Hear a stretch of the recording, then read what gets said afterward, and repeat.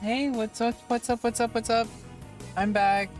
Sorry, I've been like a little bit absent. I think last week I had some stuff I had to take care of, and I don't think I was able to stream. I am like randomly streaming today on Saturday because I think tomorrow I got to go see a play, and it's going to be a little bit harder to manage streaming. So, some chicken patties. And some chess. And I'm just falling in love with chess again. It's a beautiful game. And it helps me focus. I've noticed, even though I'm not like always... There is something going on with me. I think a lot of it is actually just like my brain is just kind of like... I think it eventually will like kind of catch up, but... I feel like I can barely even, like, I feel like I'm dumb. Like, I don't know if it's just, like, long-term, like, stress and anxiety over these past 5 years. And that's just, like, autistic burnout to the extreme from what I accomplished. So, nothing is free. Nothing in life is free. I had to sacrifice something in order to achieve what I achieved over these past 5 years. And one of those things I think is long-term autistic burnout as a result of that. And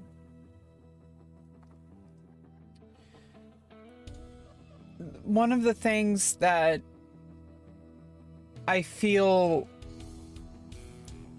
is also affected from that is also, I think, just literally going through surgeries.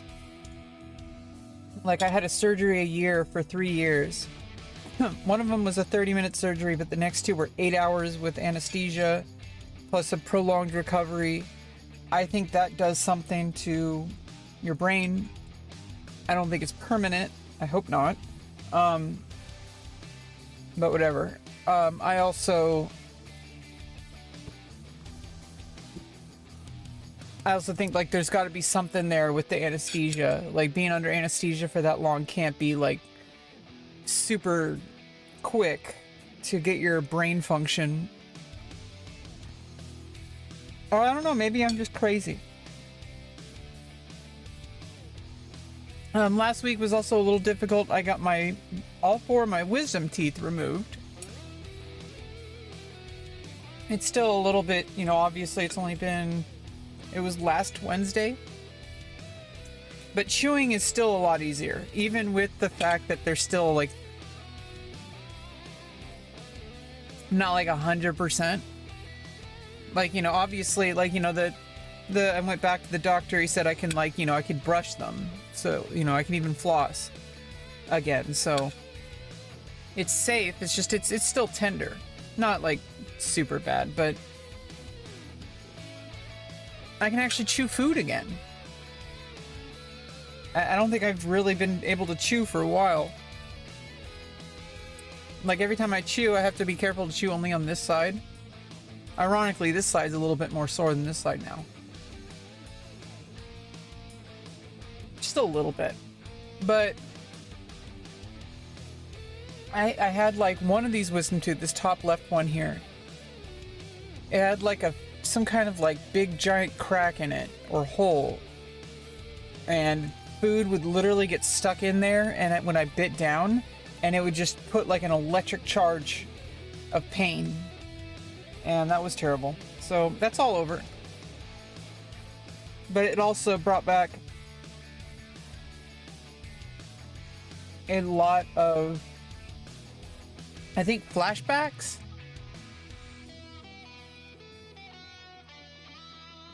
Compared to my vaginoplasty, getting my wisdom teeth removed was not that crazy. It was super easy, super quick, super simple, but at the same time, it activated something. And, like, it brought me right back to the hospital in my mind from when I was recovering from surgery for 3 days.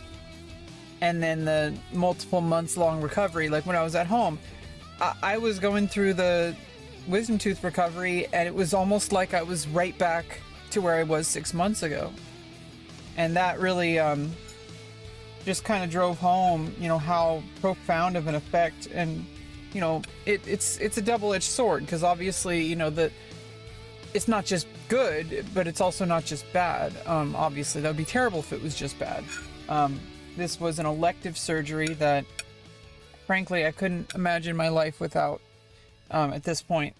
You know, things are still not quite perfect. You know, things are not getting into detail. Things are a bit tender.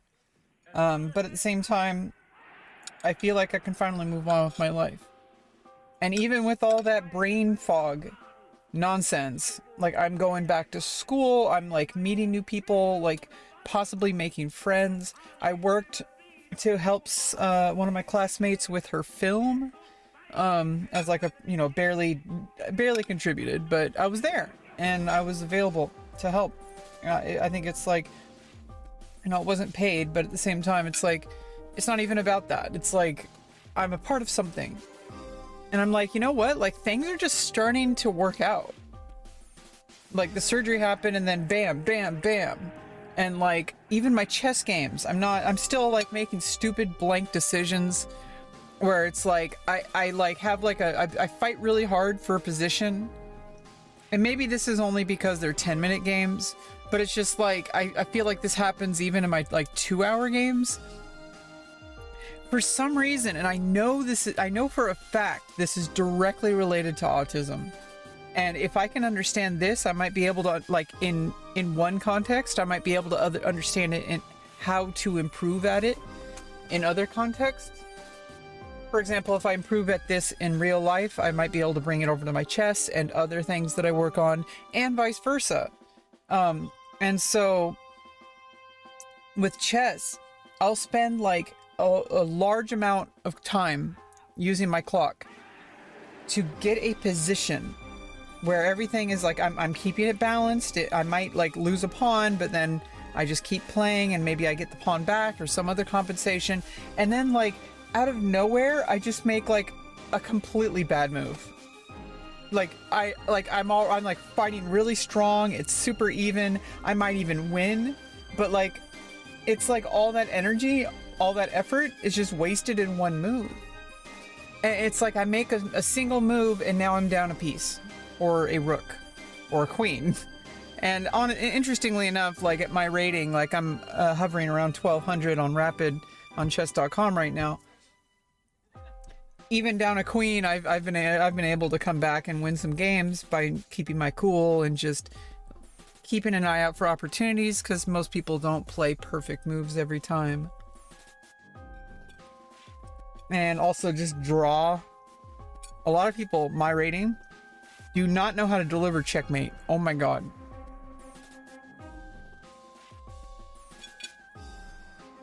I mean, an accidental stalemate has happened to me a few times. You're moving so quickly.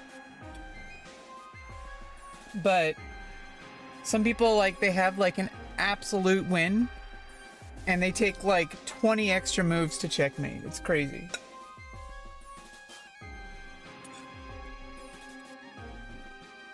But I don't know, I find myself like actually improving.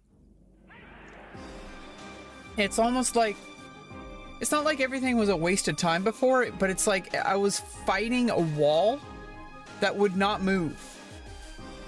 And I was getting a little stronger and stronger, but I couldn't get past the wall because it required like specific surgeries. I would have never have been able to overcome that wall. There were two options. Either don't do the surgeries or do the surgeries. Not doing the surgeries was never going to be an option. I don't want to get into that. And if you want to learn more, I encourage you to either watch another one of my streams where I talk more about it, or I don't know, just research a little bit about it. I implore people to not just dismiss people based on like some kind of like, oh yeah, trans people, gender dysphoria, whatever. I encourage people who are like curious to go ask. Like go find out. Like ask people, like, and actually like listen to people. Don't just like try to like walk all over people and like, I don't know, whenever people do that, and I do it myself with other things, you have a preconceived idea and you're just trying to prove to everyone that you're right. And it's hard with this because it's like, well, I have to be right because I'm trans and I can't accept somebody I can't accept an opinion if that opinion is that I shouldn't exist. So it's a conundrum. It's quite a conundrum. Because on the one hand, I want to be patient with people and accept everyone's opinions as their own and stuff. But if I accept their opinions, it means that I basically have to accept that I'm a second-class citizen.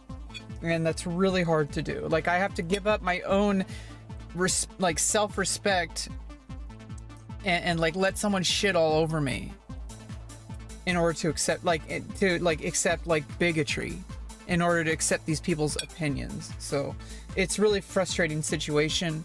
I was even like writing about it in a YouTube comment earlier, about just like how frustrating it is to try to exist in this world as a trans person when it's like everywhere you go, it's so polarized.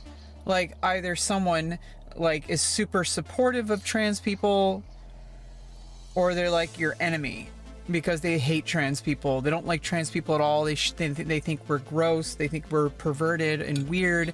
They don't think that we should belong in public society. And that's quite a conundrum.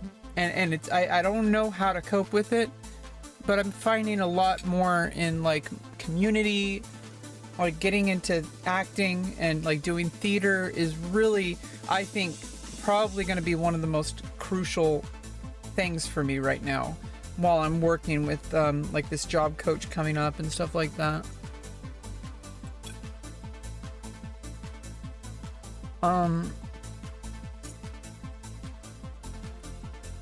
supposedly streaming to Steam. I don't know. I don't really know how that works. I just supposedly typed in a chat.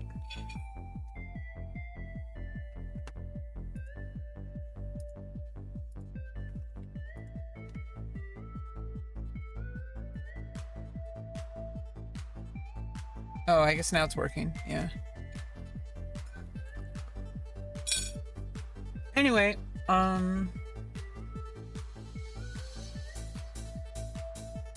let's just chill and do some puzzles for now.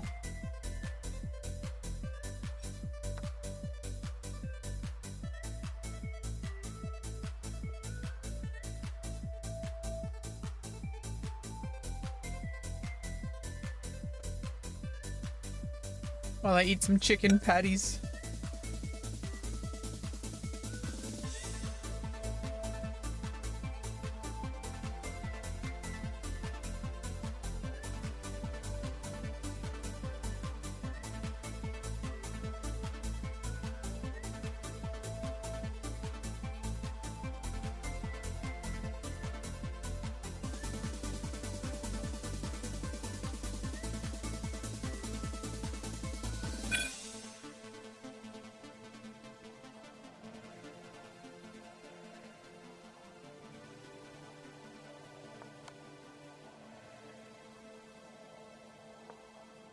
Hmm?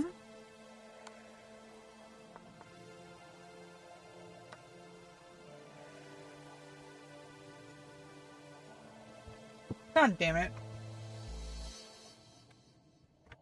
I dropped my damn fork. Jeez, I dropped my fork.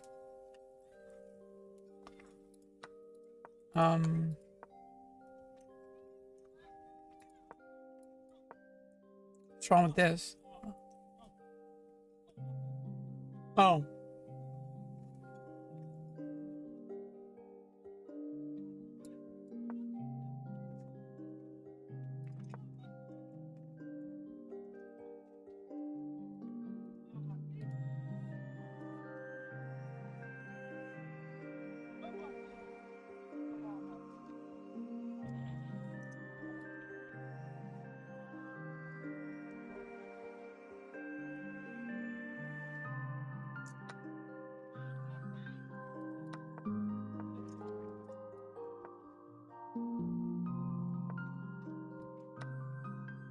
Yeah, I guess that's I guess having the king here is better for black. I mean, it gets the king out of the file.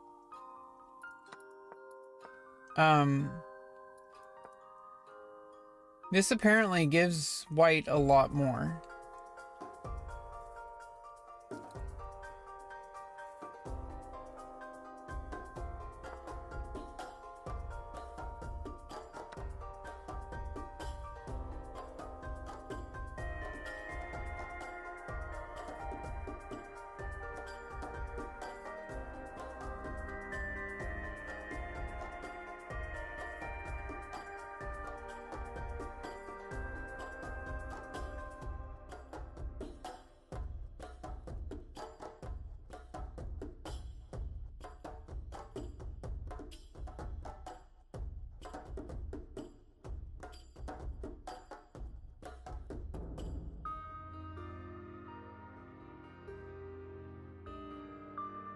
Okay. Yeah. Anyway, next.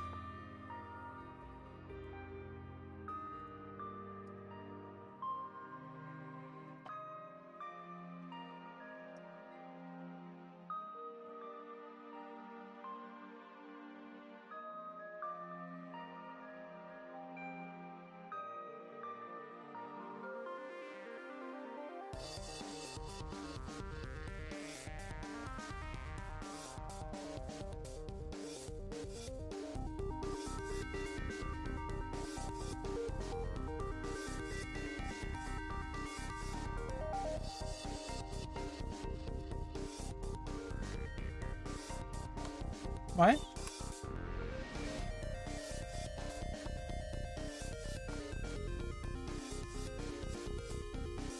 Oh, pawn is right there. What am I thinking? What am I thinking? The pawn was literally right there. And then the pin. This is kind of what I'm talking about. Like, I'm literally just like staring straight at the board and I see all the pieces and my mind just hallucinates that there's no piece there. Or that I'm like, I look at all the checks and I don't realize, oh, I didn't count the check where I captured a pawn or something. Because I was like, oh yeah, that square is occupied. And I'm like thinking it's my own piece or something. And it's like, no, it's my enemy's piece. It's literally the opposite color. I don't know why, like, my brain just sometimes, like, just completely blanks. And it just, I know it's related to autism. It's called executive dysfunction. And it has different versions, manifestations, and obviously it's this constantly fluctuating ebb and flows. You know, like I don't like this idea of, like, people talk about autism so much.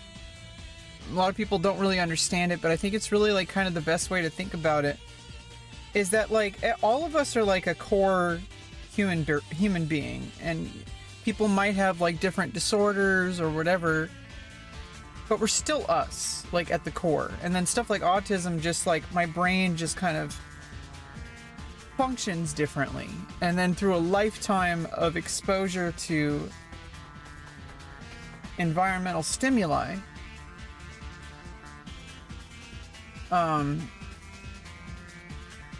my brain, like, went down certain directions. And because of the way, like, my brain works, it took us certain directions it probably didn't have to. So, like, I think, like, well, some days I'm this whole idea of, like, highly functioning or whatever, most of the time I'm pretty damn high functioning, but then every now and then my brain just, like, kind of stops working correctly. Especially if I'm under a lot of stress, and especially if it's something emotionally distressful. And especially if it threatens, like, long-term survival. As far as, like, for example, I would have a really hard time, anybody would, but if something absolutely terrible happened and, like, I lost everything, like, I lost my place where I live, I lost all my support, I lost all my family. Like, obviously those things are extreme, but like, that would cause me extreme distress to the point of having potential complete meltdowns where like I actually just literally start screaming. And I try my hardest not to, especially in public. It doesn't really happen as much anymore. But if something is bad enough, and ever since the surgery happened, nothing has felt that bad. Everything's felt easier to cope with. So that's why I have a lot of hope. Like, things are working out for me. Like, things are actually starting to work out. It feels like things it still feels like things are like difficult and like a grind, you know, because it's life. But it feels like things are like not as emotionally distressful. Where things are more like objective, like it's more like a chess game. And that's probably why I do better at chess now. I started studying chess again, and now I'm finding myself not only enjoying the game more, but also winning more. Like, I'm winning a lot more. I got to the Legend League, which means I had to get first in Champion League. I have a passed pawn. Well, I have two passed pawns. I have a bishop and a rook against a bishop and a rook and a knight. So I'm down a piece, but I have a passed pawn, two passed pawns. 1, 2, 3, 4, 5, 6 versus 1, 2, 3, 4. So I'm down a pawn, but more importantly than that, there's an extra piece that white has that's pretty mobile. But I do have two passed pawns. Now if I can get rid of one of those pieces, it'd be pretty nice.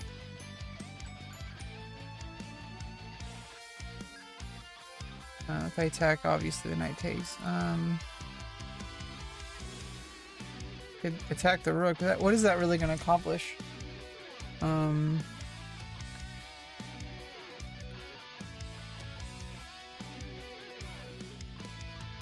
Or you can even go up to this pawn.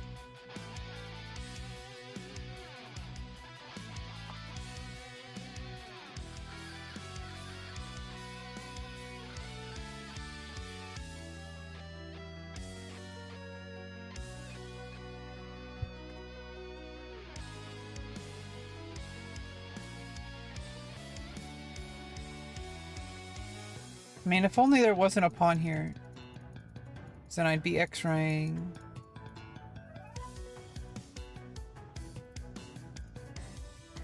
Just try to promote. 3 turns.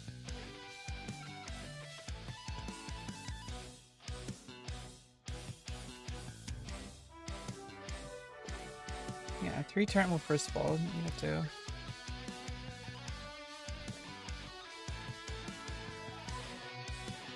Yeah, I'm pretty sure H3 is the goal here. Can't really do anything immediately. There's a check, but the rook just takes. Rook can't really do too much. He threatened that pawn, but then I'm even closer to advancing. Take the pawn. It's not with check or anything. There's no real advantage except you get a pawn, but I get a queen, so. Okay, I didn't look at any real counterattacks. Thing is, if you take this, I'm gonna get a queen, so it's fine. Oh. Okay, those extra moves a little bit. I didn't get those. But it's okay, I got the general idea. Which is really what these puzzles are good for.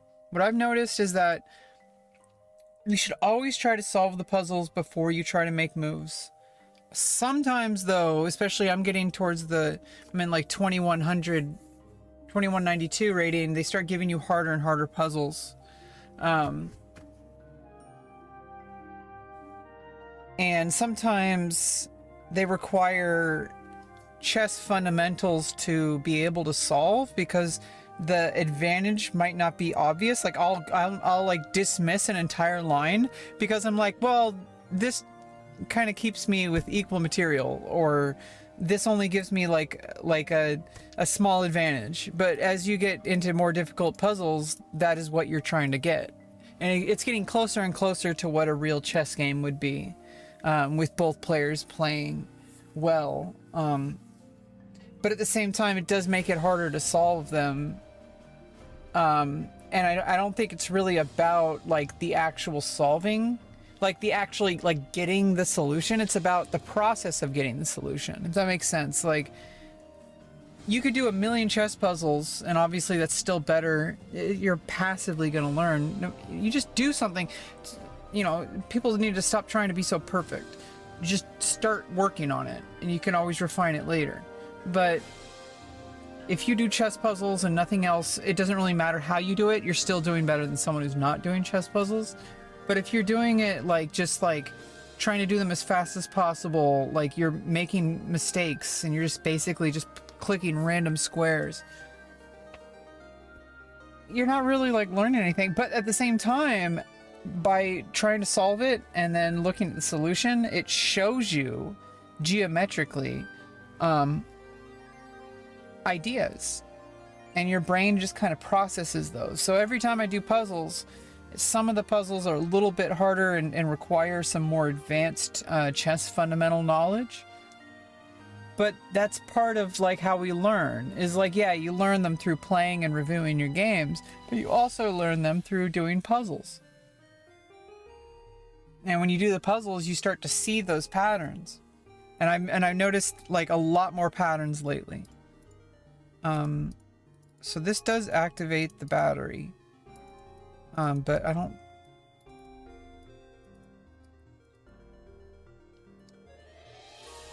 Yeah, it's not enough for checkmate because it's not the rook's not here. If the rook were here, this would be the perfect move. But the rook's way here on h8, so another check is to open up the pawn. I mean, open up the king. If only the queen were defending that, then that would be a good option. So if the queen were here on e6, if the queen were on e6, then I'd want to check, because if you take here, then I get to pin the queen. Check here, just goes here.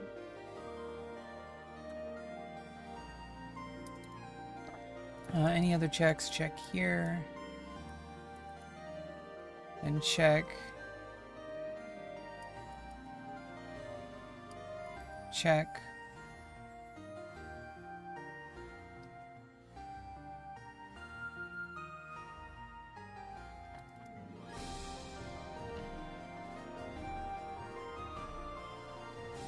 First of all, white's threatening to take my rook.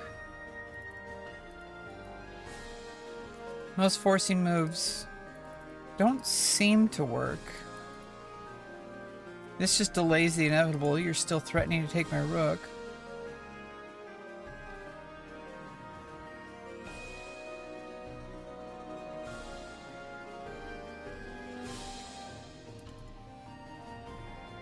If I take here, pawn takes.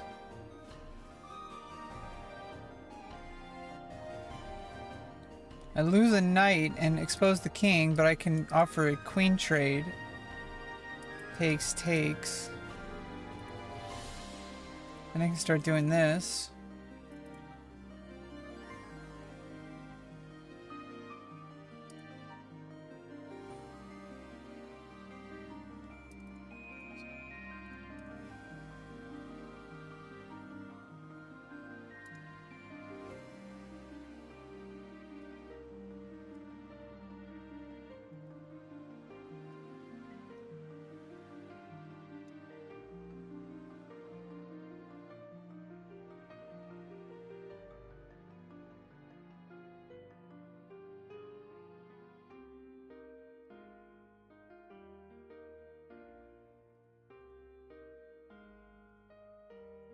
The other check does open up future checks. Oh! And I get the queen back. So I get a pawn here. And exposes the king.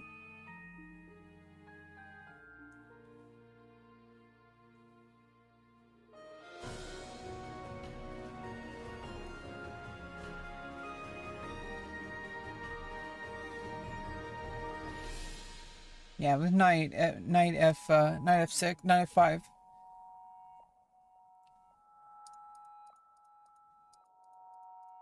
Is that forced? Because then I win a pawn.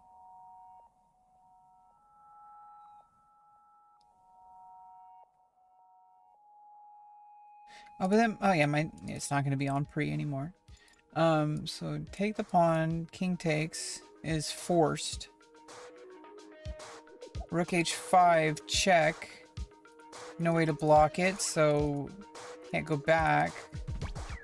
No, you would just, you wouldn't be forced to come out because you could just go back.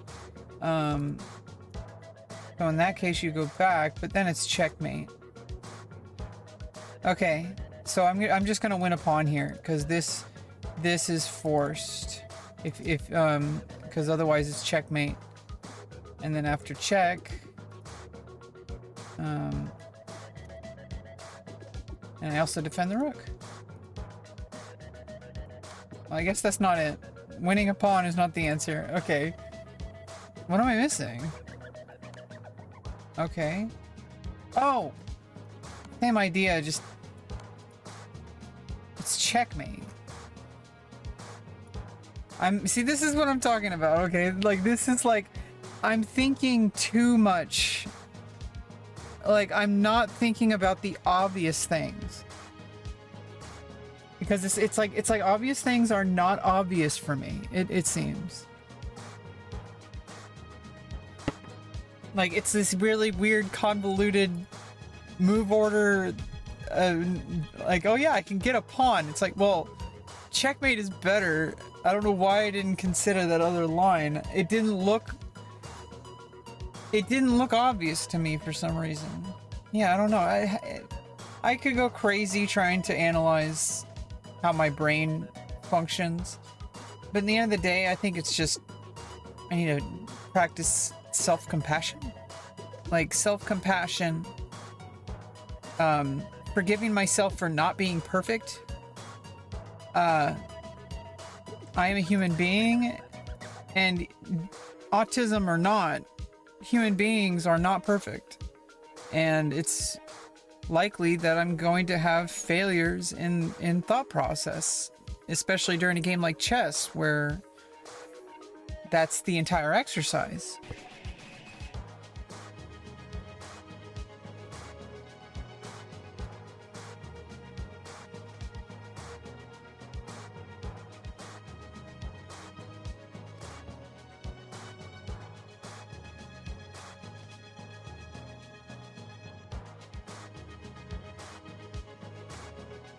Yeah, lately, there's also been some other things going on with me lately.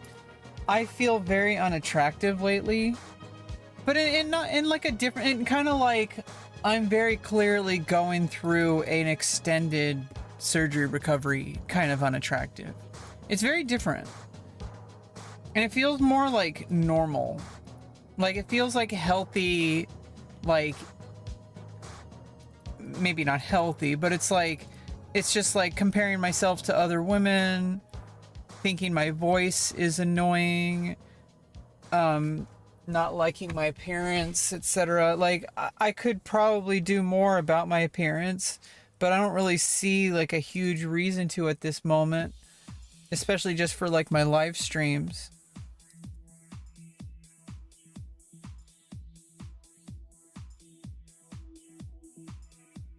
Yeah, so that's checkmate.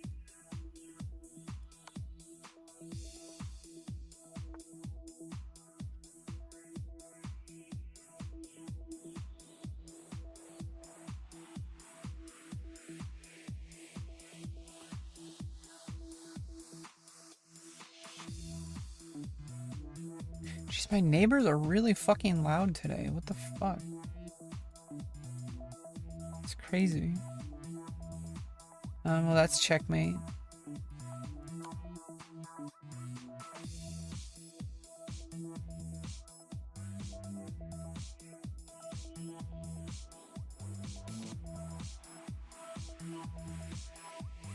Okay, and you get kind of Zook's phone.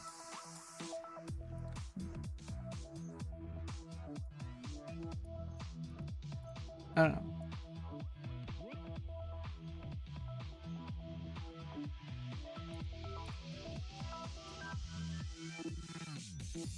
Five turns. 3 turns and with tempo on one of them.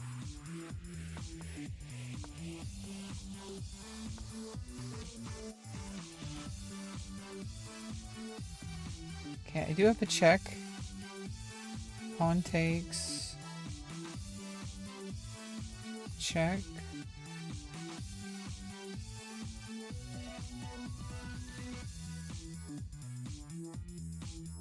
Only move.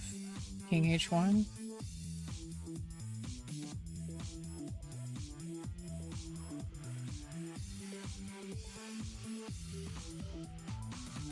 First of all, if I just capture the bishop, queen takes.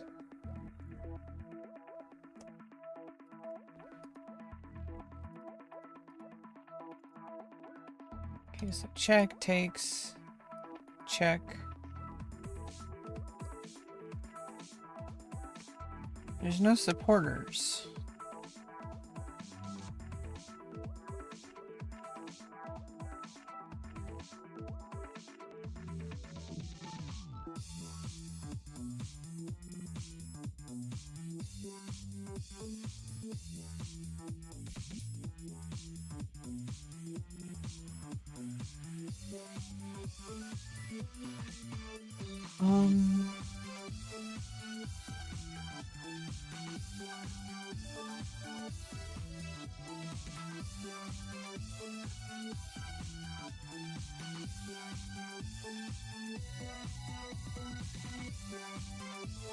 Well, if I could just play queen g3 and then check. Is there anything black can do in the in-between here? There's no checks.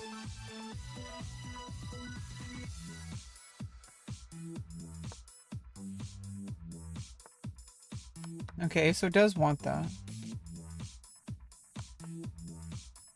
But what's the follow-up? Oh, check.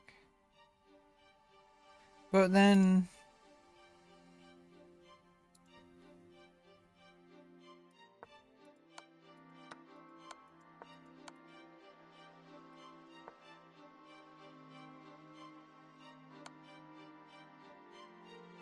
yeah, and then this is forced. And I win a queen. Okay.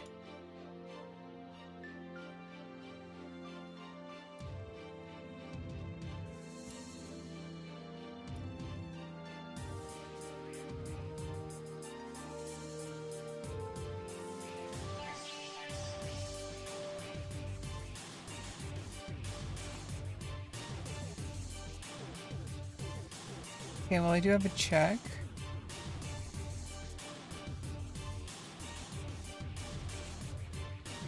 Only move is king g8.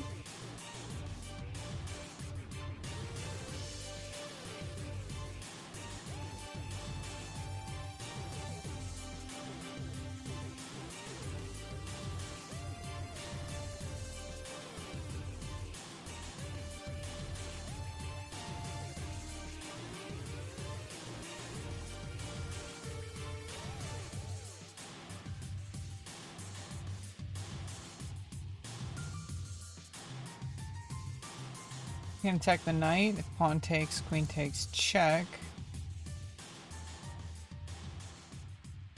And then I can win a knight.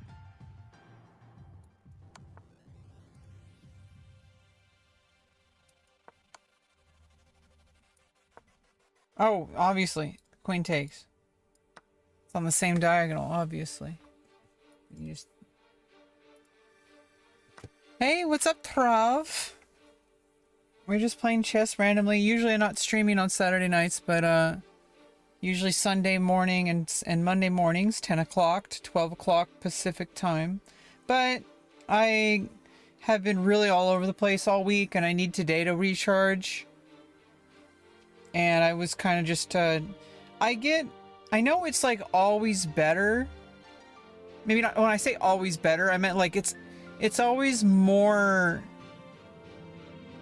there's a trade-off. Like when you stream, it uses different like brain pathways, and it's a different kind of activity than if I was just sitting here playing chess and studying. And I was studying earlier, but I was like, how about we rest by making it more casual, which is kind of like, if you want to think about it, like if it was a chess hall or like a chess club.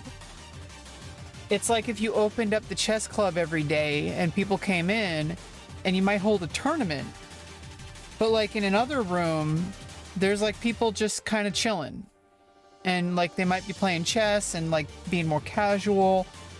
That's what I think of, like if you're like doing like a tournament, that's like when you're playing off stream, like you're super heavily focused, you're only thinking about chess, hopefully. You're not like thinking about what to talk about or possibly content, or you're not interacting with a community. You're not, you're not, you're doing multiple things when you're streaming. It's not just about what you're doing. It's a whole combination of activities. And I do enjoy having it as a part of my life. It gives me a place to kind of have an empty canvas to sort of like work out and strategize what to do with my life. Even if I'm not talking about it, I'm thinking about it. So a lot of the times, if you objectively, like if you took out the subjective experience and you just looked at the fact that I've streamed 6,000 hours the past 5 years, and that's all the information you had was data. Like if you were Devin Nash, for example, and you pulled up my analytics, you would say, who the fuck is this loser? What the fuck? Why does she think, who does she think she is? Why is she doing all this? She's clearly delusional.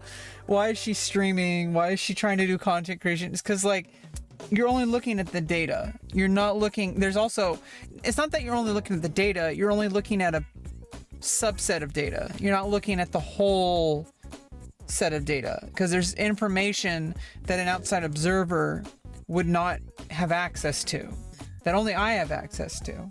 And I'm acting on information that other people don't have. And so when you're doing that, I'm playing like a different game. I'm not playing try to be a good streamer or try to be a top streamer, or I'm not trying to do that.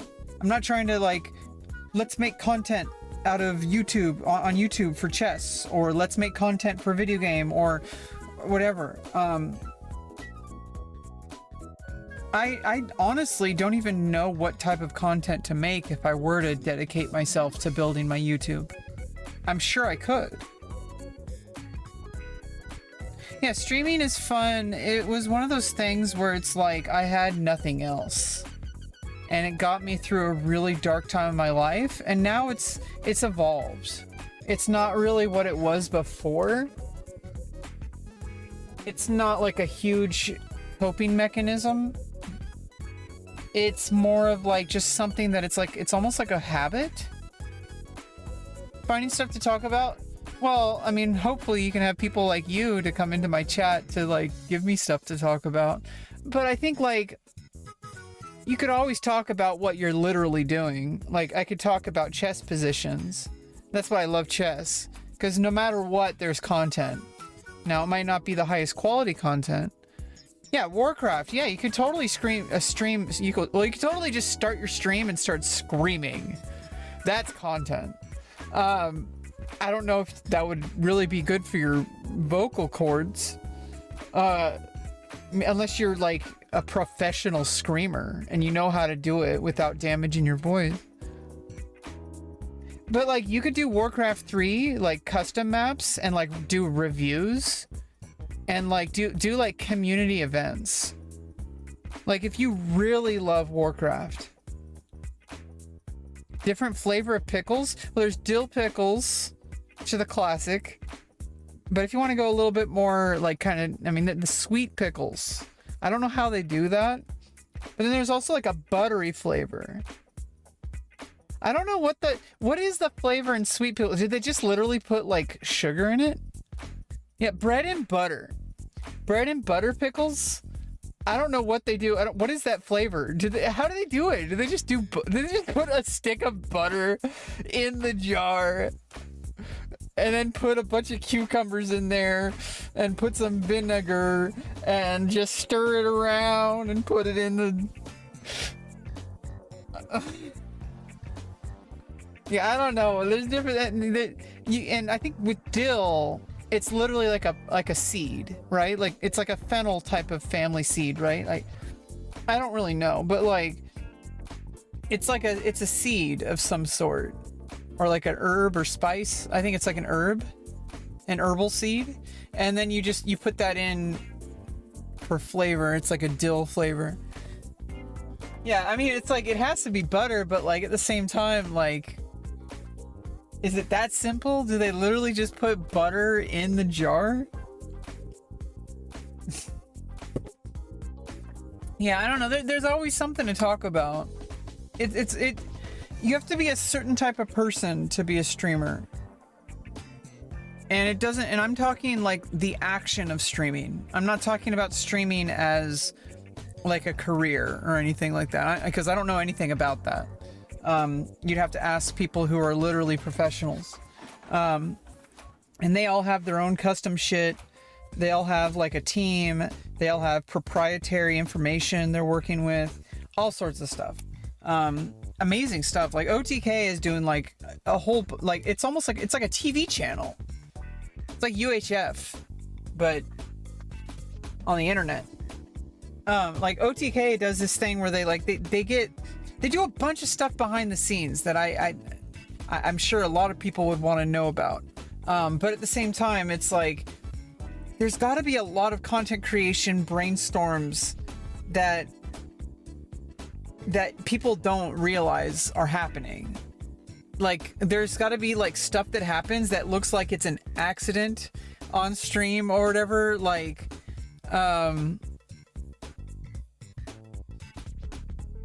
like the whole It's Catchy situation, for example. You'd have to be pretty insane to convince me, after what I know about observing like OTK, like content creators and like and the orbiting content creators. It'd be pretty hard to convince me that was not, at the very least, somewhat like planned. Like maybe they didn't expect her to like be that drunk, but I'm pretty sure if she hadn't been told to be drunk, like there's no way in hell a content creator org like OTK would not cut the stream. If they put something on their stream, it's planned. They are absolute professionals, okay? Like, there is no way in hell they would have kept that going unless they were okay with it, at the very least. All they did was watch old movies? Yeah, Mystery Science Theater! I missed that other comment. Yeah, Mystery Science Theater 3000, that was basically Twitch before Twitch. I really wish watch parties were a thing. They weren't really super popular. Like, the only person who was really doing it very well was Will Neff. But then Amazon, and he was doing it legitimately. He wasn't like doing it, he was doing it the way you were supposed to do it, which was like people have to actually connect their Amazon account, and the only people who could watch with you were people who had the account, etc. But it's just, it must have been way too much legal issues for Amazon. But I don't think it's like super popular even like Mystery Science Theater 3000 is a really niche type of content. Just in general, most people, and I know it's hard to see this if you're in the gaming, like online gaming communities and like Twitch and stuff. If you like watch YouTube, like the same kind of content creators that are like all in the certain bubble, it is a bubble. And you have to understand that I forgot what I was talking about.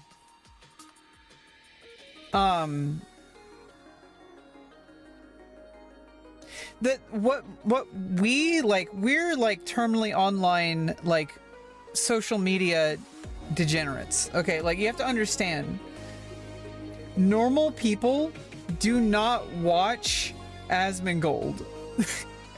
Normal people do not watch like LSF clip collections and commentary. Most people on the planet just like they go on YouTube because they want to watch some like content creator they watch, like some like, you know, comedy show or something like that, or they watch it for like the news or politics, or they watch random cat videos. Like most people do not open up YouTube to go hear what Zach Rar has to say about this latest video game that came out.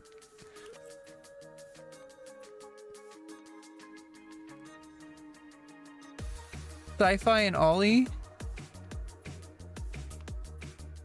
I didn't see that. There's a show on the Sci-Fi Network called Lex.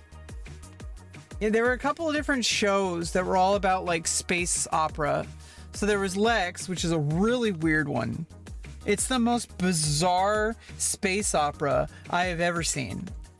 And interestingly enough, the late international master Jeremy Silman, who is probably the most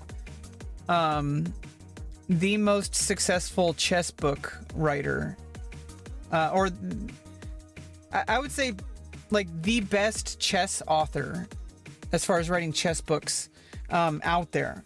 I have like all of his books, but Jeremy Silman, he mentioned Lex characters. He didn't actually mention Lex. He said something, it was like to Stan, Zev, and Kai. It's a really weird show. I highly suggest giving it a watch, but don't expect it to make sense.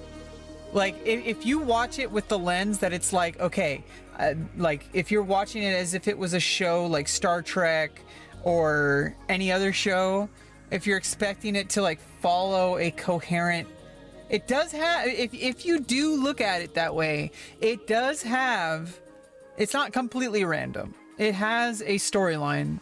It has like stuff that happens and like reasons why. But you also have to understand, like, the beauty of Lex is not really, it's more in the how than the what. It's like the way that they do it. It has the like main villain, the main antagonist for like most of, like at least the first 2 seasons. Yeah, like the main antagonist for like the first 2 seasons, Mantrid, is the same actor who plays the villain on Human Centipede and Human Centipede 3. But yeah. It's got some wild, it's a 4-season show. The first season is very short. I think it's only like 3 episodes or something like that. They changed the actor who played Zev after season 1 into a new actor. And they're both beautiful, but like the majority of the show is with the second actor. And then there, I don't want to give spoilers, but there's like even like another character change for that character. Like she completely like changes like twice. I don't know. It's just crazy. I would highly recommend it.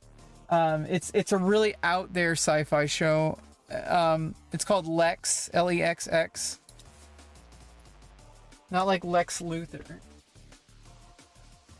It's basically, the TLDR is that there's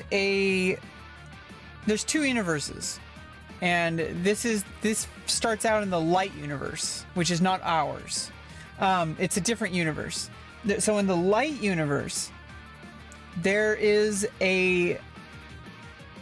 an ancient battle between the Brunanji and the now still in power, basically, insects. And so Kai of the Brunanji fought in the last battle, and this is how the show starts. Kai then gets captured and turned into an elite assassin zombie. So he becomes dead. And every single joke about him is that, like, I am dead. Like, he's literally like, every single time he talks, like, the dead do not have emotions. I cannot feel because I am already dead. Like, it's just like every single thing he says is like, he's and but then, like, you find out, like, the shadow is like what is like ruling the light universe. And I don't want to give too many spoilers, but, like, basically it goes over at one point to the dark universe where Earth is, but it doesn't start out on Earth. They drift in space for a while, and they find these two planets called Fire and Water, you know, basically hell, like heaven and hell. So water is supposed to be heaven, fire is supposed to be hell, and there's like a war between the two. And it every single season ends, like, I don't want to give a spoiler, but it's not a normal show. Like, the endings are not like what you would think they would be. It's just so crazy. Maybe that's why it wasn't as popular. It's a little harder to get behind. Like, kind of more avant-garde stuff. They're not usually more avant-garde kind of styles of, like, filmmaking and stuff. Just aren't as popular. So, having, like, that in mind, there was another show at the same time called, like, Farscape, which was very different. I never really watched. But I did see, like, the first couple episodes. Basically, Farscape was a guy from Earth who gets transported way across the galaxy, and again, there's just a bunch of adventures, and there's, like, war and stuff like that, I guess. But Lex was about a living ship that was like an insect that 3 people and, like, a robot head end up just piloting this janitor who was an absolute loser. If you like, he not janitor, but he's basically a janitor, Stan, and he has the key to the Lex. That's the only reason he exists. That's because he has no redeeming qualities, really. He kind of does. He somewhat has a strong sense of justice. In fact, that's why he was basically put in prison. Because he basically destroyed, like, a ship. He was ordered to, like, destroy a bunch of ships or something, but then he instead of following through with it, he, like, destroyed them all, and then he basically got put in prison. Like, his job was, like, pushed all the way down, so he basically had nothing. It's just crazy. It makes you really, like, it's just like when shows and movies and stuff just really just, like, hit really hard on, like, just certain, like, concepts. It's just crazy. It's just crazy. I really am finding myself finding, like, these things that make me, like, these are the kind of things that I really like about life. Or like fun, like, sci-fi shows. And, you know, that's how a lot of the times, that's pretty much the only way I'd ever be able to really bond with my dad. My dad really likes TV shows and movies, and so like his mom, she was like always had the TV on.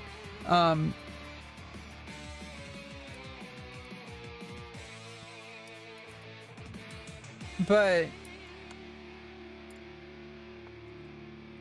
that's one of the things. It's like, yeah, there is more. I'm finding out, obviously, as I've been getting older, there's more to life than just TV shows and movies and video games. But for the longest time, that's all I really had. That's the only way I could connect with other people. It was that, like, I would be like, oh, do you watch this anime or do you watch this show? And like a lot of people, I feel like a lot of people are more interested in the social element than they actually are in the thing itself. I know a lot of people like might think otherwise, but at least with me, I can speak for myself. I've had many years of free time, basically, but I'm closer to who I really am now because I'm getting more involved with the community. Like, I'm a very extroverted person, and it's really hard for extroverted people, for like, it's really hard for me. Like, I just got really bored with like TV shows and movies and video games and anime and all that kind of stuff. I got really bored with it because it doesn't really mean anything. I don't have any friends to talk to about it. I don't have any real reason to get excited about it.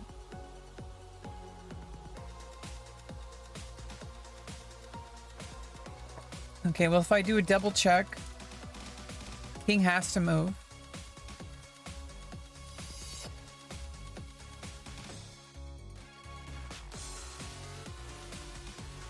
I could just do a regular check and then win a rook.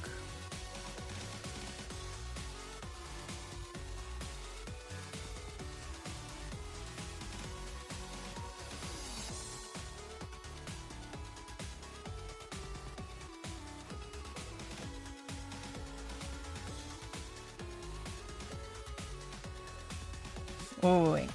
Okay.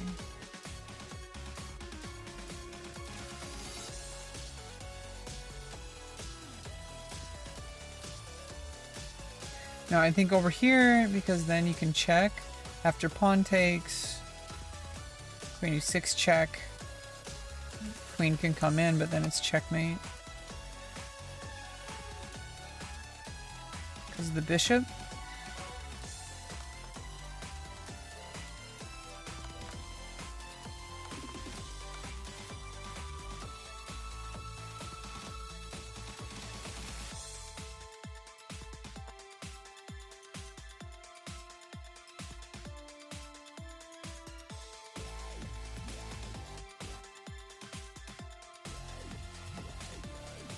Obviously, I could just check here, check, check. Oh, what? Oh, there's a queen there. Duh. What am I thinking?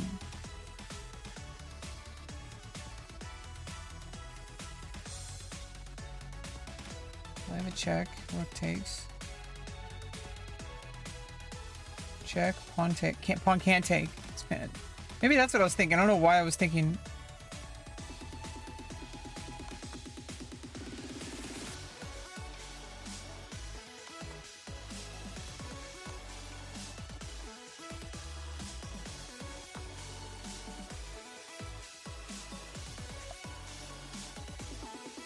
Yeah, I forgot what I was talking about.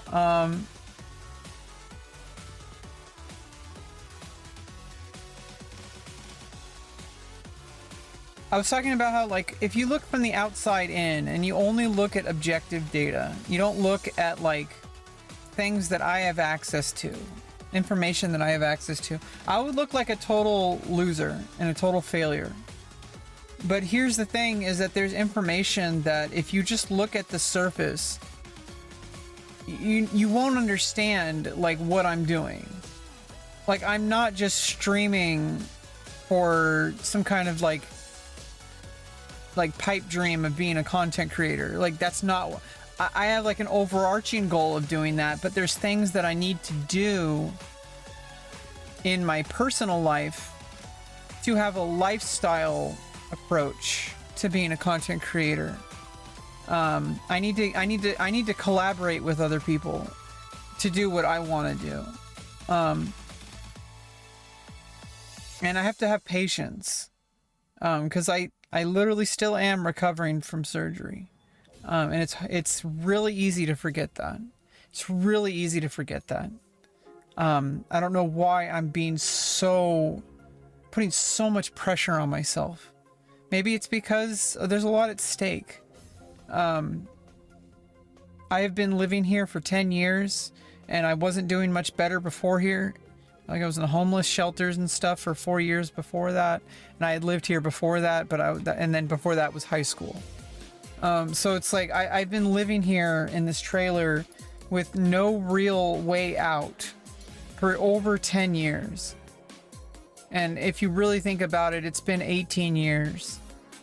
Well, if you really think about it, I've had no control in my life for 36 years.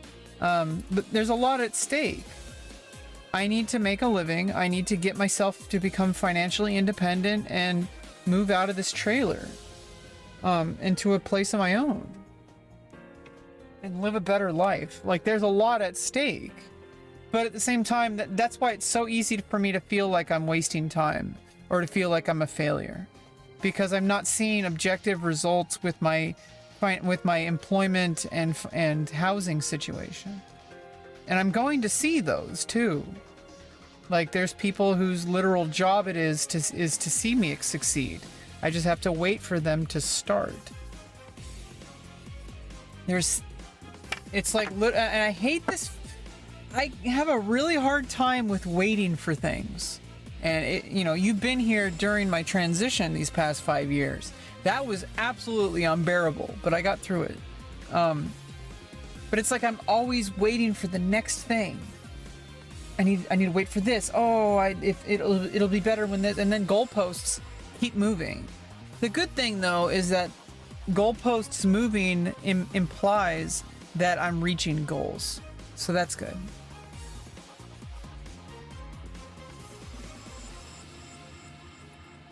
So I have 2 checks. One captures a night. This check.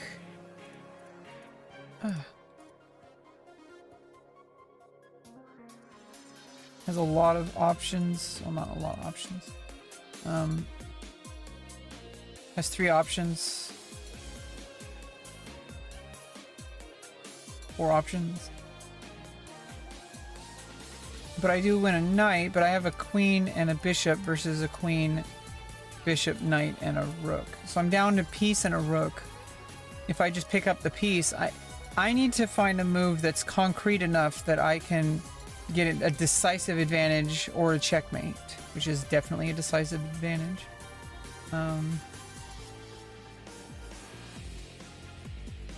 So queen h6 gives 3 escape squares. Bishop h6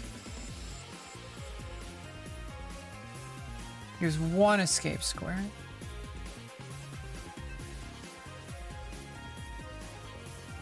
And then I can take the knight, check, and then it's just checkmate.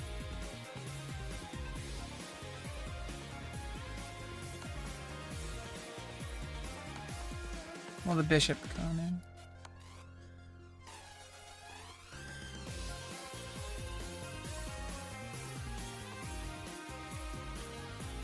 Yeah, I'm doing a lot better than I imagined. I'm so lucky that I was able to get the surgeries. And now it feels like, the whole point was so that I wouldn't feel like, so that I would feel normal. And I feel like I'm not allowed to feel normal. I feel like I have to be appreciative of it. But the thing is like the whole point of it was so that I didn't have to think about it. It's not supposed to be this big life-defining thing. it is, but like at the same time, it's supposed to just happen and then move on. It's not supposed to be like, I don't want to spend the rest of my life, especially, this is why I'm really struggling to figure out what I actually want to do for content. As far as like YouTube and Twitch, I'm struggling a lot because I don't want to get pigeonholed into being a transfluencer or an LGBTQ content creator, or I don't want to be that kind of content creator. I don't want to be someone who only talks about LGBTQ issues and trans issues because I've already lived through them. Why would I want to spend the rest of my life talking about them? I do talk about them, but for different reasons. I'm not really trying to make content. So I'm having a really hard time because it's like, I feel like things are eventually just like, I'm becoming myself again. And when I say that, I mean like for the first time, but like, the way I used to be when I was able to push down all the things that were hurting me, and I was able to actually kind of pretend that life was okay, especially when I was younger. It's really easy when you're in like middle school, high school to do that. But when I was doing that, there were parts about me that people really liked. That I was always full of energy, making jokes with people and with my friends groups. Like I was just always entertaining, and I really liked that. And then I think like after I started focusing on what needed to be focused on with like therapy and surgeries and all sorts of those things, that part temporarily disappeared. It's almost like part of me died. But it's coming back now because the surgery happened, and I'm noticing things about myself, especially when I went back to school, especially when I started taking acting, that I can see myself performing. I could see myself dancing, like literally and also spiritually. Like being able to thrive and be silly and like improvise like funny sketches. I can imagine myself, I want to do that on stream, but I haven't really had the energy for it. I know I have to just do it, but I want to have a plan. And maybe I don't need a plan. Maybe just turn on the camera and just sit here in front of the camera and just improv a whole bunch of random comedy stuff. Or like, I haven't really had the energy for that in a while. I've had way too much stuff that was very serious going on, but I can see it coming back. And especially when I get more training as an actor, I feel like I could start doing that again, even if nobody's watching. Because I like just having the camera on and just making silly content that I can clip and watch later. And I used to kind of do that on stream a couple of years ago. I wish I did more. I wish I was able to use. I wish I was able. I don't know. Life is life. I feel like I'm missing something every time I do something. I feel like it's not enough. But at least I was trying. But basically, what I would do is I would just like make shit up while I was streaming. And just make silly voices and like silly like little storylines in my head and just act them out. And that's really entertaining for me. I don't know if it's entertaining for other people. Apparently it is. People have showed up and they like it apparently. But I want to focus, I really want to double down on that. I want to actually develop as an actor. I want to create like exercises for myself with more structure.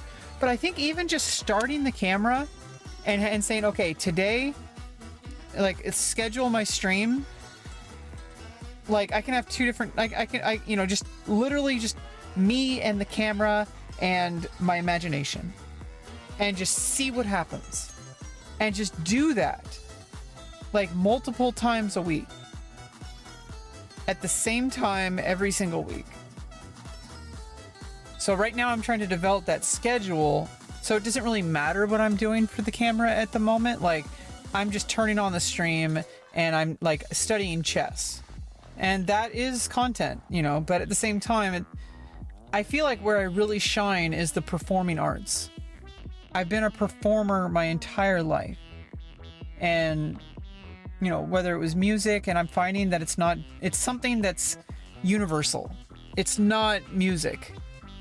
Music was a huge part of it. And it kind of died in me, but I think it'll come back stronger than ever. But I'm a performer first and a musician or an actor or a dancer second. Like, performer. I am a performer. And the thing is I have to actually be performing. But there's a lot of nuance in what actually constitutes a performance. Technically, this is a performance. Very technically. Because I'm speaking publicly about a topic. That is a type of performance. But the types of performance I really want to do, I would love to have a green screen room. Like a full green screen room, and just do like daily content generation. And like have like community, like do what Germa did. I was really inspired by Germa, and Germa's retired now for all intents and purposes. We need more Germas. And I know people say, oh, but it's not original. It is. Because I'm not Germa. I'm Rebecca, okay? Like, I have my own style. I have my own voice. I have my own appearance. I'm a different gender. Like, but like, as far as like the format of like the kind of stuff he would do in his streams, where he would like have like a concept and he would just like really deep dive into it and like just let himself. He's an amazing actor. Amazing actor. I'm glad he found his niche, but he seems to be retired from streaming. I really would like to see him become a professional actor. Like, he has like the kind of like, I feel like there's certain actors that just really lose themselves in the characters. And like, I think what the biggest one I can think of is probably because I saw a YouTube short about it, was Willem Dafoe. Specifically Willem Dafoe in Spider-Man playing the Green Goblin. Just completely letting himself just become lost in the character. And there's like certain people they have that, and it's always improving. And I want to find my voice as an actor, as a performer. I want to find like, because anybody who's seen my content, even if you've seen 100% of it, it is probably about like 5% of what I know I'm capable of. And this is why I'm not making excuses. It was a deliberate choice based on, I could have either quit and done nothing, or I could have just done whatever the hell I did over the past 5 years with Twitch and stuff. I didn't have anything to fill that void, and so in order to survive those 5 years, I needed something, and Twitch was that something. It could have been anything, but I feel like it opened a lot of windows for me mentally. That there's a lot of potential, and all I need is a camera, a microphone, and some lighting, which is what I have. And I could be doing so much more with this, but I'm not quite where I need to be mentally. I don't have the right energy, and I would rather spend that energy taking an acting class, which is what I'm doing. Using that energy, like, I could, like, it wouldn't be squandering, but I have a choice to make. I could literally just quit everything with school and all that kind of stuff and go like full-time, like every single day streaming, improvising, like writing sketches, like comedy sketches, like even like essays and speeches.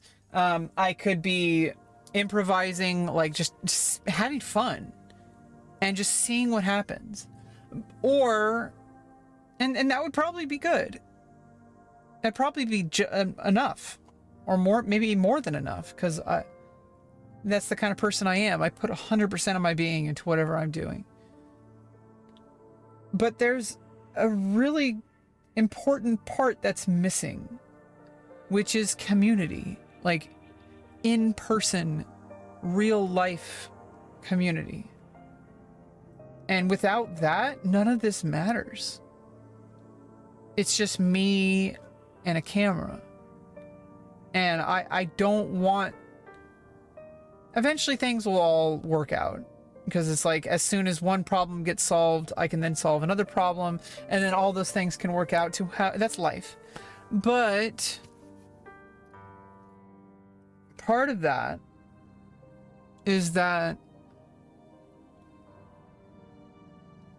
there's things that I can learn by studying acting at school that have nothing to do with the craft of acting, but actually have everything to do with the craft of acting.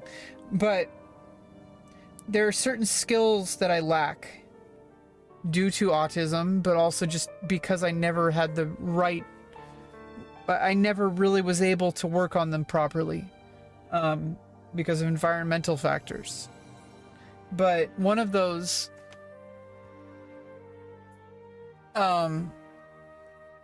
just being able to show up physically to a location and to work with other people.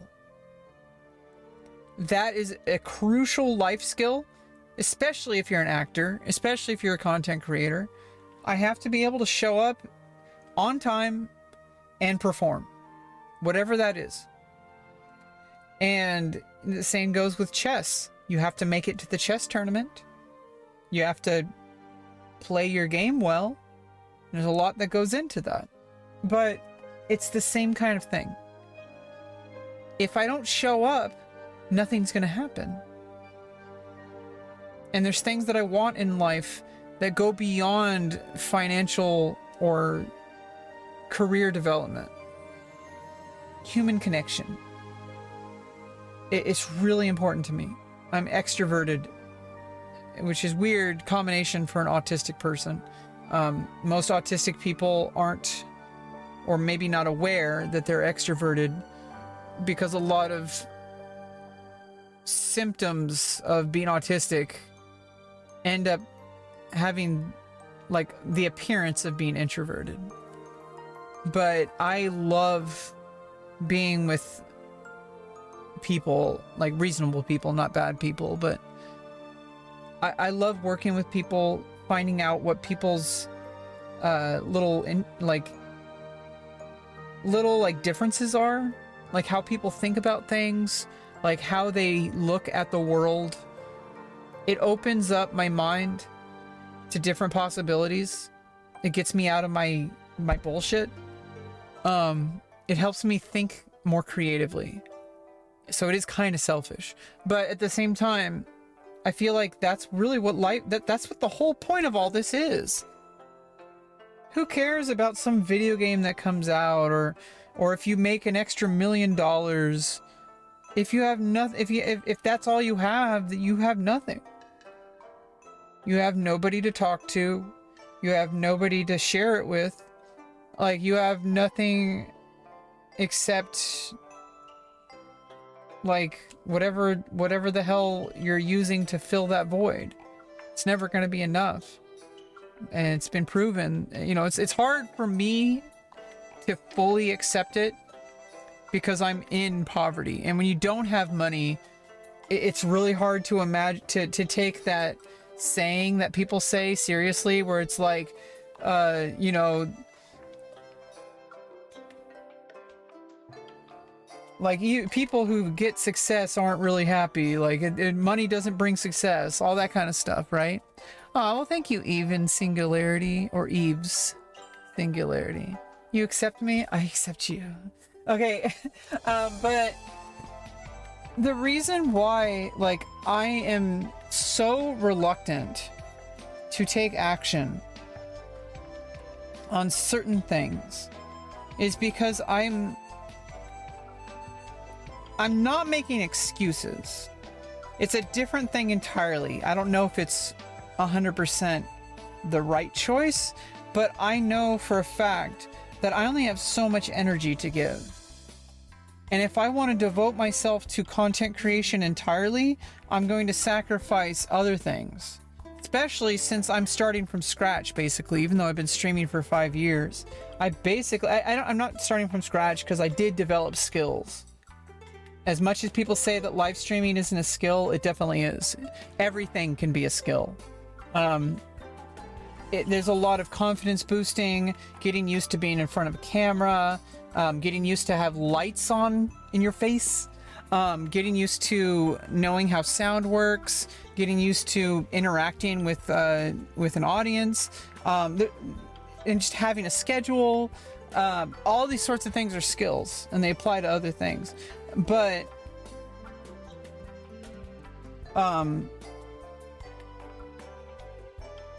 if I only focused on content creation when I have no safety net,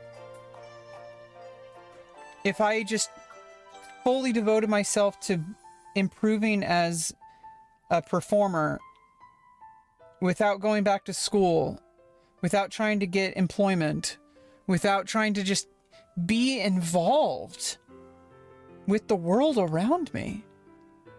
Like, if I don't do that, any amount of success I get is going to feel hollow. Because it's like, yeah, okay, I mean, I can't tell the future.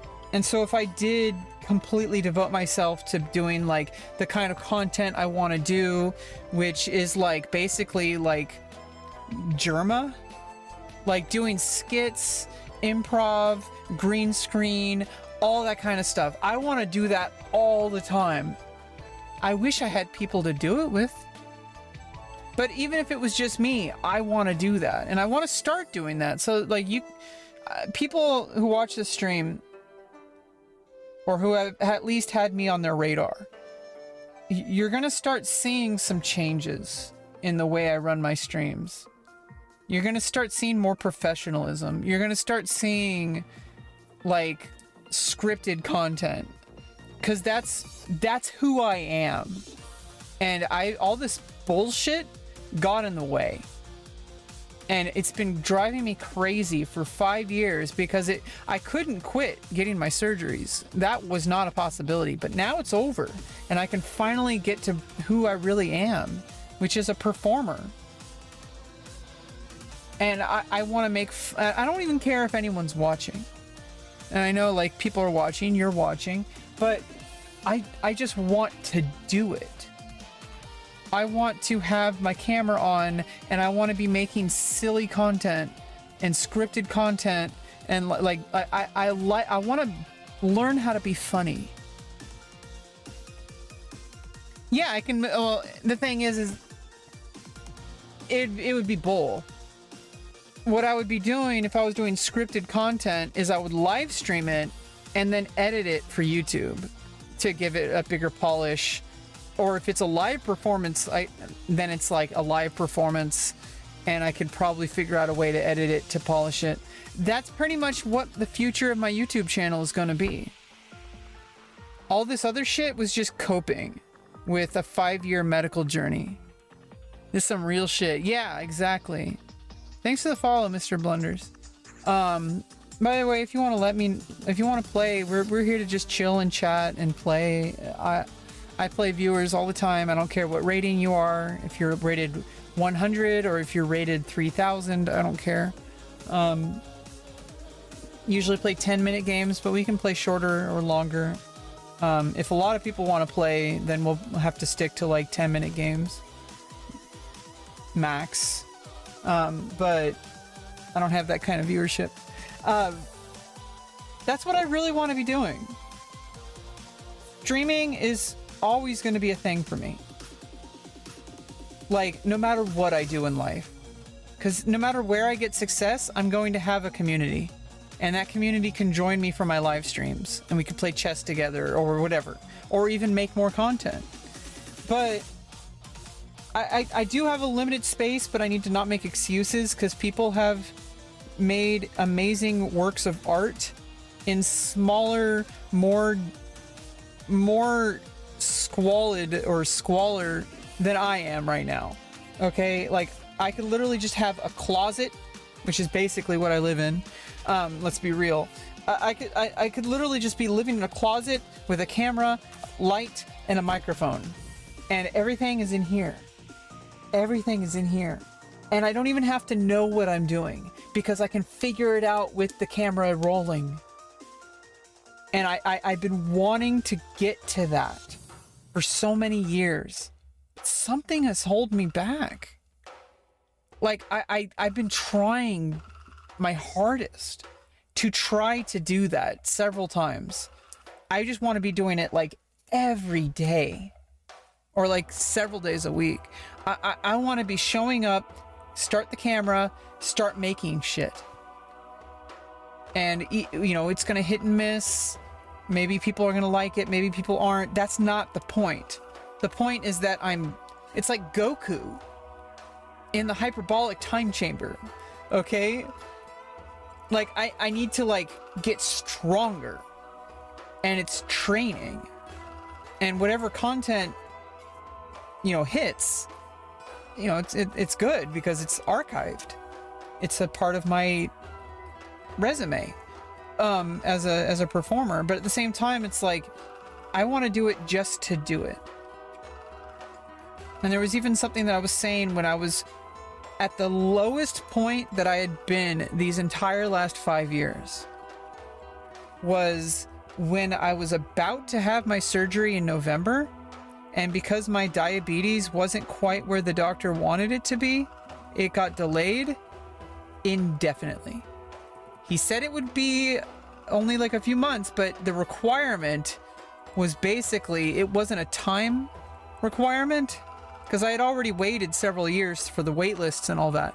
But this was a requirement of the doctor. The doctor would not operate on me without my diabetes being where he wanted it to be. My A1C, which is a measurement of the past 3 months of your blood glucose concentration in your blood. Healthy for a diabetic is below 7. Healthy for a non-diabetic is like 5.5 to 6.5. Healthy for a diabetic is like 6.5 to 7. It's really hard to get below 6.5, but I was at 7.2, which is not bad. But for a surgery with an extended recovery that I'm still kind of recovering from, he did not want to risk it. And so he said, get your A1C below 7 and we can get you right back on the schedule.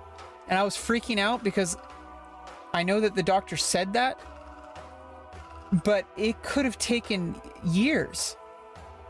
I could still be waiting if I didn't get my blood sugars to where they needed to be. But I pulled through. I did it in a single month. I got from 7.2 to 6.7. And because of the holidays, it was like hard to schedule. I was really kind of on edge. I kept maintaining my health my exercise, my fitness regimen, my diet. It was all really strict. Like I had it like calculated. I was doing everything possible, like min-maxing my diabetes, and it worked. It really paid off. But because of the holiday season, I had to wait until like January to hear back from them, and then it was scheduled for March, and it happened. And it was a huge W, huge fucking W. Goodbye gender dysphoria forever. You know, I do have some certain body image issues and stuff, potentially even anorexia, but not really. No, I don't think so. I don't think I've ever really. The problem I have sometimes is sometimes I start losing way too much weight. But then I get it back. It's fine. I bounce back. I'm not always perfect, but I always do bounce back to a healthy weight at some point. But I have issues, especially since I'm pursuing a career as a model and as an actor. Especially nowadays because of like Instagram and stuff. I feel insecure about my appearance, and my, you know, I just had my wisdom teeth pulled, but my teeth are not where they need to be. Okay, but I don't really think that matters, because I think I can be a successful model regardless. I think it's like 90% confidence and skill. I think 10% of it is like your like genetics, and like, yeah, some of those are like, it's gonna make it a lot harder. Like, I'm assigned male at birth. I have a trans feminine body. That is very different than, maybe not very different, but I have a pretty typical female body. Like, you know, apparently being a runway model, it's good to be tall, and it's good to be small breasted. So that's a plus. So, and I have like apparently I have a good jawline, or a good facial structure, and I got facial surgery. But before that, I still had a very prominent like cheekbones, which I know that models literally will go to great extents to get surgeries to get the kind of cheekbones I was born with. So that's a plus.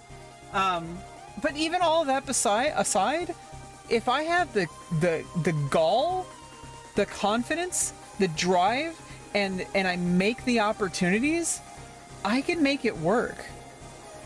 In fact, I think there are even modeling agencies. I don't really like the way this makes me feel, but there are agencies that literally specialize in hiring ugly people. Like, it's a thing. Like, I don't think I'm ugly, so I don't think I'd be able to get any work as an ugly model. So I kind of have to, I don't like to have preconceived notions, though, because I literally don't know anything except for what my mind comes up with. And so I have to, and this is kind of where I was getting at, is when I was running, I would be walking and running every day. Like, I would walk for an hour a day. I would eat 2 bowls of oatmeal a day. One in the morning with peanut butter, collagen powder, stevia, and cinnamon. Stevia and cinnamon, especially cinnamon, are known to manage A1C. It's literally been researched. I did literally every single possible little teeny tiny thing in my diet to make sure that my A1C would get lower, and when your A1C is lower, it's reflective of your overall health. So it's like, it wasn't just about lowering the A1C, it was about making my body get to a level where it could handle the surgery. I probably would have been fine, but the doctor wasn't. But I remember, like, I felt so devastated by that news, that phone call at the beginning of November. And then I remember I was out for a run.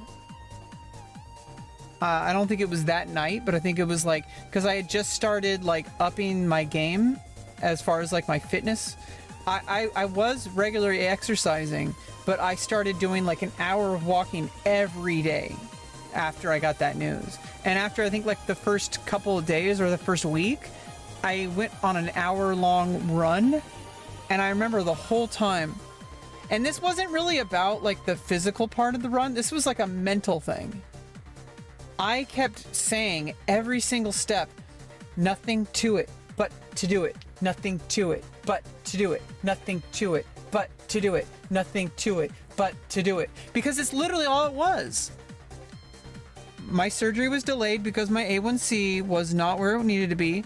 In order to get my A1C to lower where the doctor wanted it to be, I had to exercise on a daily basis. I had to get my diet very locked in, and I had to keep calm, because fluctuations in your like blood pressure affect your A1C too. So I couldn't be crying and freaking out. I was, but like, I couldn't be in despair. I had to take action. because if I failed, it would just indefinitely go on. And I was done. I was done waiting. Like, I had waited years. It took in its entirety, took 18 years from knowing that I needed it to actually getting it. But as soon as I started pursuing it, it took 5 years. So I was really done waiting, and I had never felt more despair in my entire life and more hope at the same time, because I knew that I could do it. And I knew that that was the only thing in my way. Yeah, that's what I learned from it. Maybe not streaming, but for performance arts, which streaming is not really... I guess some people really love streaming just for itself, like just to play games and just chill. That doesn't really work out for most people, but even if it did, I don't think most people really want that. I think most people have a drive that streaming can capture. But it's not really about the stream. The stream is just a medium, right? So like acting and like modeling, those things can be done in some forms on a live stream. Imagine, see, ideally, I would have like a studio space, and I would have my own runway, and I could see this happening once I have when I have more resources. I can make like a makeshift one. I mean, I could literally just model here if I had the clothes, but I don't have the resources at this time to do my own modeling shows. I would literally start my stream and just go down the runway and then do my pose, turn around and walk back, change off camera, and do it again, and do that for several hours, like multiple times a week. Like, that would be fun, and it would be giving me good practice as a model, just doing this, like doing costume changes, doing outfit changes, doing like just having the strength that modeling requires, because it's exhausting to do well. And just doing that, just because it's like I could do that on live stream, and then I could edit together like YouTube shorts and TikToks of like each individual outfit. So if I did that for 2 hours, and let's say I tried on, like, how much would it take? Let's just say a single runway is, let's say 30 seconds. Like, maybe less even. But let's say like 2 a minute. Let's just for the sake of calculating. So if I could do 2 outfits a minute. No. How about, like, let's say outfit a minute, and so basically an outfit every two minutes, because I would have to have a minute to do the walkway, and then a minute on the runway, and then a minute to change, more or less. But let's just say for consistency, it's 1 every 2 minutes, which means in 60 minutes I have 30 outfit changes. So if I do a 2-hour stream, that's 60 outfit changes. That's 60 TikTok videos every live stream that would showcase modeling and fashion. That would be huge. That would be huge. That would be a game changer for my platforms. Because that's content. It's content that like a lot of people could understand.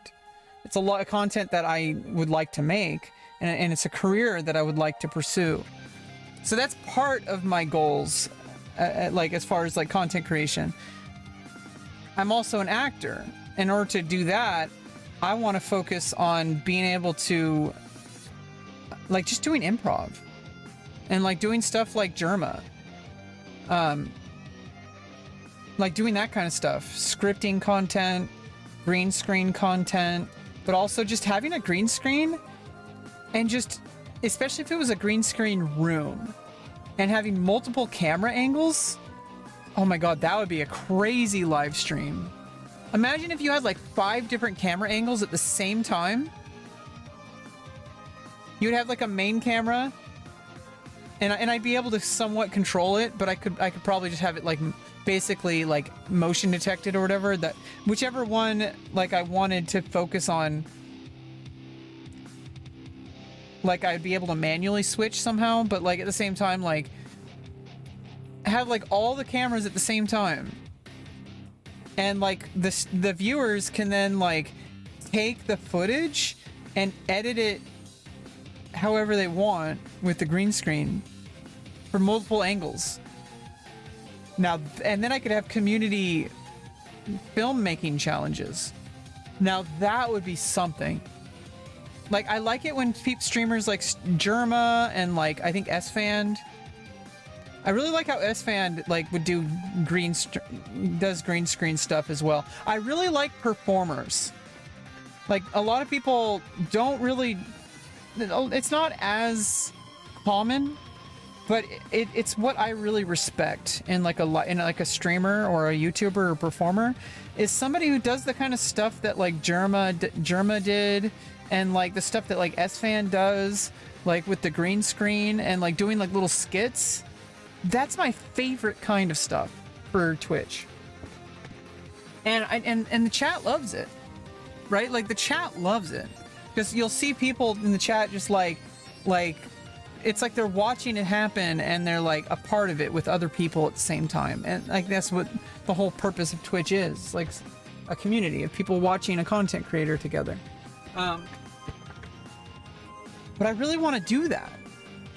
I want to do like what I can offer and how far I can go, what kind of ideas I can come up with. Yeah, you can do write Lewis scripts for OBS. Yeah, you have special scripts that like, so I can like switch cameras.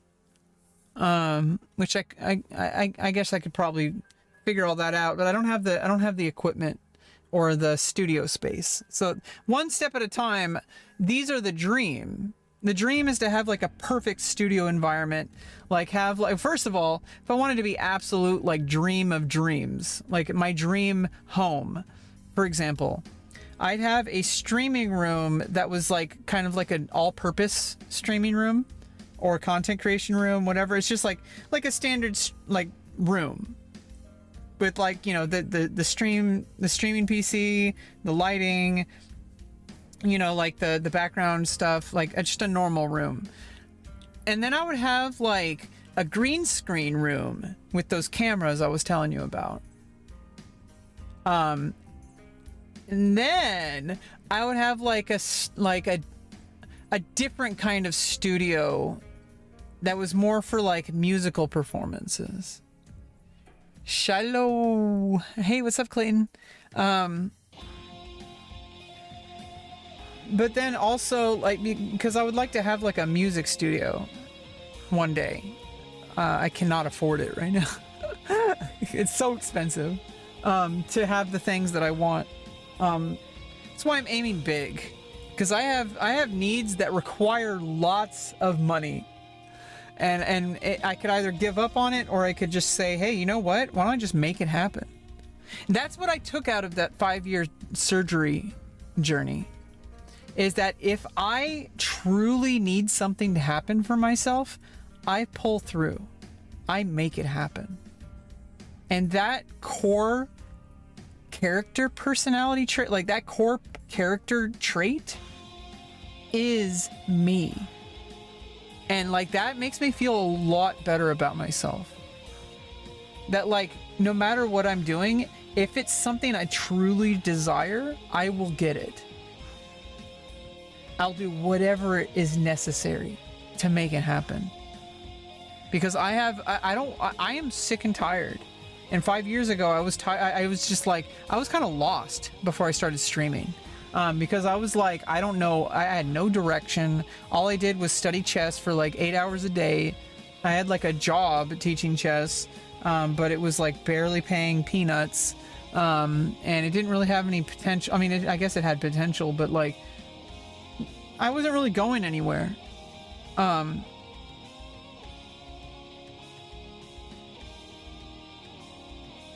I forgot what I was talking about.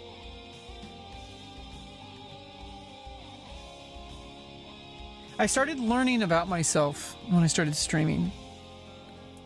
I started like figuring out like who I really am.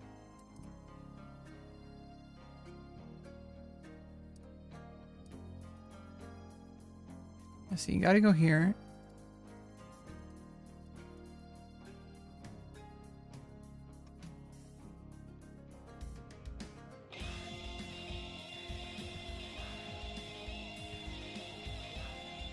And check. Mate.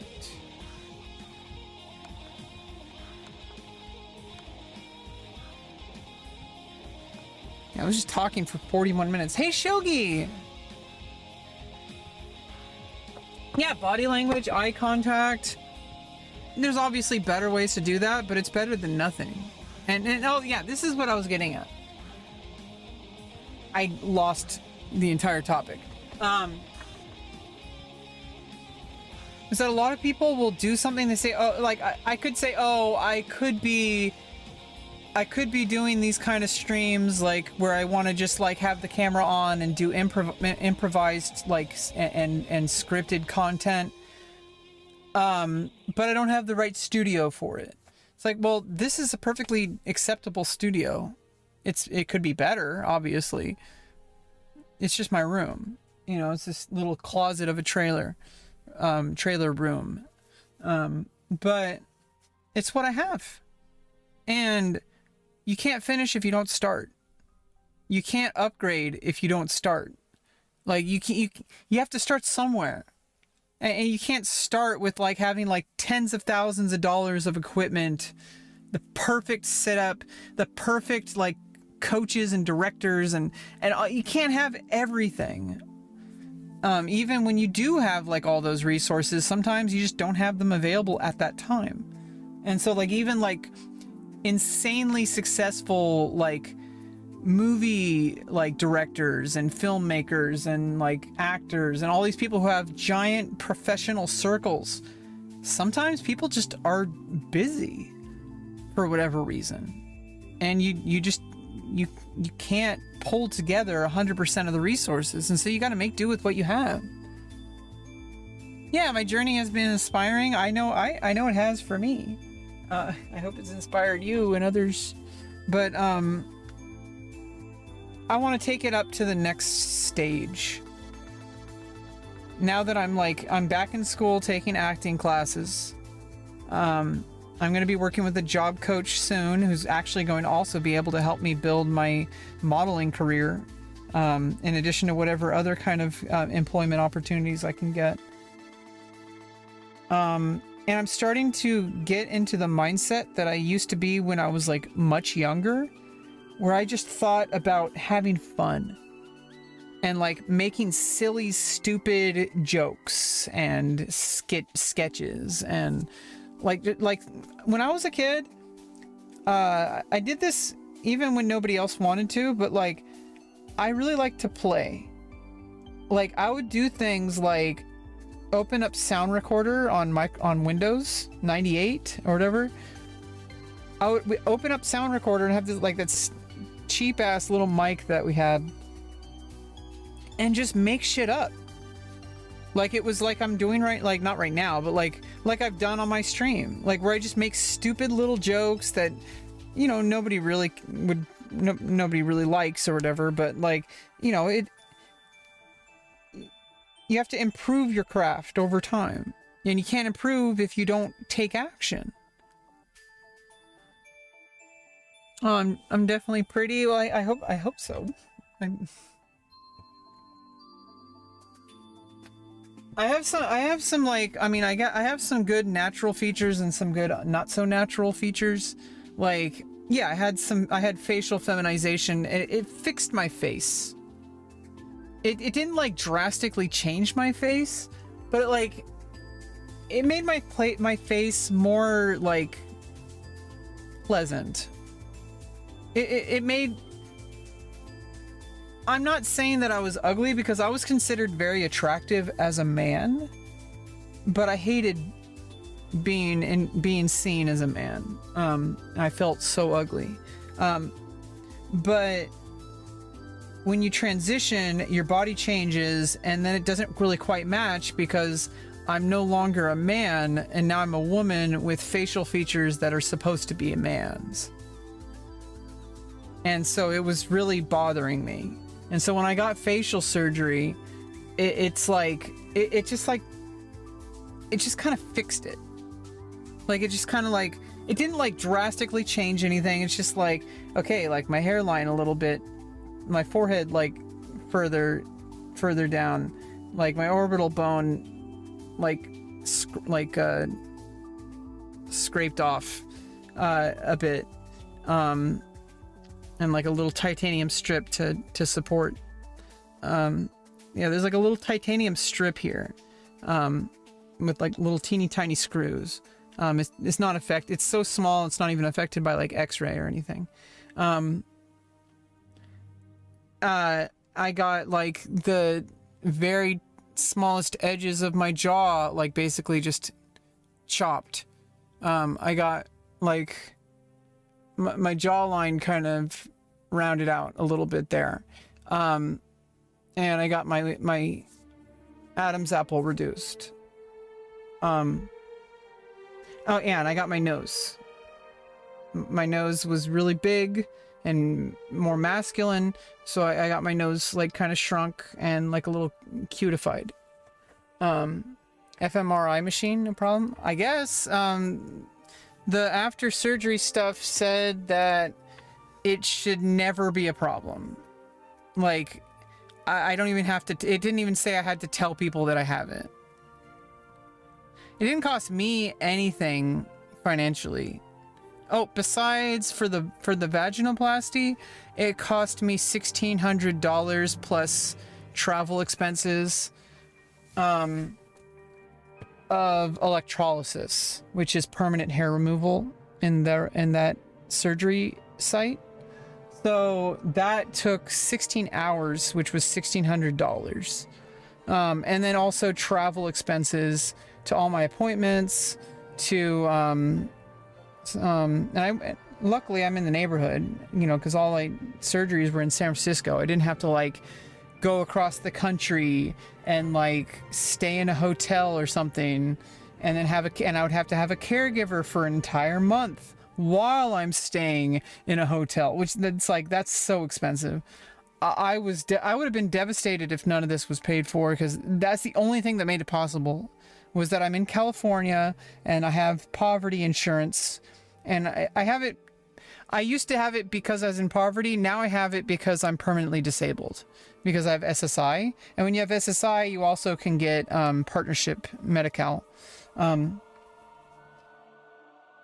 one day I hope to be financially successful enough to, switch to it, have to, unfortunately, pay for my own insurance. But the thing is now I don't need those surgeries, so it worked out. The surgeries were super crucial, and it required, like, if I had any other insurance, it would have cost me significantly more. The insurance I had was the absolute best insurance you can possibly have for transgender surgeries. Like, it's so California, right? Like, transgender, like, super progressive with transgender, like, services and support. Still not where it needs to be, but it's significantly better than what I've heard of everyone else's experience. There's people who will never be able to get the surgery unless they can save up like tens of thousands of dollars. That's really common. And there's people who are just every single day barely surviving. And I am lucky enough to not have to have that life. It's a huge privilege. And I try to be thankful for it every single day. That I made it happen. And it didn't just happen, but like because it did take effort. It wasn't just handed to me. And like I said earlier, the whole thing about my diabetes stuff, that was literally not even about money. That was about raw action. Like, I had to actually do the work. It was not pay to win. I couldn't just pay someone to make my diabetes better. Like, I had to actually do the exercise. I had to do the diet. Like, I had to do that. And so I did earn it in that sense. But, you know, I would say I barely paid anything. Like, $1,600 for electrolysis. Like, laser was covered, but the thing is, like, laser doesn't remove all the hairs. And it can also sometimes not be permanent. It can be permanent for, like, darker hairs. But, like, some hairs will grow back if they're a certain pigment or whatever. I don't even know how all it works, but basically I needed electrolysis, because electrolysis, they individually remove and, like, permanently cut off the blood flow one hair at a time. So an hour, you know, she would get like 30 to 50 hairs an hour, and there's like thousands of hairs.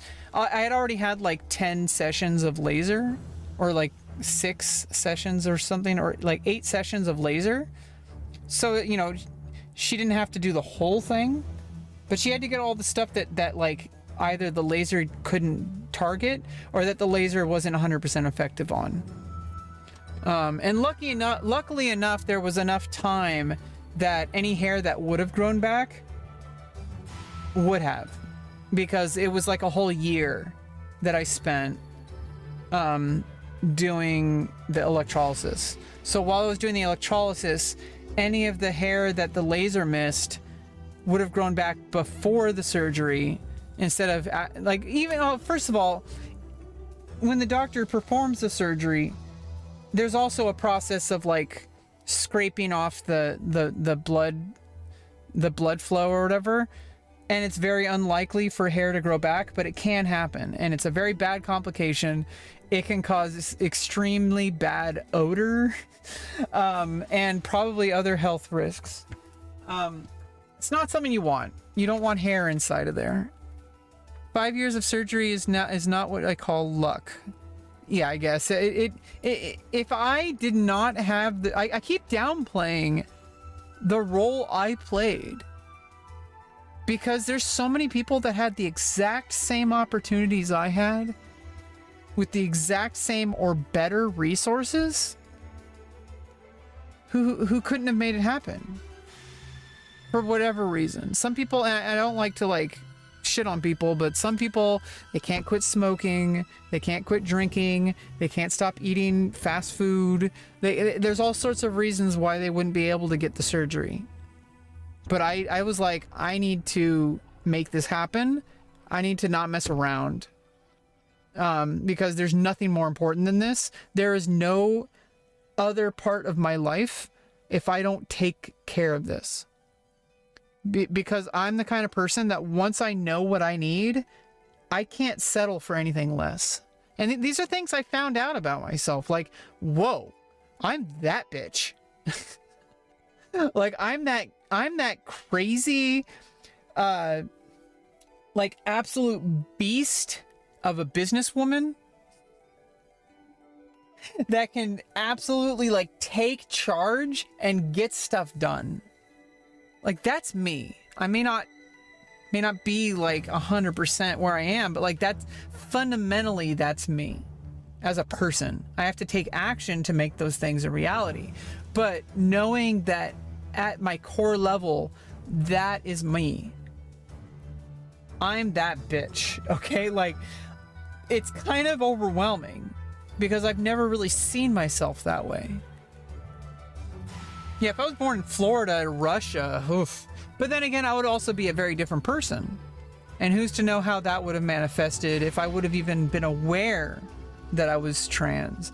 I think gender dysphoria is so specific, and that even without people telling me, In fact, most people were telling me that it's bad to be trans when I was growing up. It was supposed to be something that only freaks were trans and like stuff like that. That's the way I was raised. But even if it's like, if nobody told me what being trans was, I'm pretty sure I still would have figured it out. Some people's dysphoria doesn't overcome their desire for fast food, for cigarettes, for alcohol. It's really bad. No, these things are very debilitating. Like some people just can't put it together, even though their gender dysphoria, and you know, and then they beat themselves up over it. And I do this too, but like, then they beat themselves up over it. They're like, why can't I get my shit together? Why can't I do this? Why can't I do this one simple thing? It's because it's not a simple thing. Or it might be simple, but it's not easy. It's not easy to put down a cigarette. It's not easy to put down the bottle. It's not easy to stop, you know, to put down the burger.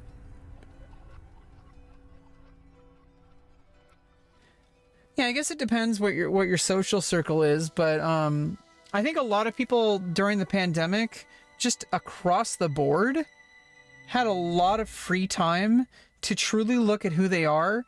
Some people like blossomed. I would say that I blossomed. Some people probably got deeper into bullshit. Unfortunately, that wasn't me. It could have been. There's all sorts of things that I don't have enough information to know about. Like, what if I never did Twitch? Would I have been able to have the conversations internally with myself to be able to be as strong as I am now, to have made my surgeries happen? I had to become the person who was strong enough to make it happen, because I wasn't before. It took me 5 years, because it wasn't just waitlist. That 5 years, a lot of that was situational, like, requirements. Like, I needed to be the kind of person that could take care of this stuff. And I guess it's awesome finding out that I am strong enough. Like, I am capable. And it's like, things are starting to, like, calm down a little bit, but after the surgery, I'm like, a wave of euphoria hit. And it's like a huge confidence booster.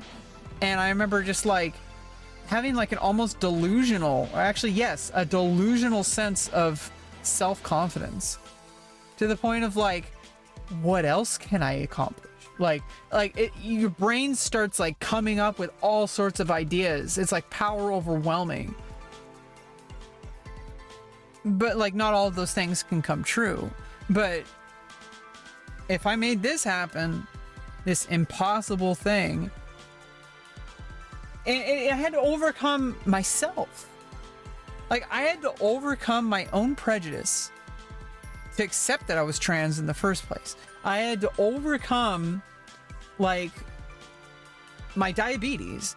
I had to overcome a medical system that is definitely not set up to help trans people. You know, in California, yeah, I'm lucky enough to be in the San Francisco Bay Area. And I have, like, a very progressive area of California. Okay. You got this big main quest. No, the thing is this wasn't even the main quest. That's the exciting part. This was a side DLC. Do you understand how big that is? How terrifying it would be if that was the main storyline quest? That's miserable. I don't want, like, my transgender surgeries to be my main storyline. Jeez. Once it's over, it's over. And then what? You know, it's like, I'd rather get to the real main quest, which was really, really thrown off guard, or thrown off track. I was so lost. I had no idea what to do, or how I was going to survive, or how I was even going to, like, be a human being. I had no self-esteem. I had no self-respect. I had just toxic coping mechanisms. It was not good. And sometimes, yeah, like, I get a little delusional sometimes, and I'm like, did I just transition so I could have something to do?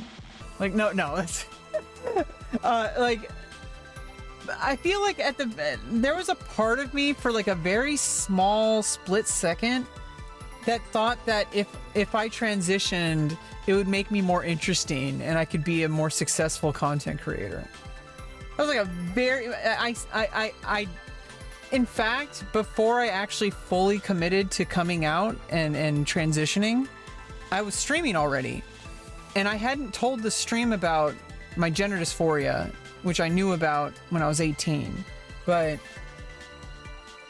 it was one of the furthest things from my mind when I started streaming. I had not even considered myself to be trans at that point, because I had basically given up on it. But then part of me, for a split second, I think I accused myself of like, oh, you just want to be a girl so you could like be more popular, or so that you could be like, you know, like you just want to be a hot girl so you could be a model or whatever. It's like, well, you don't have to be female to be a model.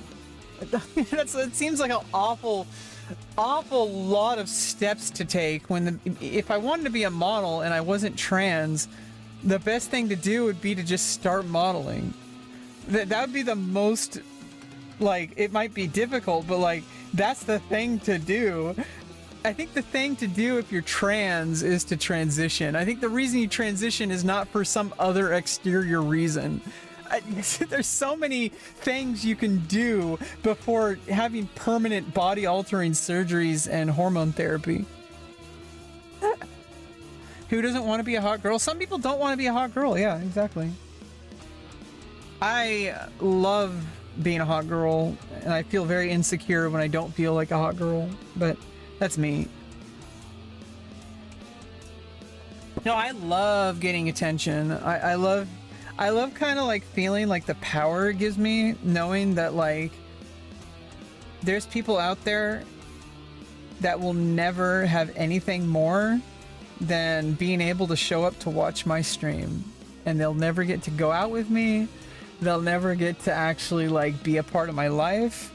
They just get to admire me, and that gives me like a sense of power. Like, damn, I can have that kind of control over people. It's kind of a little bit sick and twisted, but it's kind of, I mean, when you've had no power your entire life, and then you have something that gives you power, like, it's kind of dangerous, but I think I'm fine. I don't think I'm at risk of like some kind of severe like problem. Pretty sure just check, you get a bit in and I win a piece. What? Oh! Attack the pin piece.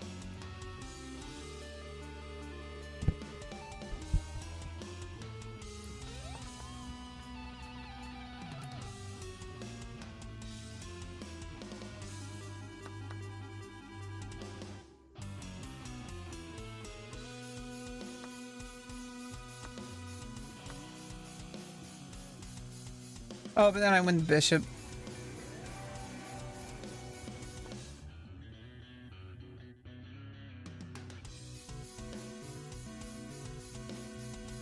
No, some people also have, you have to understand also, gender dysphoria can work both ways. There's people who are objectively beautiful women, but they hate being a woman. Just like I was an objectively beautiful man. People had complimented me like my entire life over like saying, you should be a model. You should be a model. You're so handsome. Like, you're hot. Like, I was told my whole life that I was attractive, and I felt ugly as like absolute like garbage. And that's gender dysphoria. It's like, okay, well now I still think I'm pretty attractive, but I'm not, I am trans feminine, so it is different somewhat. Like I said, I have a pretty standard body type. It's not like super crazy in any, like, I don't have large breasts. I don't have like I don't have like a super like, I kind of have like a tight build. You know, I don't have like super jiggly booty or anything like that. I don't have like super wide hips. But I do have feminine hips and a more feminine build, which estrogen definitely helped. But I had a more androgynous build as a man. So I was like, I had like, there's different types of attractive, and like, as a woman, I'm in a very different kind of category than I was as a man. As far as like how, first of all, being a woman or a man, people are going to perceive you differently regardless. But as far as like if I want to like try to look objectively at like what type of attractiveness or whatever that I had as a man, it was more androgynous, which there's a lot of really attractive androgynous men out there. There's no single definition of masculinity, and like, just like there's no single definition of femininity. But at the same time, it's like I can't really think of anybody off the top of my head, but like it's like kind of like a neutral look, or it's just like it's somebody that just looks attractive. You know, there's some people that look like an attractive man or an attractive woman, but then there's some people that are just attractive. And it's like, you know, you're not really thinking about like, you know, they're about like, you know, the rest of, like, you're not really thinking about their gender. You're thinking more about like, just, that's a hot person.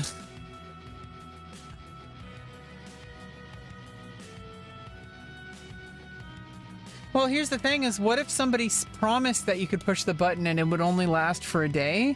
But what if they lied to you? Or what if it broke and you couldn't turn back? See, that I would never want to take that risk. Like, I don't, anything that's like,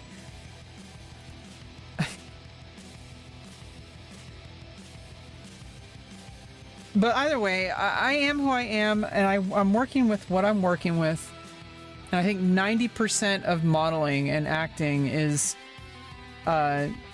confidence and skill. I think 10% of it is just like arbitrary appearances that are just like a roll of the dice. I think if you rely on those too much, it's a failing. I feel like anybody who does rely on those eventually crashes when they find out that it's not enough. Because some people, I think, can get some early success as like a model or as an actor because like they have like, they're just absolutely like perfect. Like as far as like their appearance and their charisma or whatever, they just have natural talent as far as that's concerned. But that like, that only gets you so far in life. Like, I have a lot of confidence in myself because even though my life situation is not perfect, I know that I can take control of this body, of this person that I inhabit, and I can change those external circumstances, and I will still get to be me. So it's like, I might be living in like in my dad's trailer in this little closet, but I could change my life and create opportunities and build success, and eventually that won't be me anymore. I'll be somewhere else. I'll be living in a much healthier living situation, much more stable, much more like financially independent. Yeah, it was a side quest. That's the funny part. That's the funny part of all of it. Like, that's the funny part of all of it. Like, it was just DLC. Like, most people will never go through what I went through. Even the people who need it. They're like, oh, I can't. You have to get like special access to it. You have to like email the devs. Like, you have to actually get the devs to get you like an alpha key on Steam to like get early release.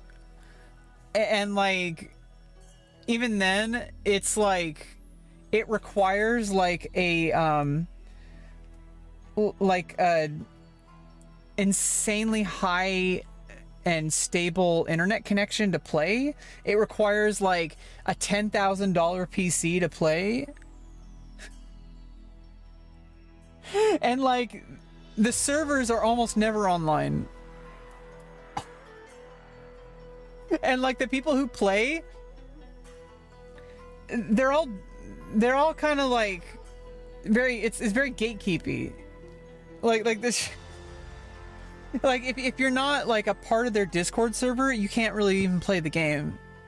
So you have to actually get in with the crowd just to get into the game to actually be able to play it.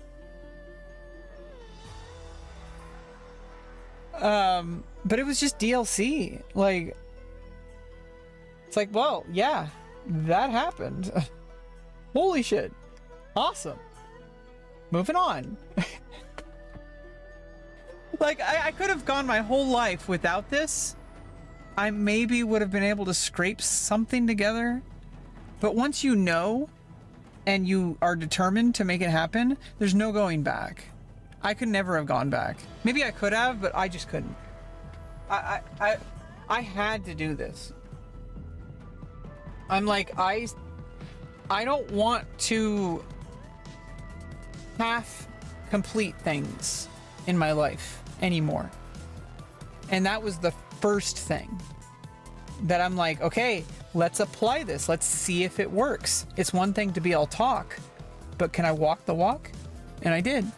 Yeah, I don't know much about Orange Man, but the world is going to crush you no matter what. And it's up to you to work with what you have to make something work. And either you make it work or you don't. But I can't just give up. Yeah, now, obviously, now that I'm living it, I can never imagine not having this. Like, are you kidding me? Like, there's no way I would ever, if you could go back 5 years and undo this, like, fuck that. This was hard. If like someone came up to me and some like weird genie or whatever, like, I give you one wish to undo everything that happened the past 5 years, and you get to start over and do something different. I'm gonna erase your memory, and you're gonna have to make the same choice, and you get to make this choice now before the genie does it. Before he does it,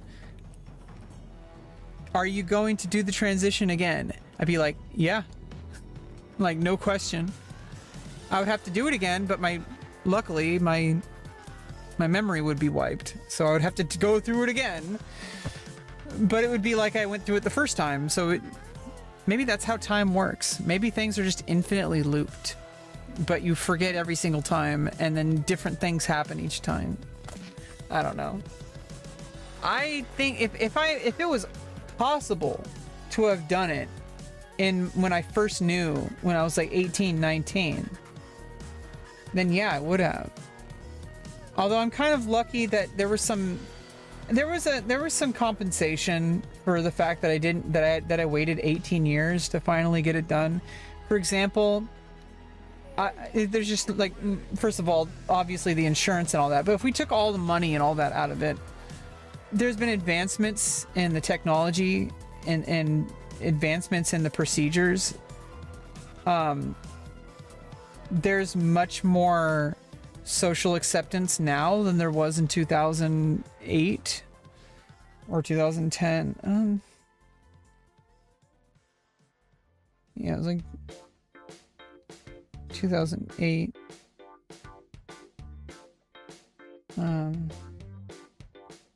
In 2008, I was 20.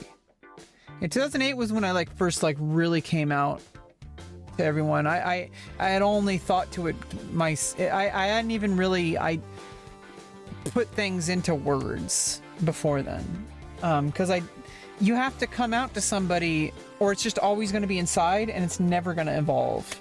You're never going to actually be able to explore what it really is, and that has its own misery with it. It's not bliss. I mean, ignorance is not bliss. I can see that now. But some people get confused and think that not knowing is better, but it isn't. It's like you might feel worse, but feeling worse is different than being worse. Yeah, coming out when I was like 18, 19, was terrifying. I made a really long MySpace post, and that's how my family found out. Well, first of all, I told a few people in my family, like my brother, my cousin, and my my very close friends on Final Fantasy 11. We spent like a lot of our lives on that. In fact, I had like 2 years of playtime between 2004 to 2009, or so. And yeah, we spent a lot of time in Vana'diel. Okay, it's an MMO. It's not Final Fantasy 14. It's the other one. It's more like EverQuest. But I would chat with my Link Shell guild, and I just remember one day I was like, I think I would be happier as a girl. And I got like made fun of. I got like, oh, like yes queen and all, like all that kind of stuff. There's the people who are like, that's messed up, why would you want to cut it off, like what's wrong with you, you're mentally ill, all that kind of stuff. Yeah, you have to be prepared to just be out to everybody, because this isn't a performance, this isn't an act, this isn't something that you share. It's not something you can hide, and you shouldn't hide it. It is fundamentally a part of who you are. And for better or for worse, those can change, because a lot of those are just external. But for better or for worse, it is reality. I can't change it. I tried. I can't stop being trans. I can't stop at all. Like, I had to accept it. And once I did, you rip that Band-Aid off, things just start working. You're like, oh, all these things that I was deathly afraid of, it's not a big deal at all. Like, I can just, before I was on hormones, put on a really ugly wig and a really just like impromptu like outfit that was somewhat female presenting, go to the store and buy some makeup and a purse. And that was like the first thing I did publicly. And I'm like, you know what? Like, I feel really ugly, but like, nobody cares. Hey, Stuart. Haru? I'm good. We're just kind of like chatting about like life. You know, that like once you really like find the things in your life that you truly know that you need to do, and you put your entire being into it and accomplish it, and what kind of confidence that can build inside of you. Like, I'm starting to like move on to the next stage of my life. Like, it's happening like rapid fire. It's only been 6 months since the surgery. Nice leggings. These aren't leggings. Ow, what did I step on? They're not leggings. These are pajamas. Can we terminate this person? Why? What's he doing wrong? These aren't leggings. These are pajamas. These are pajamas.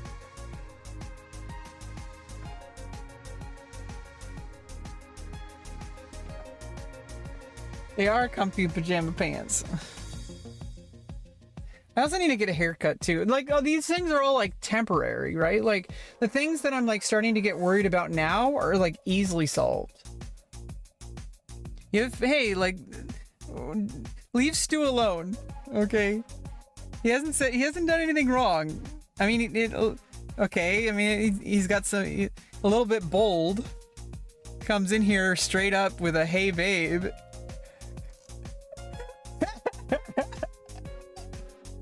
But, you know, like, it could be worse.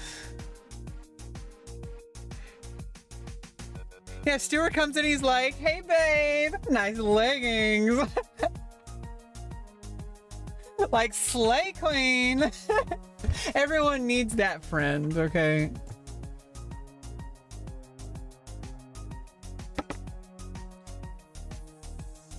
Yeah, Stuart's okay. Leave Stuart alone. Leave Stuart out of this.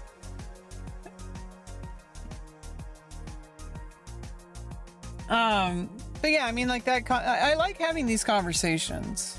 I do talk about it a lot, but people seem to ask about it a lot. So.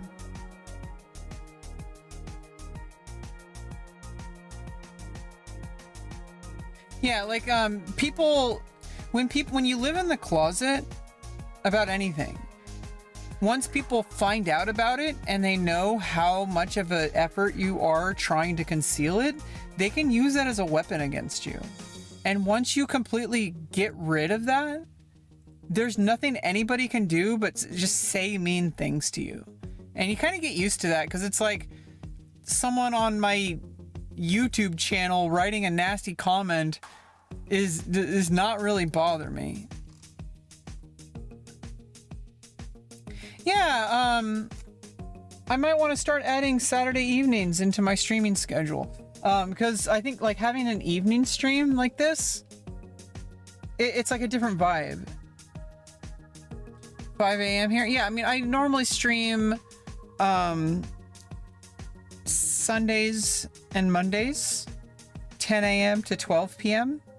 And right now we're just doing chess. But like I said, I want to get to the point where I am having I'm spending significantly more time, and I'm ramping it up just one step at a time. Going back to school, taking acting class, working with my job coach, get some more employment opportunities, get some money situated, save up some money, go to modeling school. Like stuff I gotta build takes action. You can't just wish for it. You gotta take action. And so I'm taking those actions. I mean, after I did my surgery stuff, everything's just like, okay, I got to do this. Go. And then people are like, are you crazy? like, you can't just do that. I'm like, watch me. And they're gonna think I'm delusional until I succeed. And then they're gonna be like, okay, I get it now. Oh, thanks for the follow, Nathan. 999. Yeah, people are gonna think I'm delusional until it's very obvious why I've been doing what I've been doing. The stuff I've been building. And I'm still so young. It's so easy, especially when you're over 30. It's so easy to start saying like your life's over because you're over 30, because you're approaching 40, Like, you're literally only getting one day older every day. You're not closer to 40 just because you're 36, okay? It's still 4 years away. You understand? Like, and even then, 40 is not so bad. Like, 60 isn't so bad. 70. I just want to be healthy. I want to be happy with a community of people I can call family, and have like opportunities available to expand my life and expand enrich my life, expand my knowledge and experience, have experiences. Like, that's what life's all about.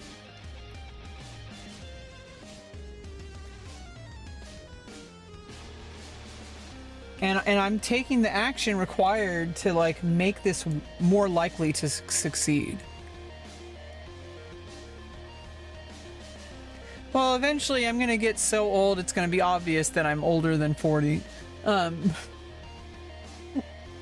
then it's like you kind of evolve then, because then people see you differently. Like right now, people see me as like somewhere in between, I guess, 26 to 40. It's like this kind of like, it's like a single age. Like once you like reach like probably around like 26 or so, you look pretty much the same until you're like in your mid 40s. And actually, I think there was actually some recent research on this. They're like, after your initial like growth spurt that you have in puberty, you have two major shifts in the way your body ages. Like you have the first aging experience in early life, and then puberty. And then when you're like in your mid 40s, you have like an aging, like an increased period of aging. And then it happens again when you're around 65.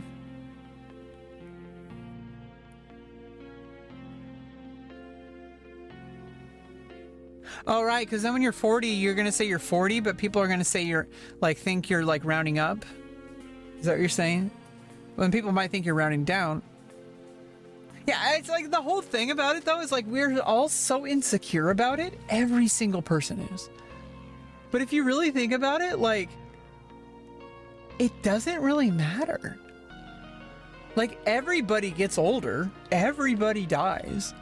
Why would you need to feel any, like, more insecure about it? You have the same level playing field as everybody else on this planet. Because everybody who's 20 now, they're not going to be 20 forever. Okay? You're going to be older than 20 longer than you are 20.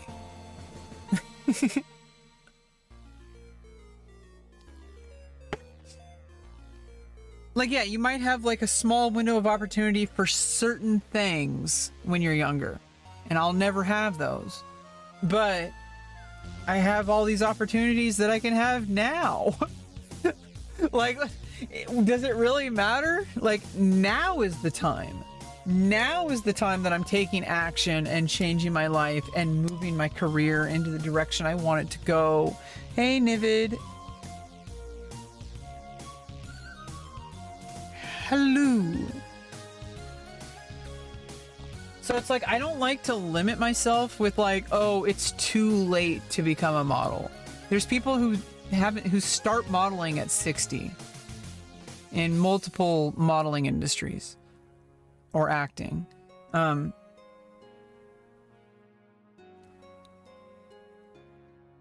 I have not gone to my high school reunions. I probably won't. The 10-year, I don't even know if the 10-year reunion really happened. The person planning it, like, she had like a big plan and like nobody showed up. I didn't go. Nobody went. Everybody at my high school that I knew was pretty much my enemy. There were some people that are still on my Facebook that were like, they weren't a part of that. But they're not really like a part of my life. It would be interesting, especially when I would like to go. See, I don't know. Maybe is this shallow or spiteful? But it'd be nice to actually like go to the reunion.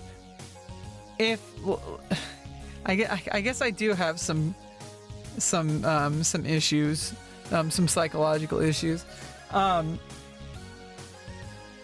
It would feel much better to go to the high school reunion if I was like successful. Like, imagine if my modeling career took off and I like got like 1 million Instagram followers and had like a thriving YouTube channel and live stream and everything. And I had like $10,000 a month coming in at the minimum. And then I went to the 20-year high school reunion. I'd just be like, oh, hey, what's up? They're like, oh my God, it's rebeccaloran. I'm like, wait, she went to our high school? Wait, I didn't even know Rebecca. Wait a minute.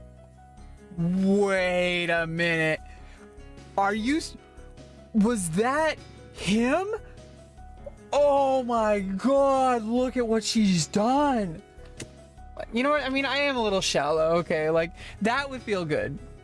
I'm not gonna lie. That would feel good. To, like, absolutely slay. And, like, go in, like, I finished my transition. I have a thriving, like, career. I guess that's what... It's a little shallow. It's weird high school bullshit. It's like the only real reason you go to high school is so you can have that thrown at you. That test. That human social experiment of testing yourself on whether or not you truly care about what others think about you. And as much as some people like to delude themselves, we all care about what other people think about us. It's a basic survival trait. It's like, it's part of our evolution. It's why we have culture. It's why we have society. It's because we need other people to think well of us, or we will fall behind. Amazing hair. Yeah, I need to get a haircut.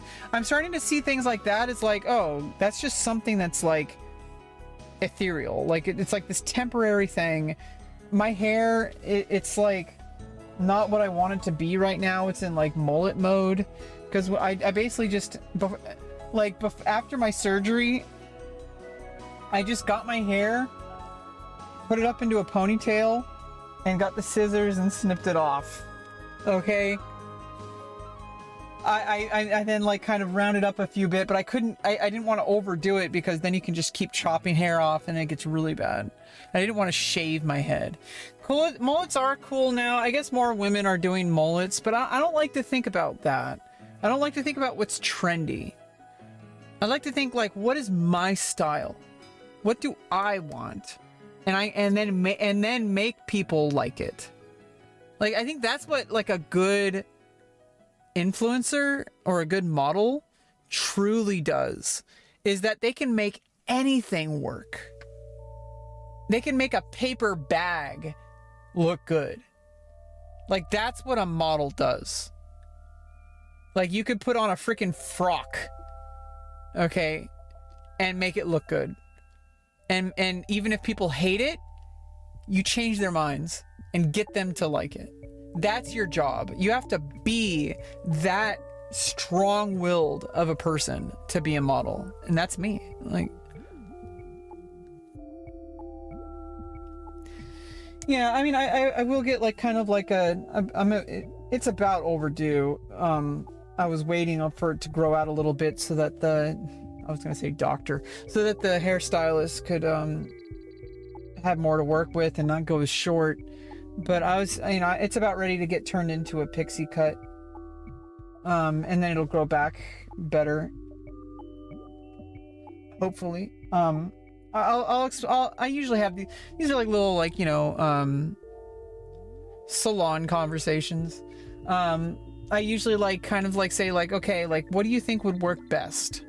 Because they're professionals. They look at hair all day. Often what we want is not really what's gonna work. Okay, so I asked the professional, what do you think would work best for my hair? Do your thing, work your magic. Because I'm not the hairstylist, I'm just the patron. I would look cute in a pixie. Yeah, exactly. I look cute in anything. I would even look cute bald, but then I would have the bald look, which is... And I haven't had surgery on my skull up here. I have a really bumpy skull, by the way. It's really ugly. I was never able to pull off bald, even as a man. Okay, so like, I can't do bald. Luckily, I don't have any balding in my family, really. Although apparently it will go gray sooner than. But I mean, gray is fine, and you can always dye it. But I people in my family haven't really had issues with hair. Some people, like on my mom's side of the family, but like they're like my cousin was bald at like 20, kind of looks like Asmongold. Wouldn't that be funny if this whole time we find out that Asmongold actually is my cousin? The whole internet had no idea.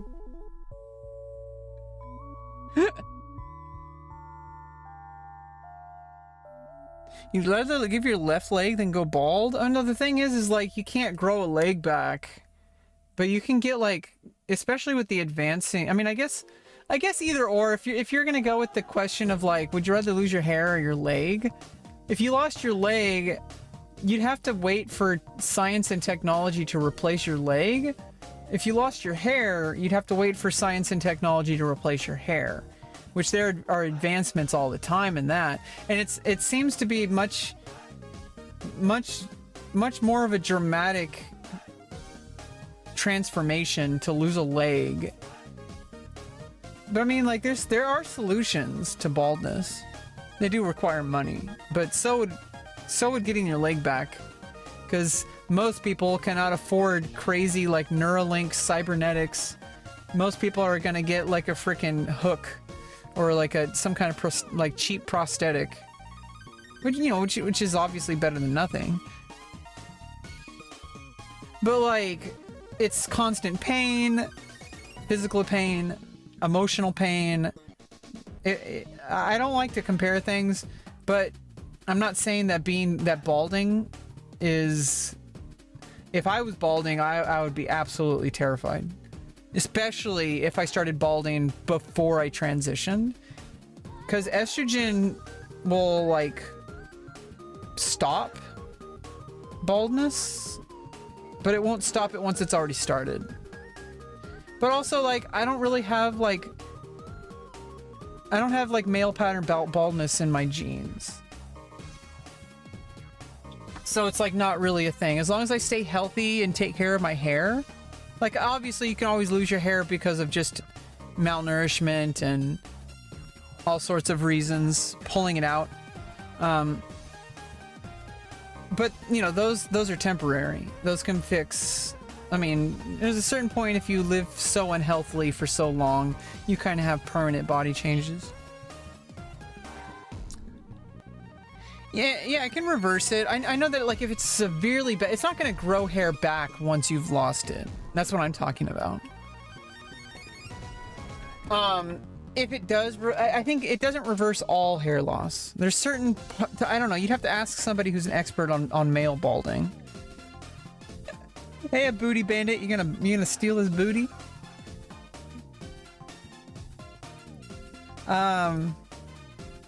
Luckily, I don't have to deal with that specific problem. If I did, it would have been a huge part of my gender dysphoria, and that would and it would probably be a lot more expensive to solve. Like I said, my insurance covered the facial surgery, it covered the bottom surgery, but like stuff that are like hair transplants and all those kind of things, those are just expensive, and I would have had to like. Obviously, I would have made it happen. And there's always wigs. So it's like... Bald isn't the end of the world, because you can always put a wig on. But even then, it has to be like a good wig, and also it's never the same. Like, you'd have to get like an expensive one, with like, that's like custom fit for you, that's made of real hair.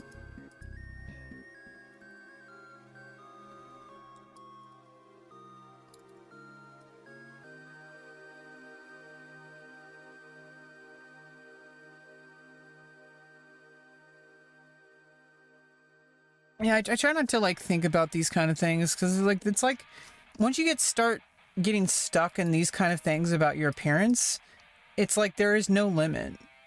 Like, you could always try to, find something that's not perfect about you. That you're never going to feel perfect, because we're imperfect. That's what makes us human.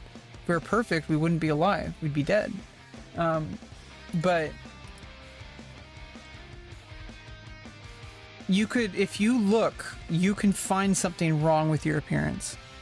And it's so easy to go down that rabbit hole. I guess save the bishop and then I have bishop and 2 rooks versus 2 rooks. Okay, and then I'm up a piece. Okay.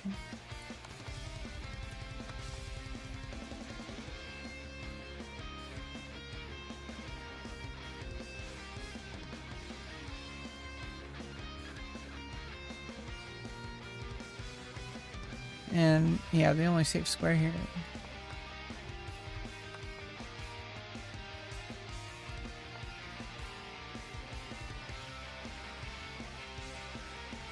Yeah, the thing is, like, appearance can always change, and your taste will change. So what you think is unattractive. This is why it's like chasing a dragon. It's like chasing your tail or whatever. Because you might feel great about yourself now, but tomorrow that can change. You might feel like great, like you can do whatever you can to make yourself feel great, to look better, like change your hair, change whatever. But your tastes about your appearance are going to change and evolve every day. Like, as you get older, especially, like you start to become, it just evolves. It changes. I wouldn't say better or worse. It changes. It's always changing with you. And so if you tie your self-worth to how you feel about your appearance, well, you're never going to be okay with it. Because it's always going to be different every day, pretty much. Having pretty privilege? Yeah, I guess I have pretty privilege. I don't feel pretty all the time. I feel like very unattractive. And then people like are like, you're like really attractive. But there's things that are things that you should change, like obviously diet, exercise, that kind of stuff. If you have gender dysphoria, that's something specific. That is definitely something that is not an easy decision. But if you need it, you need it. That's obviously not going to change because that sticks around permanently. Like, it doesn't go away. Like, gender dysphoria doesn't just go away. Especially once you know about it, especially once you know it's possible, then you're like, okay, well, now there's no going back. But like stuff like your hair, like you can change that up. It's supposed to be customizable. I'll be right back.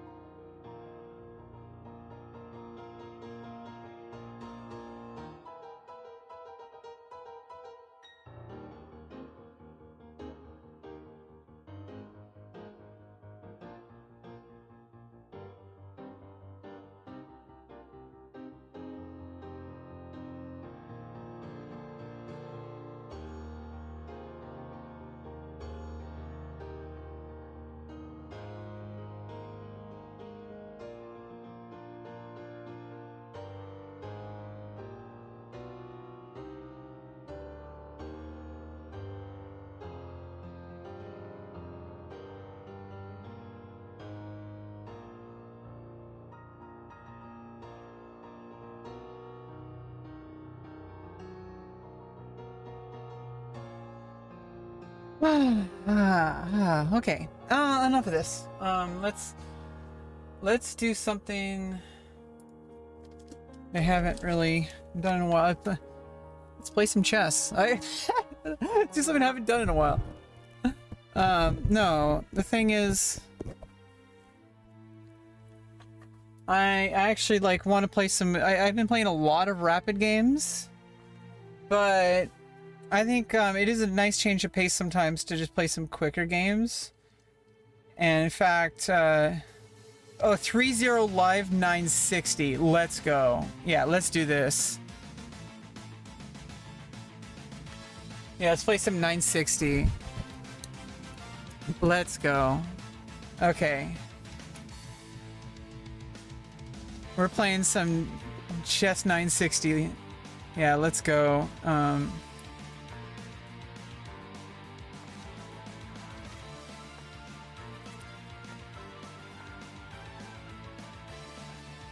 Okay.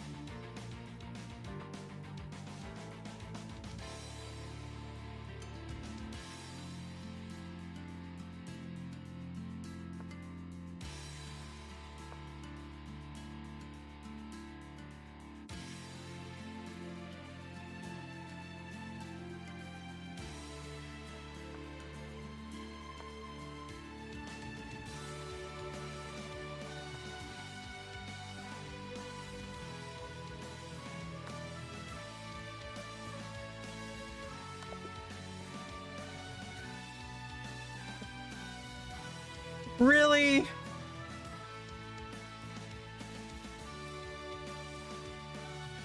Get it together. Get it together. Come on. Come on. Really? Okay, that was a warm up.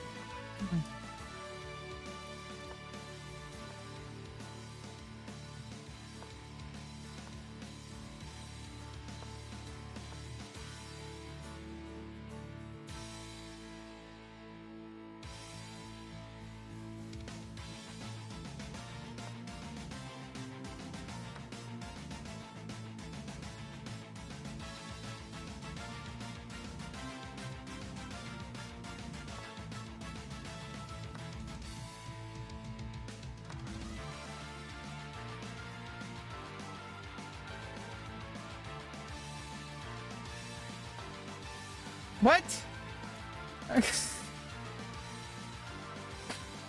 Yeah, I have to do this now. Really?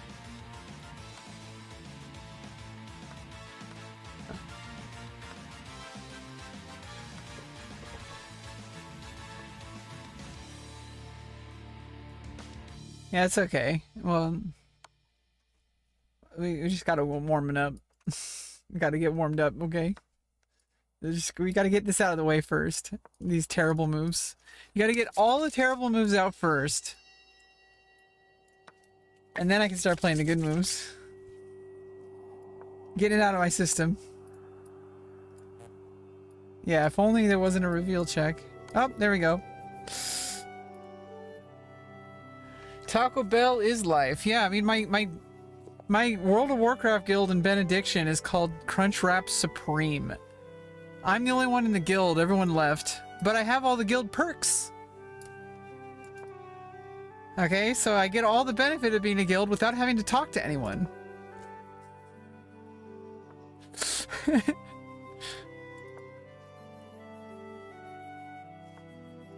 Yeah, I need to play more conservatively unless I see a huge opportunity, especially with only 3 minutes on the clock. But with the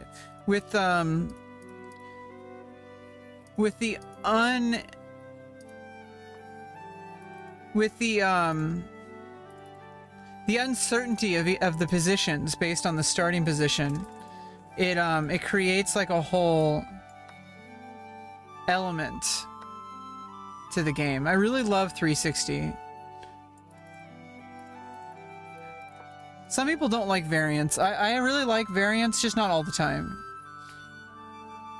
Like any kind of variants, like even like I guess you can call it a variant, but like shogi and Shang-Chi, like those are technically variants of chess, and for some people it's their entire life. But at the same time,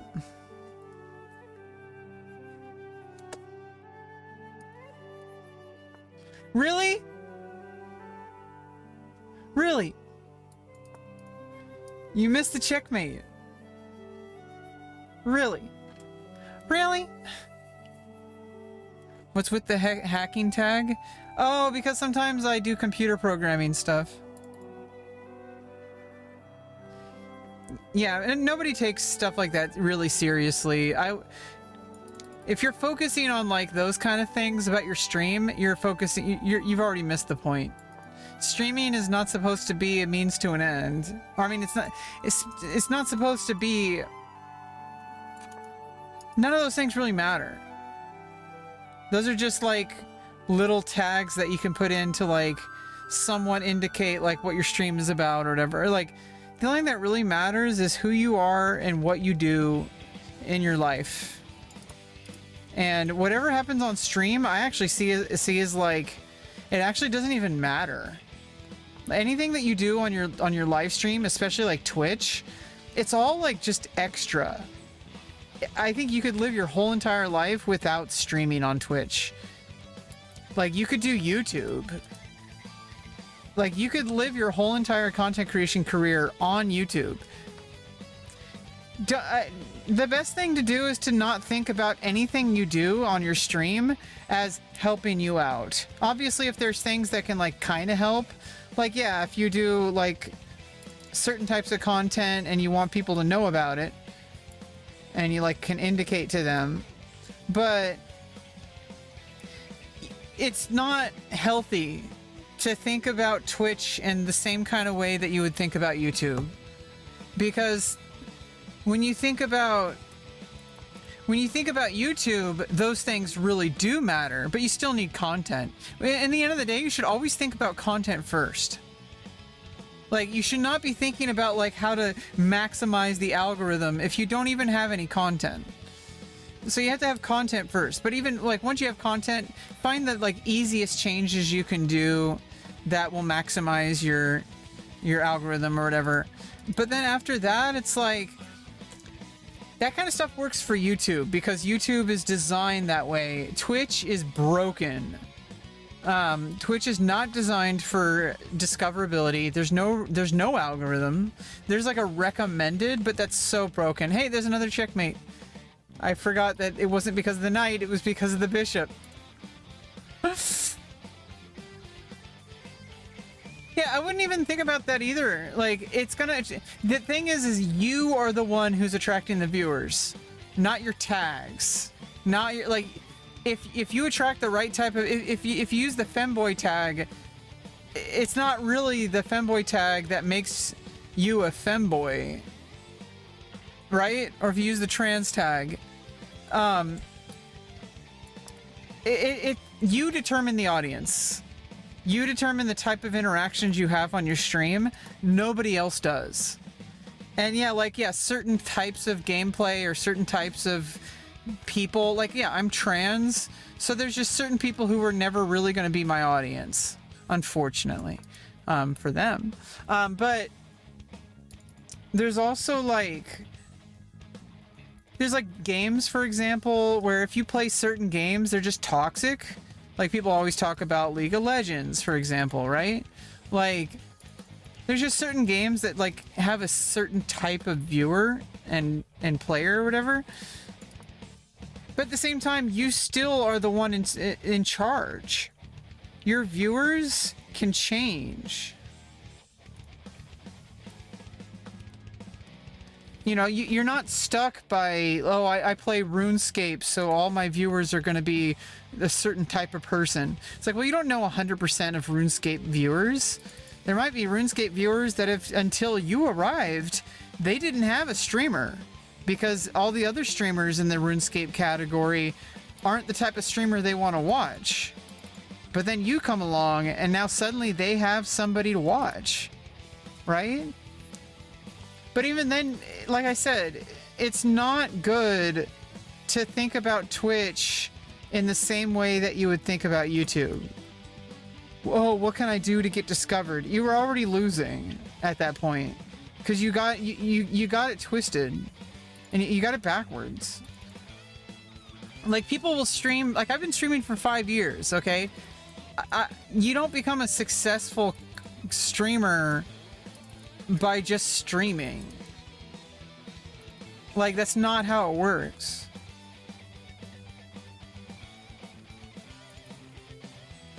Now, like, maybe there are people who, like, have certain content styles that might only work through live streaming. Like if somebody does like interactive content, like it's literally like it would not exist without the audience. And I always thought that that kind of content was really kind of avant-garde, not really that interesting. It could be entertaining, but it kind of gets old.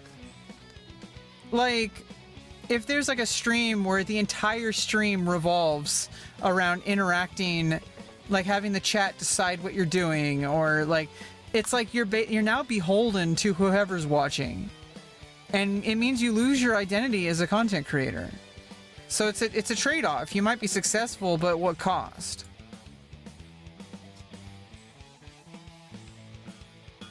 And so I'd rather have a focus on like I want to do my own thing and make it the best I possibly can for the rest of my life. I want to realize my creative vision. It's a really hard thing for anyone to do. But I want to realize my creative vision, whatever that is.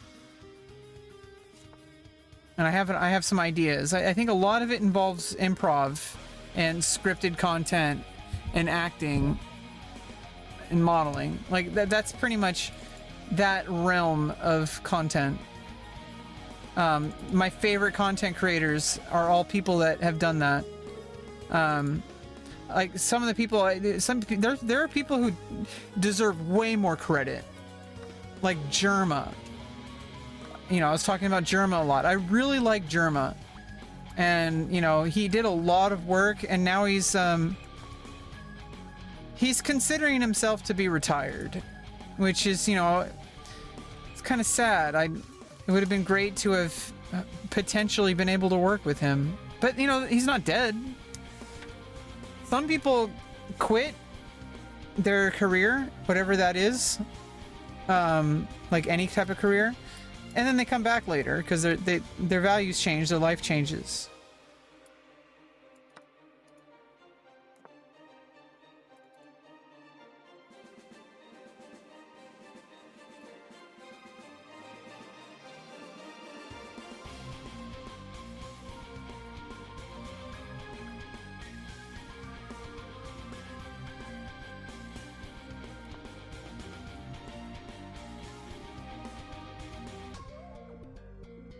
You want to attract cool people, exactly. But the thing is if you're not doing the thing, like, I mean, okay, like, what I'm talking about is like it's called like you could just like do your own thing, whatever.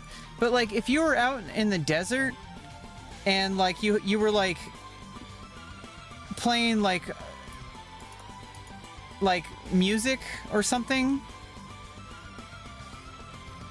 That was a mistake. I shouldn't have moved that pawn there. Okay, now it's fine. Um,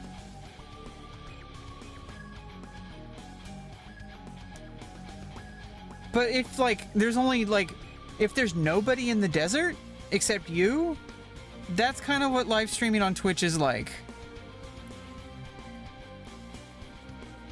How do I find how do I find absurd? Yeah, like I like people like you because it's like you wouldn't exist in my life at all if I didn't live stream, and so that's kind of cool. I really think it's special.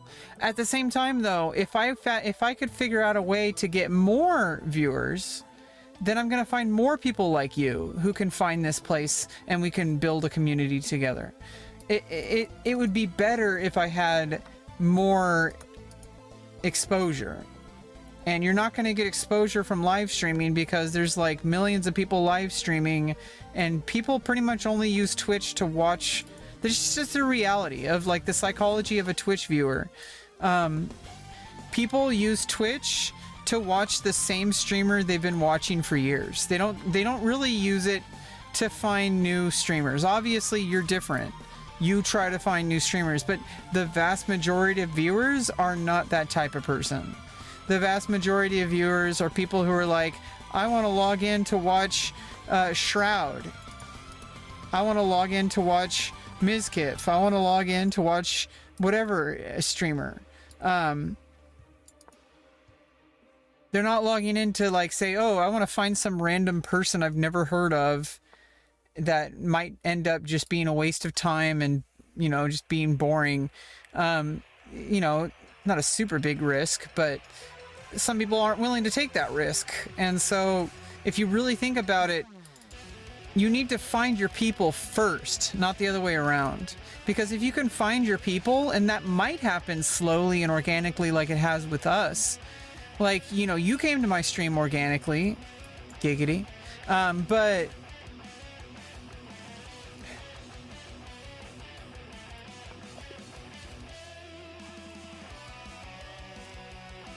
if I had instead focused on, let's say I didn't need to do all the transition related stuff. Let's say that was already done 5 years ago and I was able to start my Twitch journey.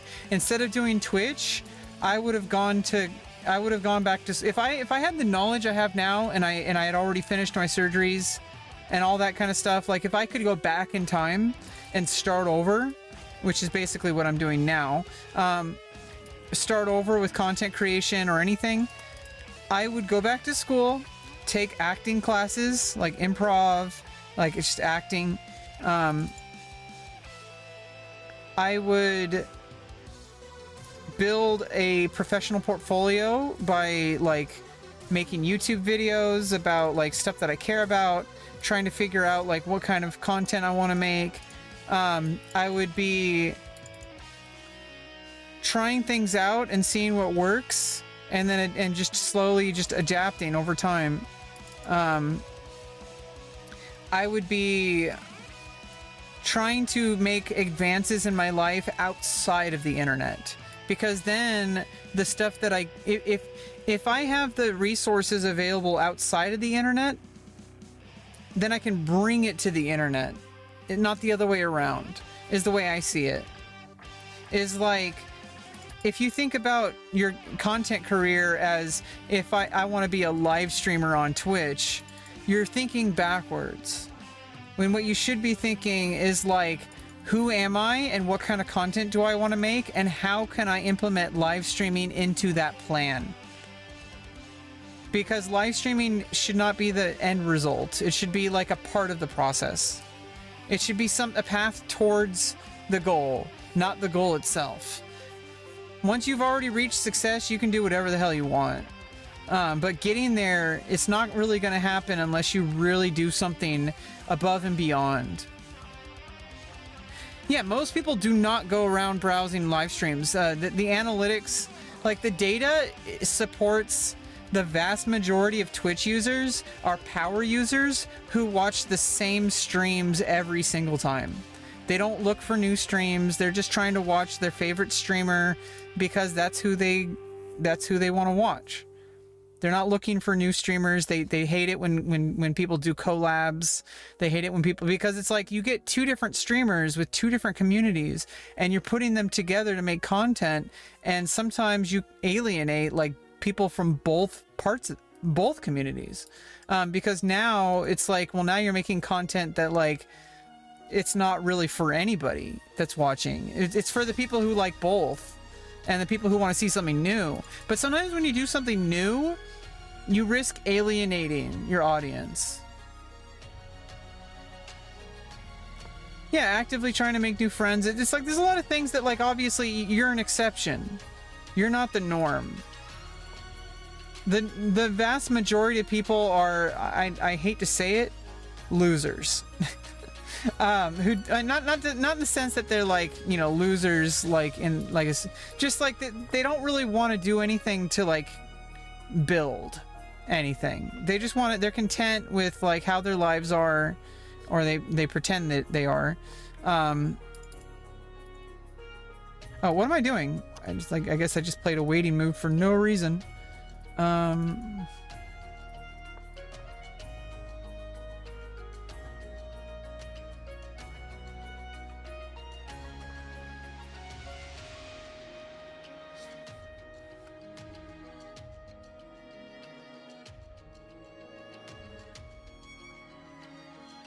Yeah, and also obviously during the pandemic, a lot more people discovered new streamers and new viewers. The fact that like I had only been watching chess streams before the pandemic. Oh, why did I pre-move the castle? I didn't even know what move was going to happen. I thought it was forced series. I'm really dumb. It didn't go. That was okay. It could have gone much worse. But I was pretty sure there wasn't really anything that White could do after recaptures. I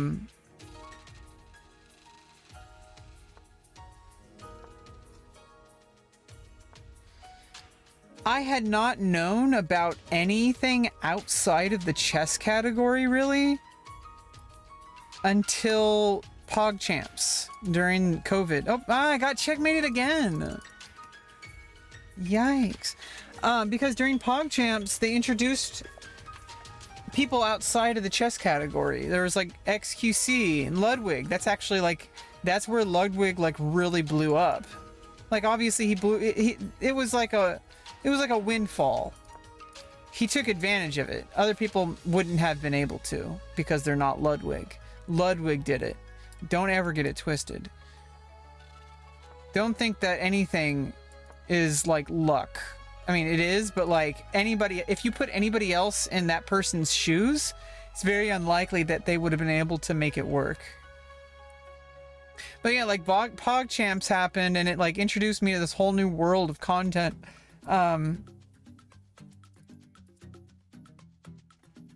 like I discovered like, and this is before OTK, but like the OTK streamers, eventually, I really like the OTK type of content. I know a lot of people, they're really popular. But at the same time, it's like, it's not they're all different streamers and they all have their own different strengths and weaknesses. Some are controversial, etc. He who shall not be named. Voldemort.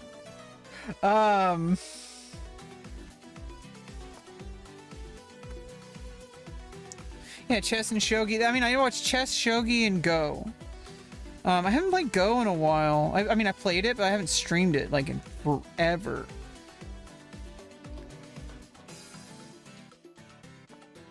I want to start doing some Go and shogi streams again. We need more content in those are, see, I know this is what I'm talking about. These aren't things that you should be thinking about as like a content creator, but here's like something that you might want to think about is like filling a category that has not many streamers so that you kind of stand out more. Because like there's not that many Go streamers. There also is like a core like cult following of viewers. It's a really strange category. It's a very involved category because Go is so advanced and people want to learn Go together.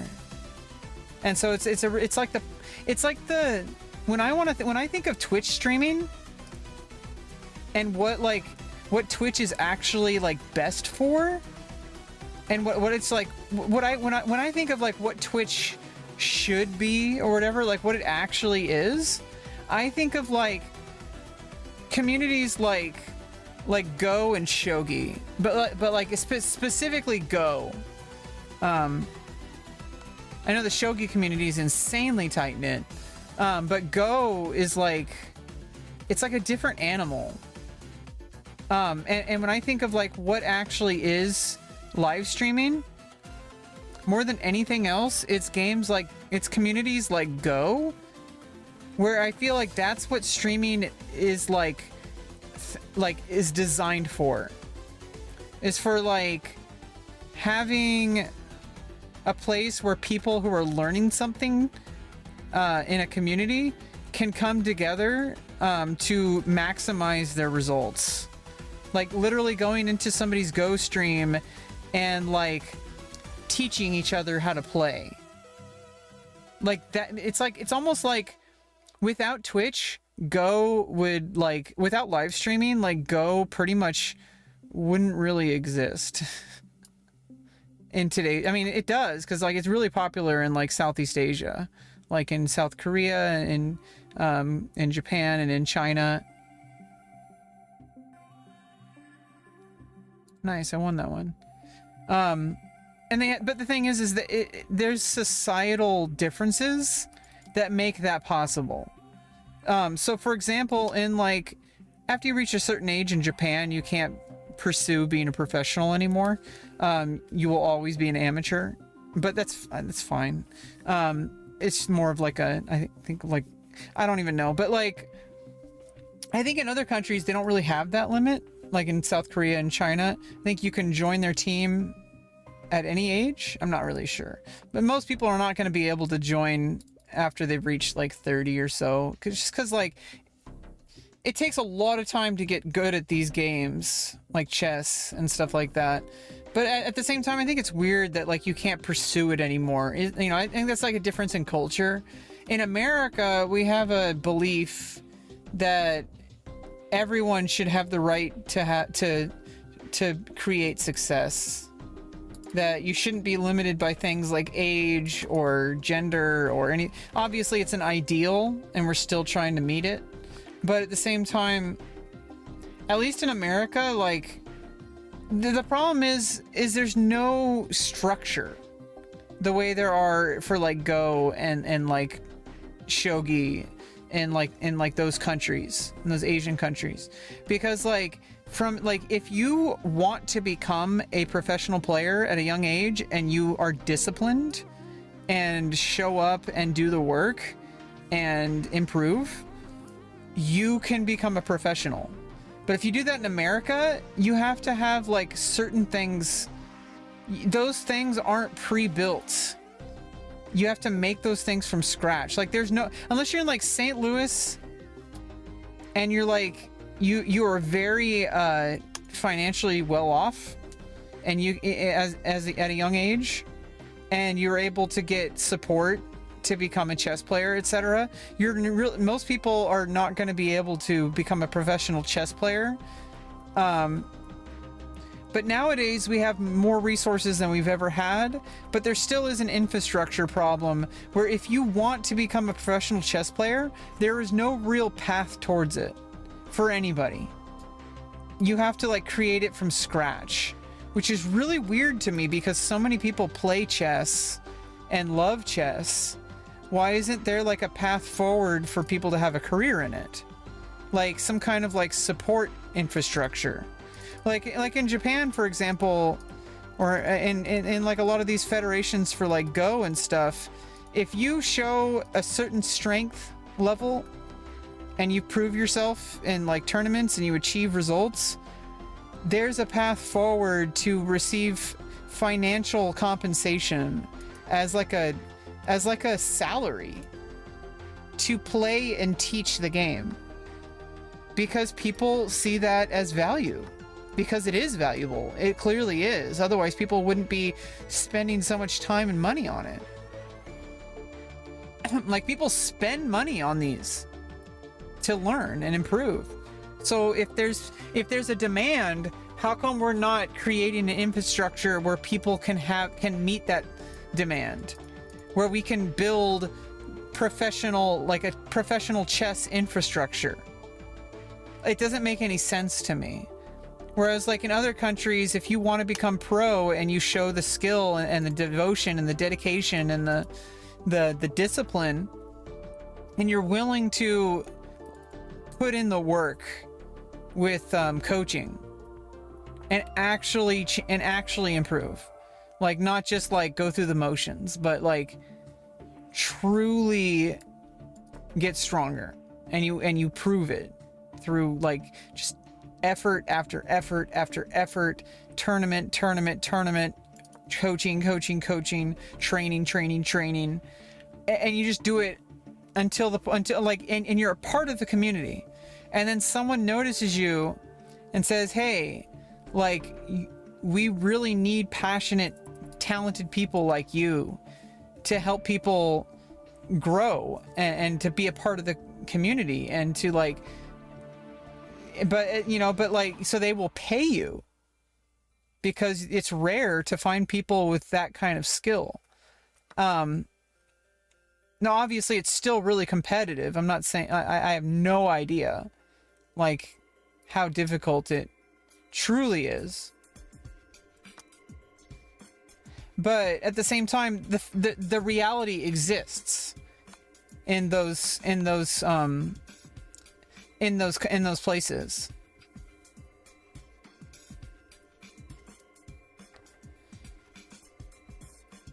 Well, I'm not talking about America. I'm talking about like Asia, like South Korea, Japan, and China, where Go is extremely popular.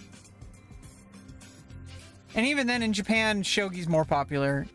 And even then, Shogi and Go are not as popular as other sports. So, you have to think about it, like, relatively. It's still a very niche sport. It's not like a super... It's never been crazy popular. Although chess is popular now more than it's ever been. Especially, I think a lot of that is because of, like, Twitch and, like, YouTube. It helps get the game to people that it otherwise would never have. Because most people are like, I can't play chess. It's like, yeah, you can. It's just literally just improving where you are at. It's literally an infinite algorithm of improving where you currently are at, wherever that might be. And I really like that about chess.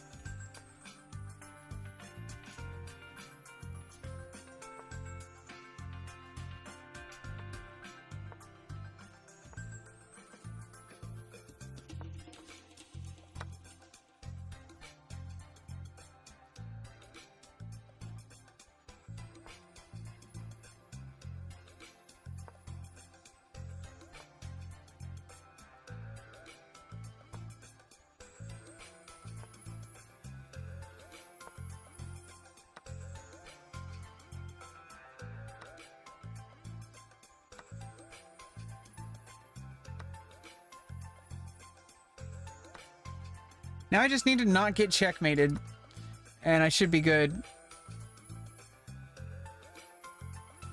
Easier said than done. Oh, okay. Or just, sheer power of will.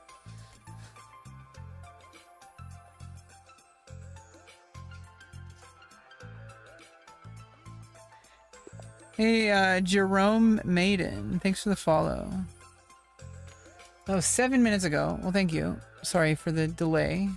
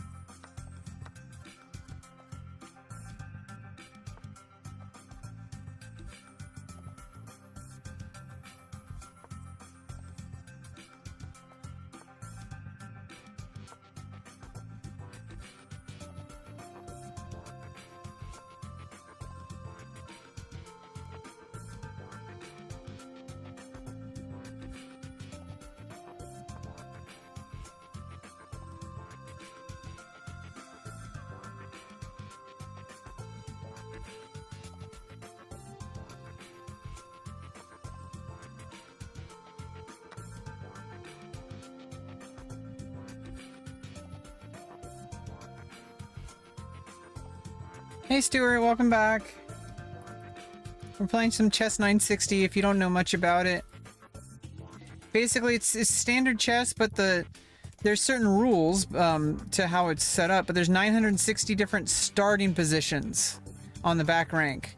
So the king and the rooks and the bishops and the queen and knights. Oh, I got checkmated yet again.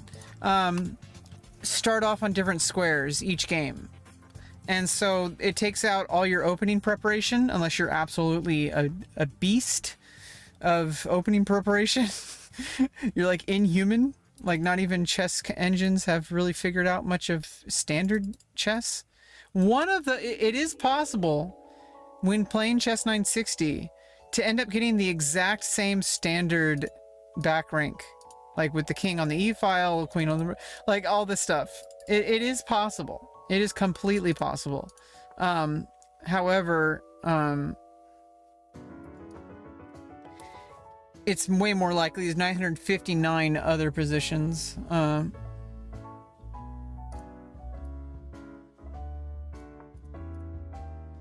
Probably should have gone here. Oh, I guess that works.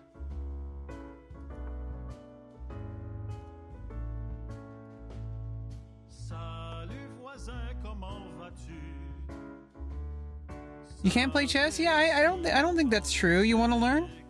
After this game, you want to challenge me on chess.com, or I can get you a link.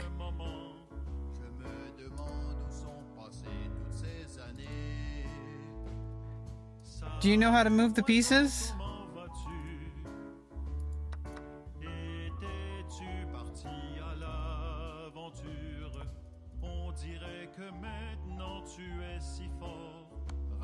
Uh-oh. I'm starting to get really pressured over here. Oh no!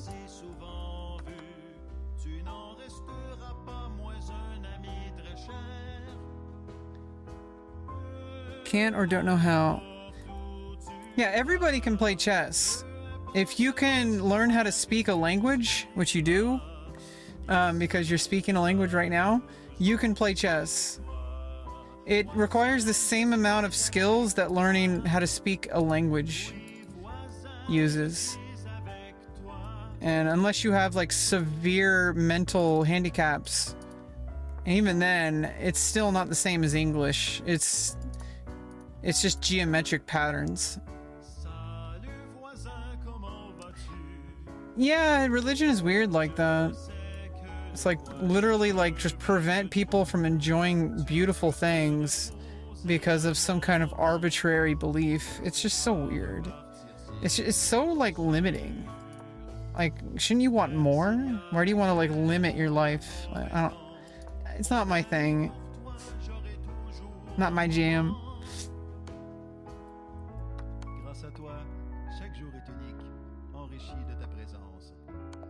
Yeah, then another checkmate. Do you want to play? I can make a challenge link for you.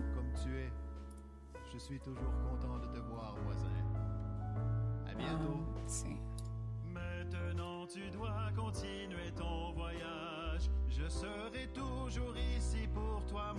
Yeah, just let me know your chess.com username. I'll send you a challenge. Or...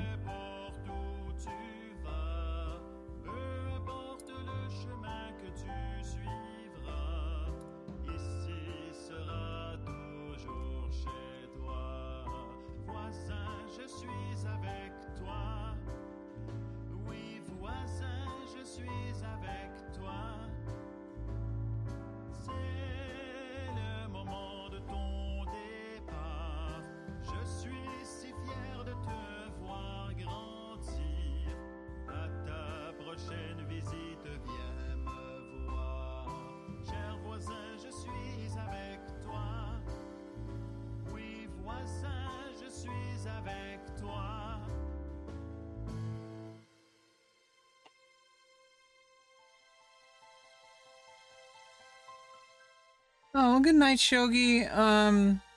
I'm really focused on chess for my streams lately, and I am committing to a stream schedule.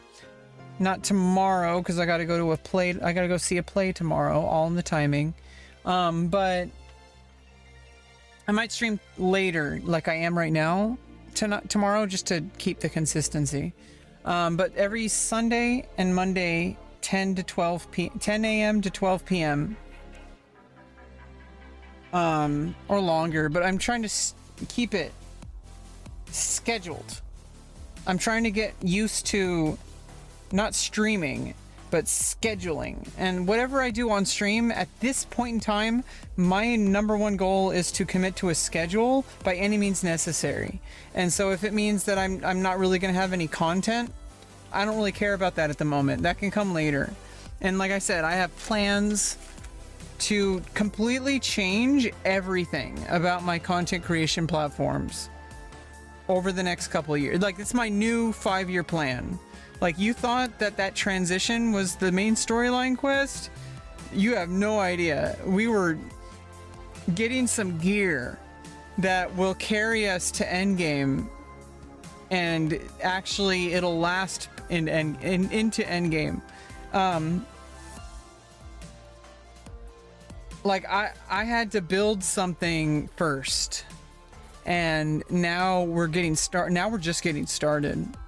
Like, for now, like, we're just gonna be chilling and just, you know, the same old usual bullshit. But I'm gonna start committing to, like, creating, like, scripted and unscripted content, and literally just starting the stream, no music, just camera, lights, microphone, and just let it happen. Like, just make content. Like, make silly voices, silly jokes, like silly little skits. I could script some of them. We could script them on the stream, like in real time, or we could just improvise it. That's gonna be a lot more of that, because I need to, like, basically just bust out that content. Like, because I'm trying to train for something larger than just a YouTube video. I'm trying to create myself into a qualified performer. Somebody who people say, like, we need somebody for this role. Oh, yeah, I know her. She knows exactly what to do. She's exactly what we want. I know how to work with her. I know she can do it. I want to be that performer that people can point at and know that I'm gonna get the job done. That they're not gonna have issues with me. That they're not gonna, like, have to, like, train me. That, like, I'm gonna know how to follow direction. I'm gonna know all the terminology, all of that stuff, because that's who I am. It's who I've always been. It hasn't really come across on my streaming platform, on my content platforms. And now's the time to bring it, that energy that I've brought into every real life situation I've been in, like in performance arts, where I just have, like, this energy that people really, really enjoy. And I'm trying to accept it, that people actually do appreciate me, because I have this reversed in my brain that people don't like me, and that I am extremely unpopular, and that, like, nobody, that I have no talent, that I have, like, but no, it's the opposite. I just don't have the ego, which is not a bad thing. I have, like, kind of the opposite problem. I have, like, anti-ego. I guess, like, humble bragging.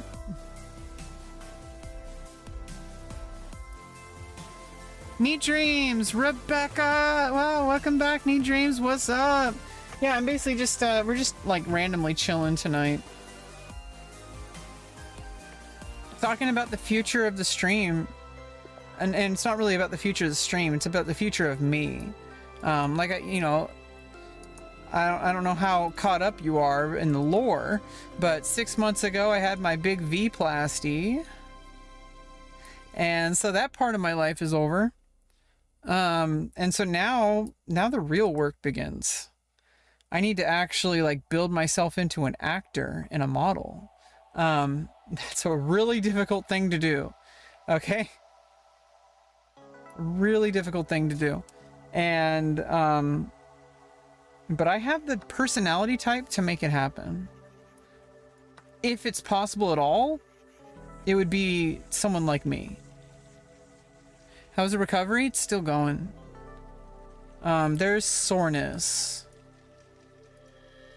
But, you know, just consistent dilation. Eventually it'll resolve itself. There were some minor complications with the vulvoplasty part of it, because I dilated the wound of the vulvoplasty. But the vaginoplasty went really well. Everything healed up perfectly. It's just there's some residual pain from the misdilation, unfortunately. But it's gonna go away. The doctor had like 0 worries about it. You cast me in a movie? Does it involve a pizza guy?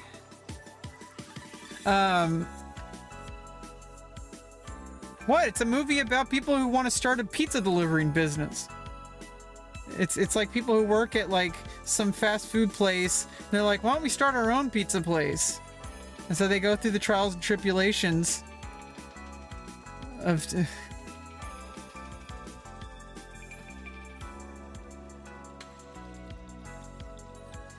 But no, like I'm back in school. I'm taking acting classes. I'm gonna save up. I'm gonna be working with a job coach and trying to build my. First of all, try to get modeling to work out. But also, there's other things I can do for employment. Lots of different things. I'm very multiple talented, and I have a large drive to succeed. So as long as I keep that energy and just keep putting myself out there and keep re-rolling, eventually I'm gonna get a nat 20, you know, eventually. Zach and Miri make a pizza. Yeah, exactly.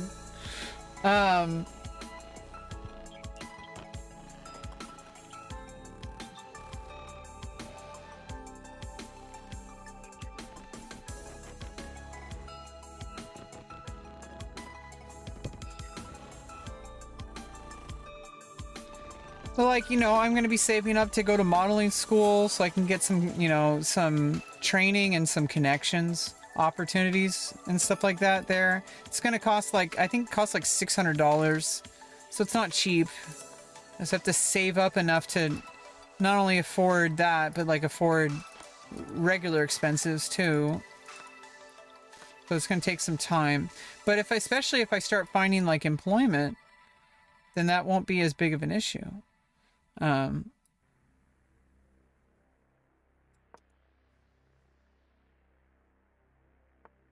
But one step at a time. I'm going back to school, and that's actually giving me some severely important, severely not the right word, crucial development in my skills. Not just like acting, but like going to class. It's really hard for somebody who's not autistic to get it, but like going places where you're going to interact with people is probably the most exhausting thing an autistic person can do. I could do so many difficult things without even blinking an eye that most people are like, they can never do that. They can never learn a musical instrument, or they can never like play chess or whatever.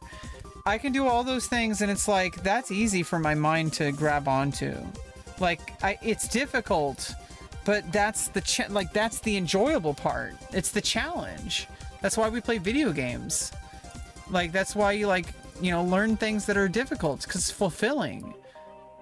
To me, that's like the whole point, is to like challenge yourself and go through the difficult part. But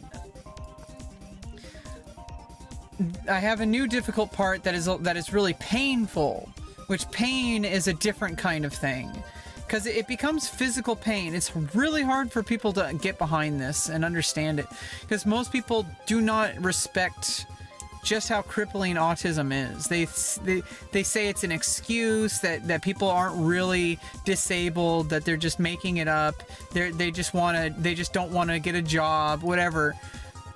People will do that to autistic people all the time, and it's not even my fault. It's just that, like, my brain works differently, and it's going to take a significant amount of making myself subjected to actual torture to improve these deficits, which is what I'm doing. I'm putting I'm not quitting. I'm going back to school. I'm in acting class. I'm making friends. Like, this was not happening before. Like, now my surgery happened, and then now all of a sudden, like, my whole world is opening up, and I'm kind of scared. Like, it's really exciting. It's also kind of like frightening.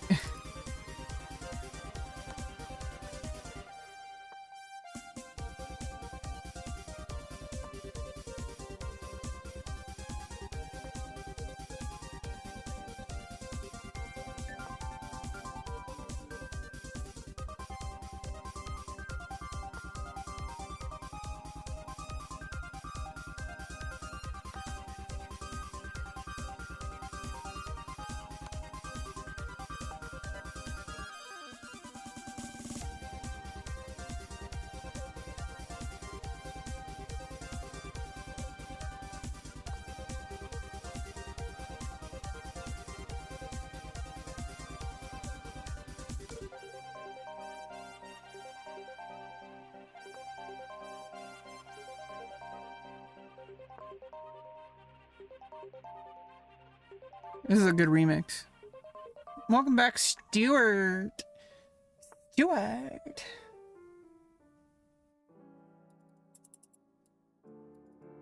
God damn. Okay. There goes the pawn.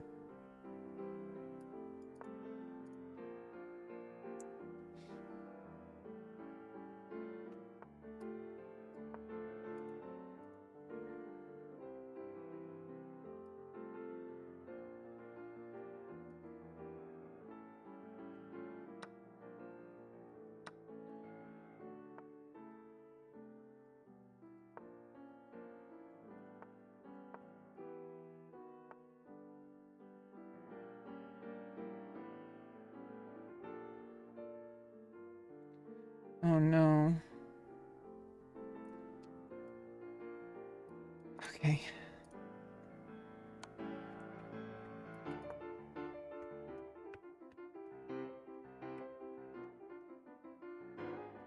Can't sleep? The first thing to do when you can't sleep is to make sure to turn on my stream and watch. That's the best thing to do. No, the best thing to do if you can't sleep, I know it's really hard because I've had that so many times.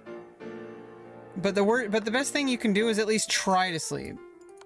Like, just turn off all the lights, throw your phone across the room. Literally, if you know you won't break it, and turn off your computer, unplug it, whatever. Make sure you can't. Just get away from technology. Get away from stimulating your brain. Like, don't even read a book. Just sit in the darkness and try to sleep. That's the only thing that works. Now, if you're so restless, you're like tossing and turning, go out for do a bunch of jumping jacks and like push-ups. You're listening to headphones? I hope you enjoy the music and my ramblings, my podcast.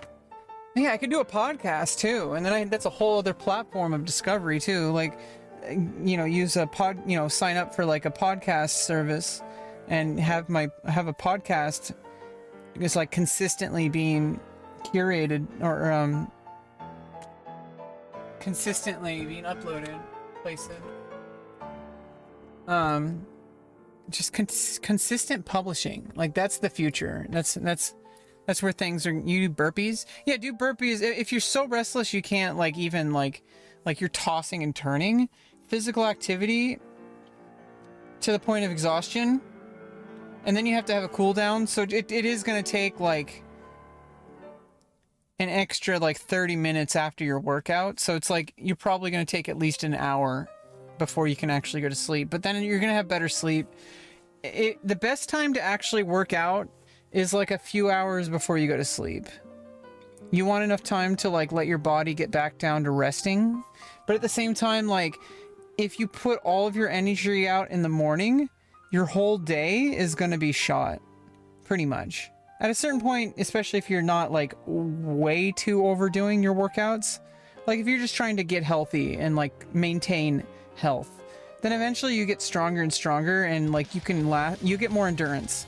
But I'm telling you, if you can organize your exercise stuff, your workouts, to be more in the evening, and then drive yourself to the absolute point of exhaustion, and then recovery, and then just sleep, because it gets all of the extra energy out of your brain, out of your body.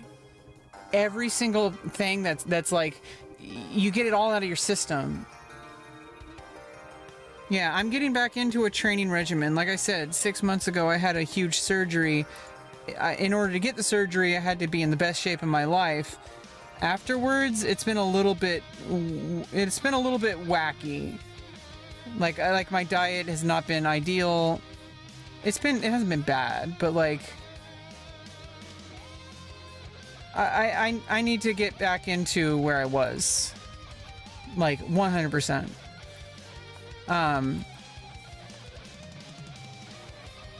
Especially with the walking. Like walking is probably like the most important workout you can do. Even better than running, because like running, it puts like pressure on your joints and stuff. Walking strengthens your joints, because your body is like evolved to be able to walk. I look great. Aw, thank you. Yeah, you don't even know half of it. I'm just wearing pajamas. And I have like terrible studio environment. Imagine if I had an ideal studio environment and a professional photographer. Just saying. I'm playing the long game, okay? I may not be the most popular person or content creator or whatever, but I'm cooking. Okay, I got some good ingredients. And there's another checkmate. Yeah, I'm playing too quickly. If I'm just I mean, we're just having a casual stream, so like that's usually when I reserve my whenever if I ever want to play like Blitz, I'll generally reserve it for stream, because it's easier to talk. Let her cook. Yeah, I need to cook. I have some good ingredients. But I need to make those opportunities. They're not just gonna happen. Things might fall into my lap. I've never really considered that.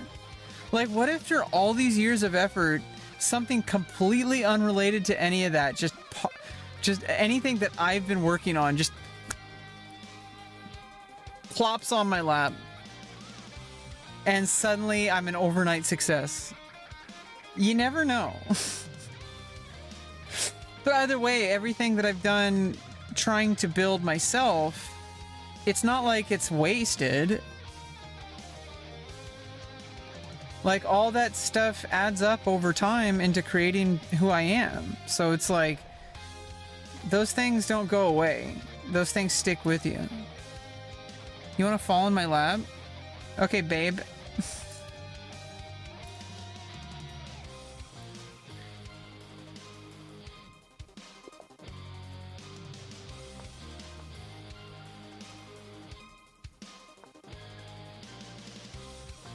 Are you a cat?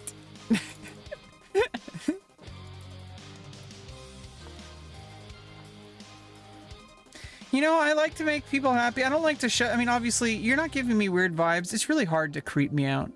In fact, I'm worried that I would creep people out more than other people would creep me out. I'm kind of a creeper. Not really, but like, I'm a little bit creepy. Just a little bit. Like the cute kind. Not the scary kind. Okay. But at the same time, it's like, I don't get offended by stuff like that. And it actually kind of, I mean, as long as it's not like really weird, but at the same time, like, obviously not all women are like that. I'm kind of starved for attention, and so like things like that are kind of cute for me.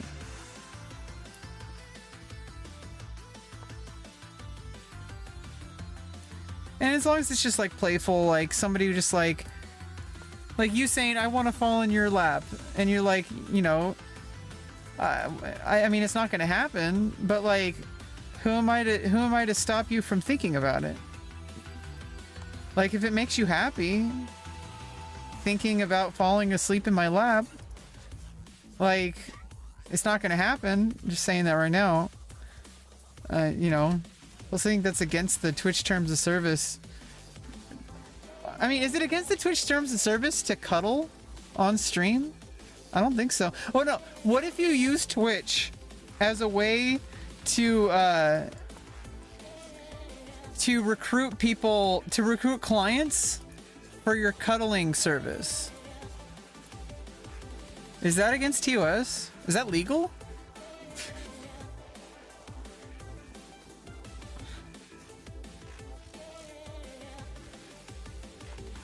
I don't even know how to become a professional cuddler. But I would love being a professional cuddler. I know it's like some people, you can make a lot of money being a professional cuddler. People just want human touch. And I know because I do. It wouldn't just be for me, for them. It would be for me. Like, I am touch starved.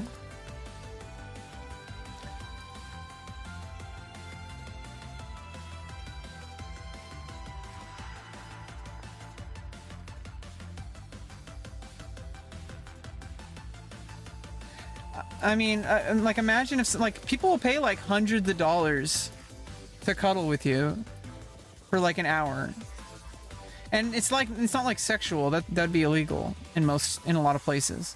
But you know, there's a reason why I don't want to pursue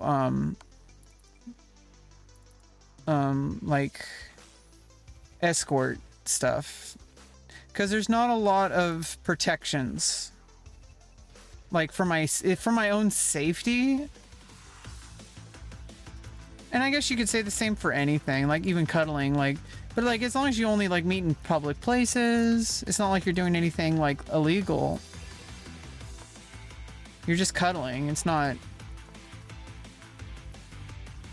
technically the same. It's the same idea. In fact, I think people want cuddling more than they want sex. I actually think that most people, they don't really want physical, like, they just want physical touch. I don't know how to get into that. It's something to talk to about with my job coach. Like I'm saying, like, these are one of the things. Oh, I lost my queen. This is one of the things that, like, this is what my job coach can actually help me with. This is why it's taking longer than it normally would, is because my career path is a little bit off. Just take the queen. Okay. My career path is a little bit custom and a little bit off the beat path. But it's not impossible, but it required waiting for somebody who was not going to try to steer me away from my career. Because a lot of people would probably, like, prefer me to get like a regular job, but I can't. I mean, I would love to. If at all possible, I would love to have a regular job as part of my income stream. More money is more money and more experience. Groping roleplay. Okay. Calm down a little bit. Now you're getting to the point of, like, now I have to give you a warning.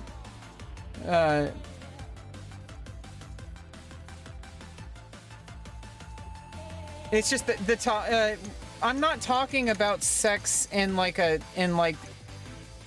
I'm talking about it more in like a not the act itself, but like the idea of it, like the educational part of it.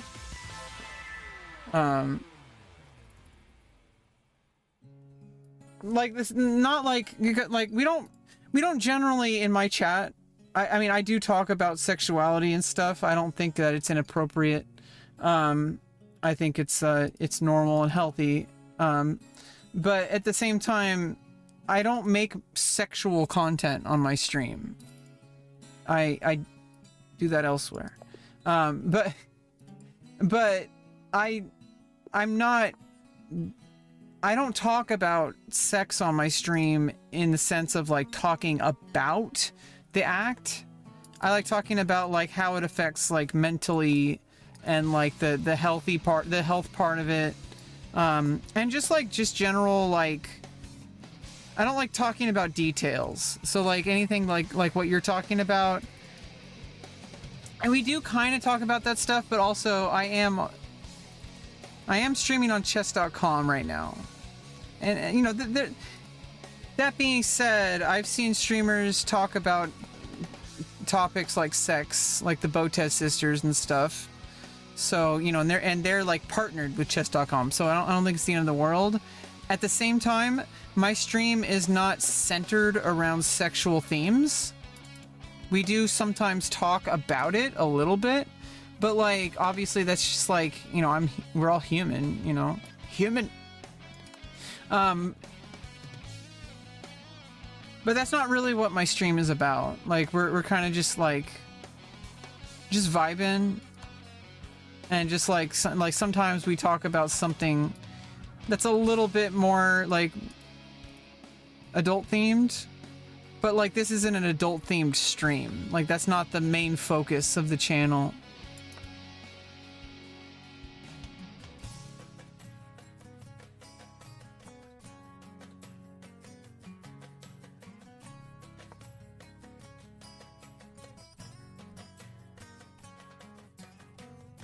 It doesn't bother me. It's just I need to like, it's more for like the stream. Like there's a certain vibe I want on my stream, and I don't like getting too, no, don't worry.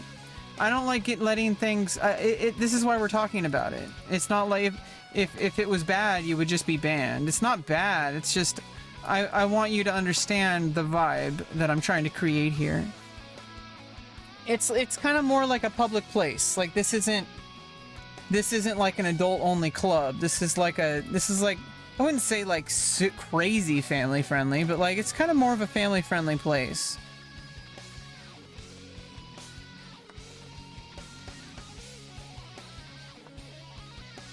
That being said, we do talk about like some adult topics, but only like how it affects like more, like less adult related topics, like normal stuff that people talk about, like just normal conversation. Like I try to act like we're on like college campus or something. Like you're not going to talk about certain things, like you're not going to drink alcohol on campus. Like there's certain things that are not appropriate for certain environments. And luckily with like my live stream, there's a lot more flexibility. It's not like, I mean, I am literally in my room. So it's like I'm only beholden to the terms of service, which at this point, it's pretty obvious I am a good girl. I'm not breaking the terms of service.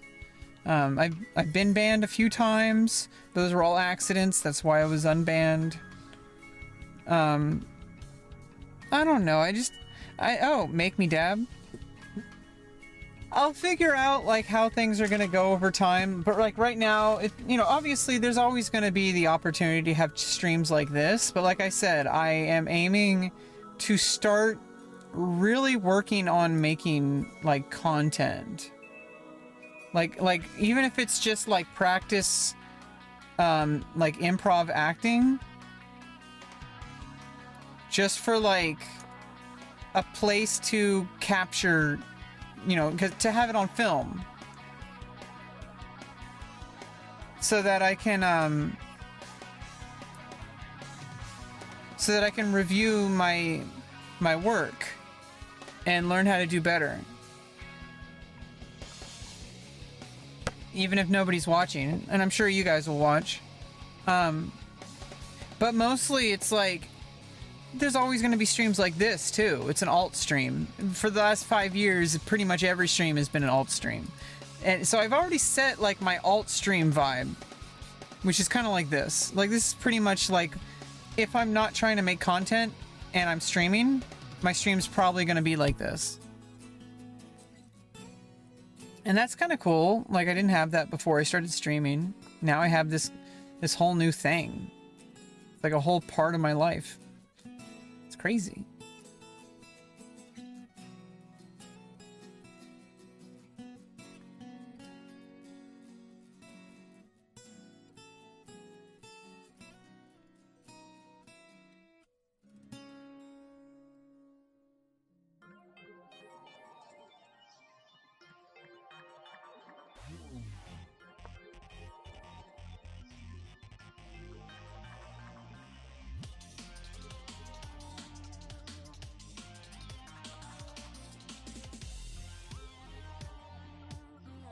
Linus didn't make Linux? Well, then who did? Oh yeah, the community did. He just like turned GNU programs into an amalgamation of some kind of semblance of an operating system.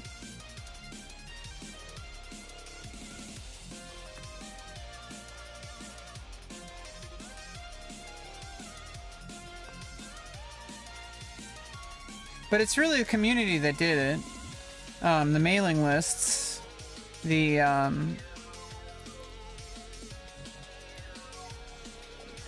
work of all the people in the community. I'm a programmer. Technically, I know how to... I kind of know how stuff works. I've always wanted to be a programmer, but I'm not very good at it, and I don't know if I have the... I don't know if I have the right kind of personality to like really get good at it. I'm creative, but I would... The same kind of energy that I could put into programming, I could put into like acting and modeling and other stuff like that. And I would rather pursue those. But I've always been fascinated by computer programming. And like I know how to like use Linux systems, and I've like learned entry level stuff for like C++ and C and C++ and like Python and Perl and like Web 3 or not HTML5, like web dev kits, all that kind of stuff. JavaScript, like Node.js kind of stuff. I'm really fascinated by it, but just knowing how to install stuff and knowing how to like configure stuff is like not enough to like make it as a programmer. Like I need, maybe it can happen. I don't want to say never, but like that's kind of like what I'm kind of talking about, like what the future is going to be. And working with that job coach, I might be able to get some opportunities to happen. Yeah, I'm definitely going to be modeling. I might be able to get some opportunities to happen to actually get some job experience as a computer programmer. Like as like an intern or something. I don't know how to make those opportunities happen, but luckily, like I'm going to be working with this job coach who has the weight of like an organization that advocates specifically for autistic people. So it means that like people who are going to give me a job are people who are fully aware of my difficulties, which is something that most people would give anything to have. Even other autistic people, because not everybody has access to these kind of services, unfortunately. And I have lifetime access now to North Bay Regional Center. They're an organization that is specifically designed to help autistic people or other people with developmental disorders. I would guess like stuff like Down syndrome, etc. Finally got a checkmate on a 3-2 game. Jeez.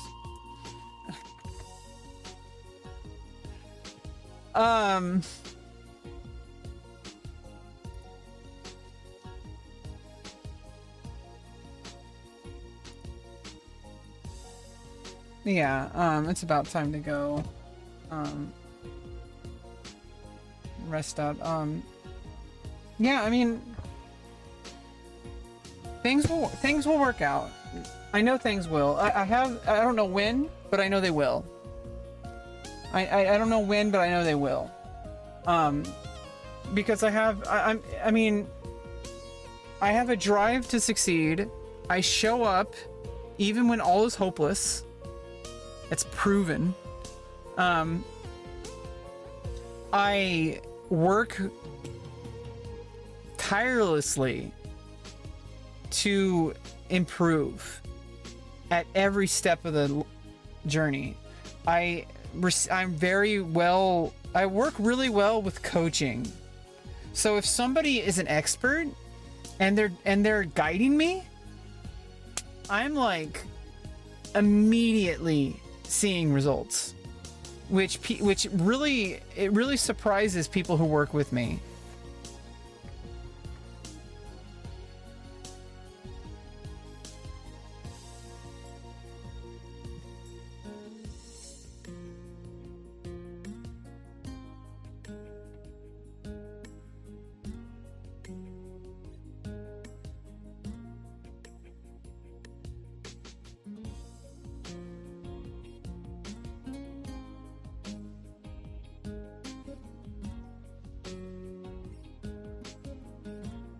But you know, like,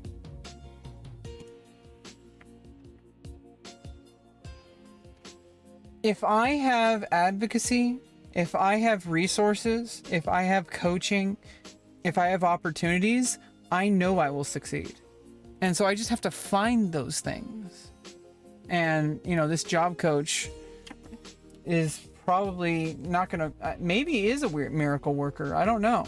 But I might see some insane advancement in my life over the next couple of years. Like, as much as I thought like these past 5 years were a transformation, it might mean nothing compared to what's going to happen next. Like, I have no idea. What if I become a millionaire? What if I become the top female streamer within the next 2 years? Could you imagine, like, what big of a difference that is? Like, I mean, like, could you imagine? Like, geez, like, and I'm just still the same me, you know, I'm not like any different. I'm just like, I'm still me. I've always, you know, here's the thing, is if you always act like you're a superstar, if you live as if you've already succeeded, then when you get the success, the only thing that's going to change is you're going to be more confident. That's it. I've been living as if I've already been successful. Like, in my heart, like, I know that I can succeed. So why should I doubt myself now? Like, if I know I can succeed, then it's a matter of just going through the journey. And so, like, I don't need to change anything about how I treat people or act. I can be the same. If money was not something that was necessary, I would still be doing what I'm doing. Maybe a little bit, it would probably be a lot more relaxed, but I would find new things that would matter. And when we really think about it, the things that matter,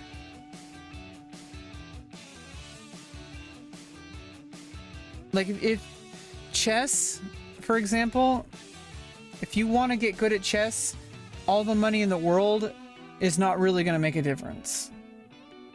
When you're at the chessboard, the only thing that matters is the chessboard, the pieces, how they move, the squares. And yeah, money can, like, buy coaching, but let's say money wasn't an object. Then all the amount of the money in the world would not matter if you didn't have the drive and the willpower to, like, get yourself to where you need to be. And I truly think that, like, and I know for a fact that with enough dedicated effort, you will start making progress.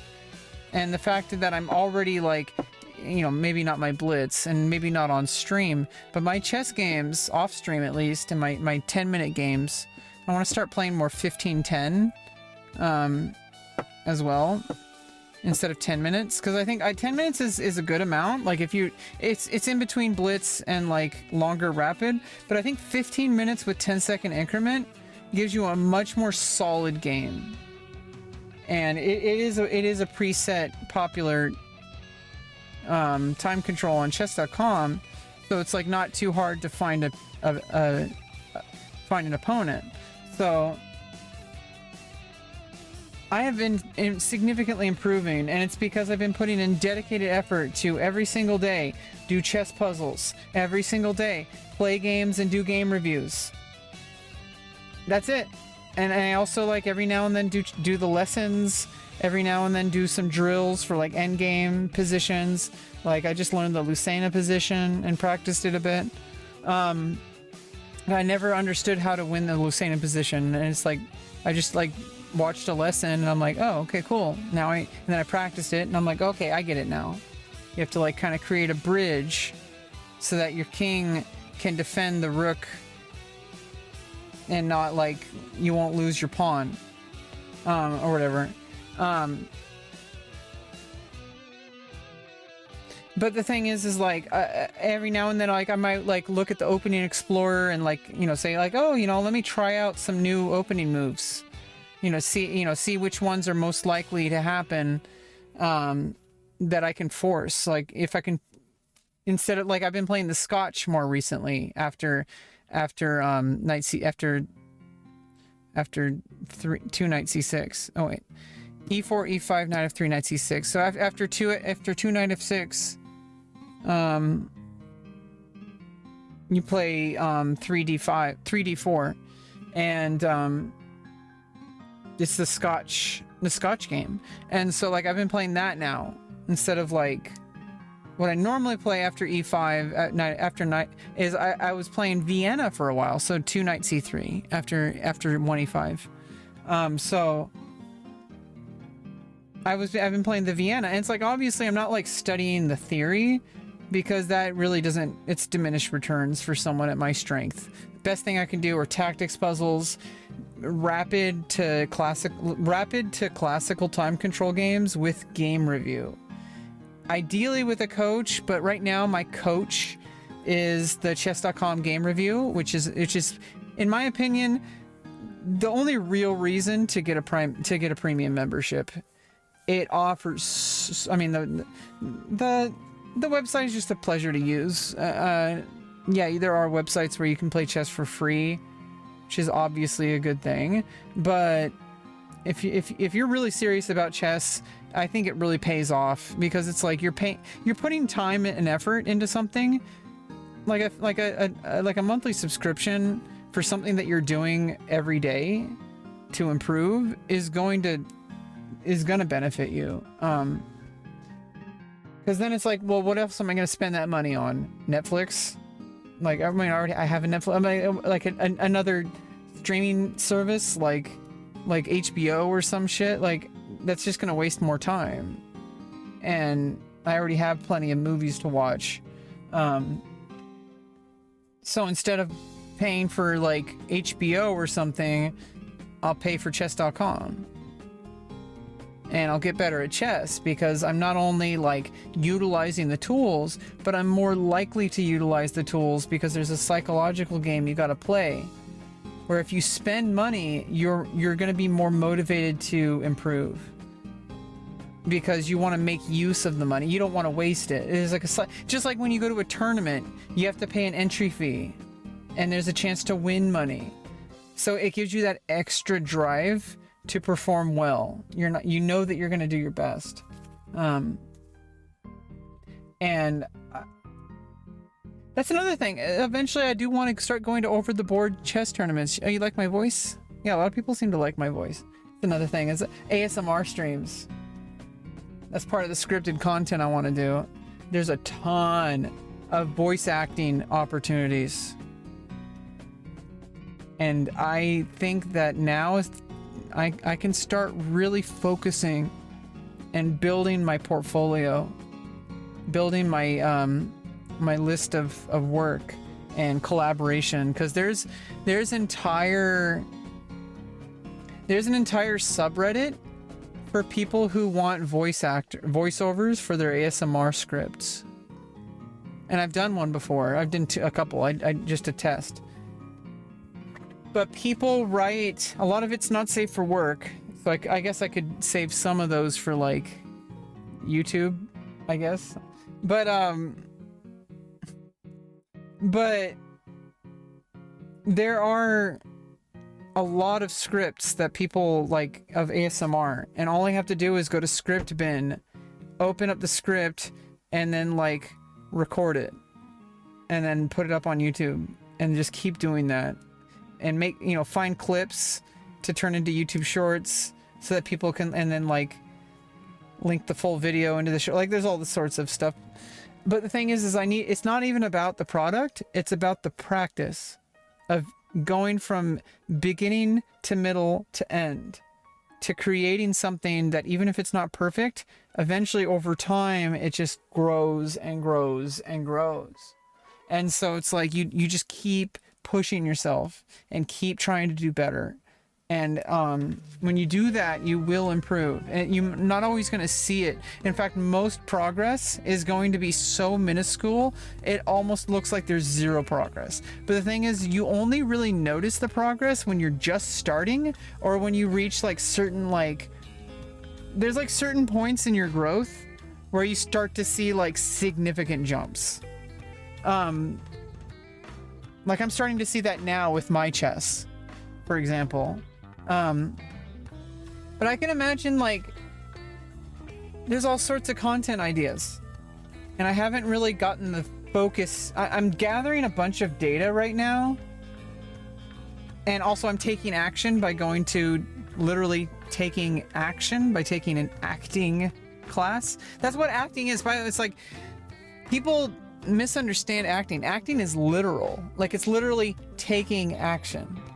I mean, it's so simple, but like if your screenplay or your stage play says Rebecca looks at the board and picks up the rook,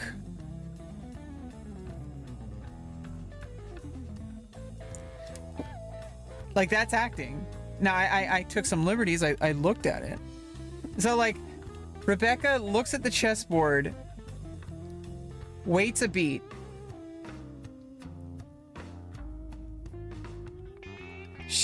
her objective is to look at the rook. And so her tactic is to use her hand to grab the rook and inspect it. So how do I do that?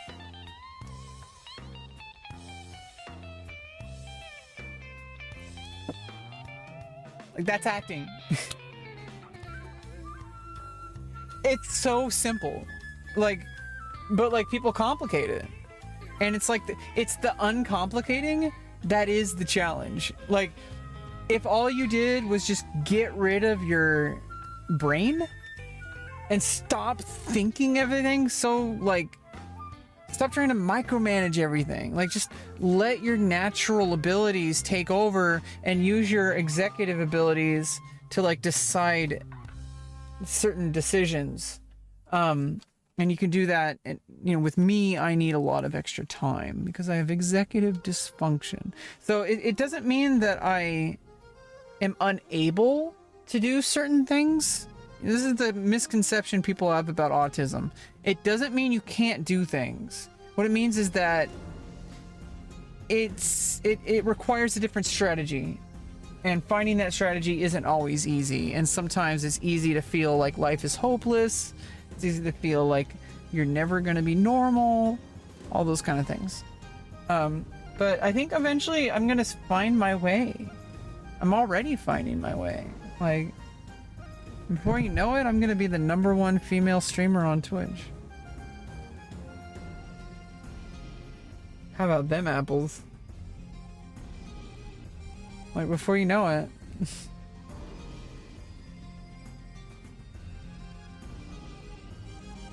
I mean, I could literally just do a stream where I'm just like practicing like posing for modeling. Like,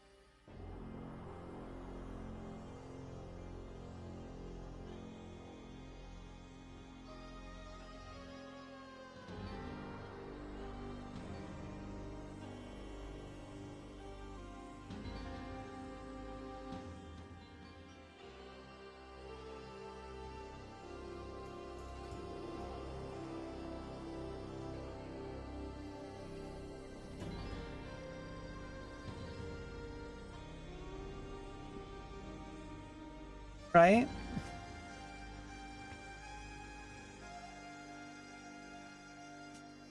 Yeah, and also that's another thing is I'm also finding like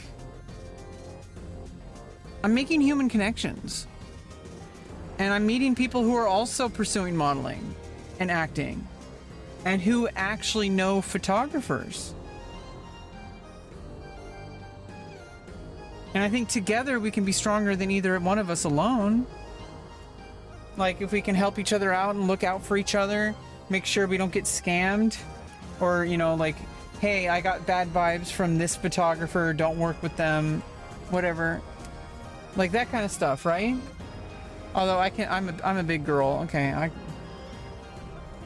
they better be afraid of me. No,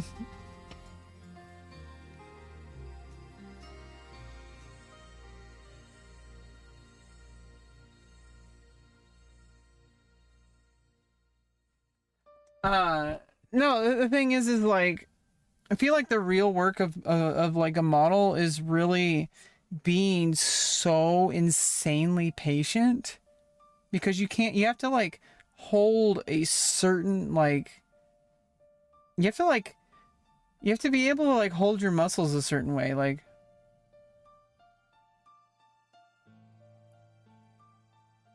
I mean, you have to be able to change your body, like, you have to, because, you know, that's why you have to exercise so much. Not just to look good, but also just to handle, like, what the body needs to do. Like, because you're going to be doing it for hours. And, like, you're barely going to be, like, because people need to take, like, thousands of pictures, you know, to find the right one. And so, like, if you're always moving really fast, unless they have, like, a really high FPS camera, sure, expensive, then, like, you know, mostly people are going to want you to, like, barely move. I think that's, like, why a lot of, like, the just chatting streamers, they, like, barely move. Like, if you notice, like, Amaranth, whenever Amaranth's streaming, like, when she was doing, like, her hot tub streams and stuff, she would do things really slowly. Like, really slowly. And it's because people can then take screenshots better. And that's like, you're farming content.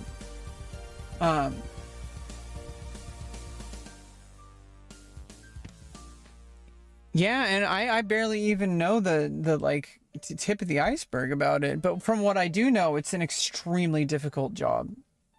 But I've been told I should be a model my whole life, and I shouldn't just like give up just because I think it's hard. If I think that I can do it, I should do it. Like, what do I have to lose? I mean, if I live my whole life just like, oh, I wish I did that thing I should have done. Like, are you kidding me? After what I got through 6 months ago, there's nothing that's gonna hold me back. Like, I'm sorry.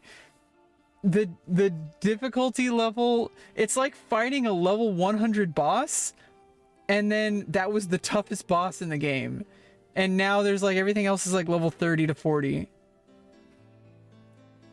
As far as like, whether or not I'm gonna care if like, something's gonna be difficult. Like, as far as that's concerned. Like, you are not ever going to find me refusing to take action because of some like, oh, I don't want to do that because I'm probably not gonna, it's probably not gonna work. Like, what? I'm not gonna give up that easily. Are you? You'd have to like take all the breath from my lungs to like make me stop trying to succeed.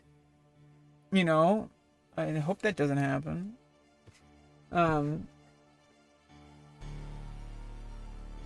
But like, I really do think that I could do it with the right circumstances, with the right advocacy, with the right opportunities. And I think I could do really well at it. Like over 100K a year. Like really well. Like possibly like $1 million a year. I don't like to think about money because it's useless. It's not real until it's in my bank account. So thinking about money is not going to be the like, I'm not going to do something just whether or not, oh, is it going to make me money? No, I'm going to figure out what I want to do and then figure out how to monetize it. Like, do the money part as an afterthought. Like, you love playing chess, you shouldn't be thinking about money like, oh, I want to play chess because I want to make money. That's the stupidest thing I've ever heard. First of all, it's probably not really going to happen. But even if it did, like, yeah, I mean, you could make it happen. But you shouldn't be thinking about, like, oh, I want to play chess because I want to make money. You should be thinking, I want to play chess because I want to play chess. Because I love chess, and I love the community, and I love the energy that is at, like, a chess tournament. I love the challenge. I love everything about chess.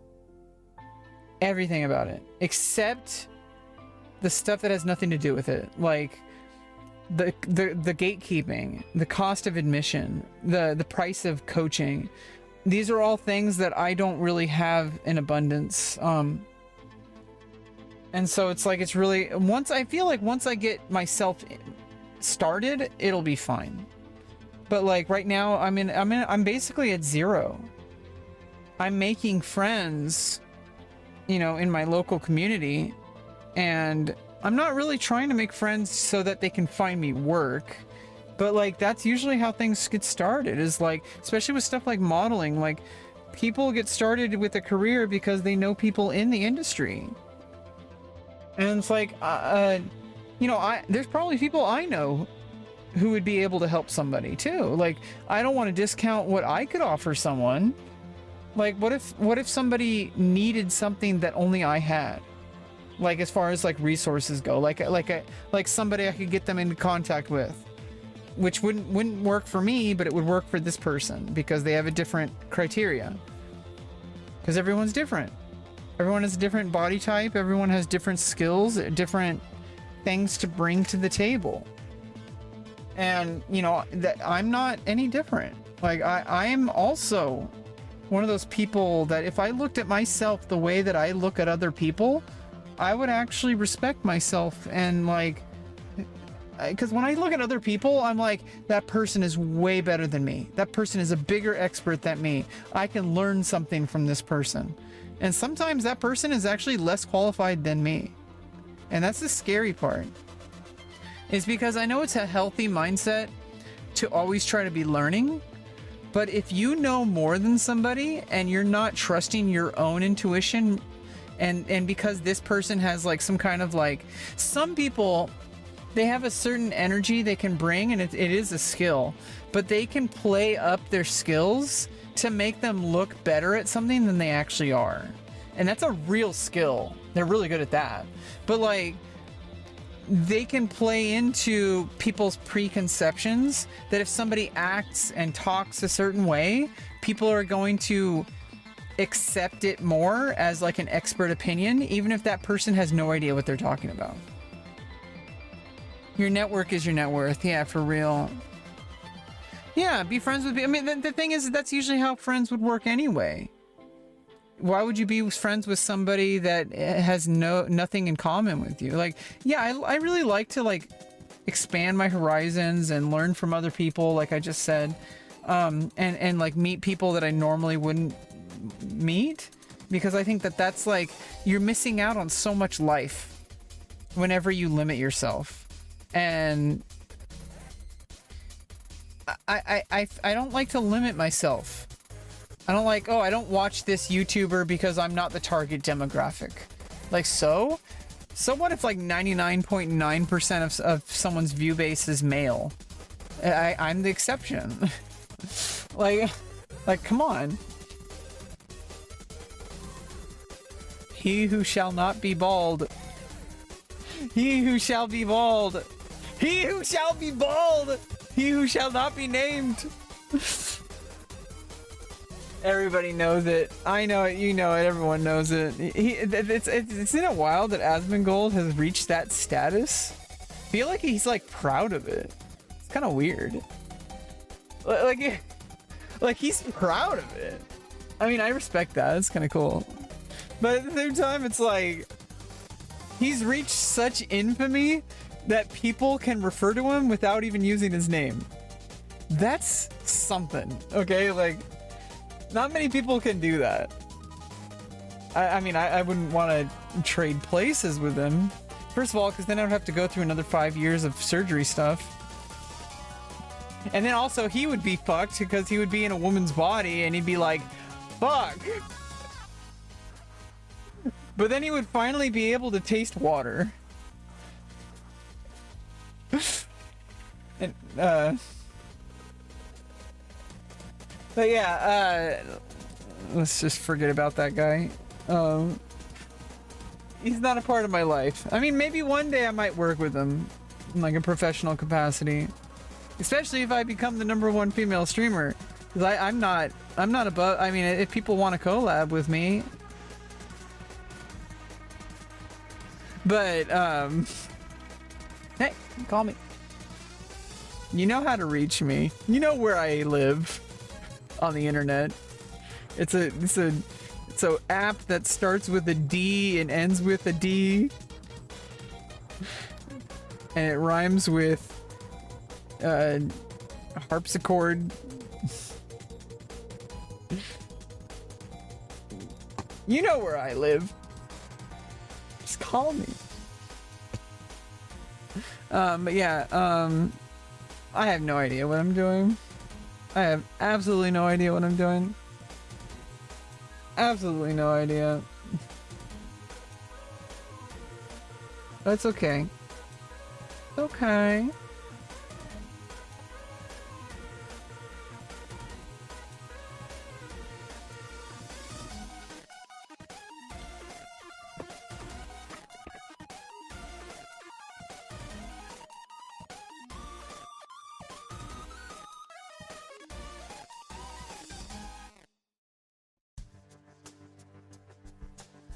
Darpsichord.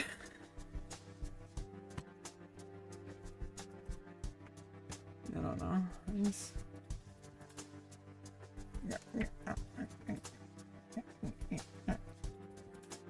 Yeah, this is like why I need like professionals, because like there's a lot I could probably learn on my own to like make better photos, but to have a professional photographer who just like you put it, it gives me more freedom to focus on the craft, to be the best model I could be, rather than trying to be a photographer, a video editor, a photo editor, a marketer, a model.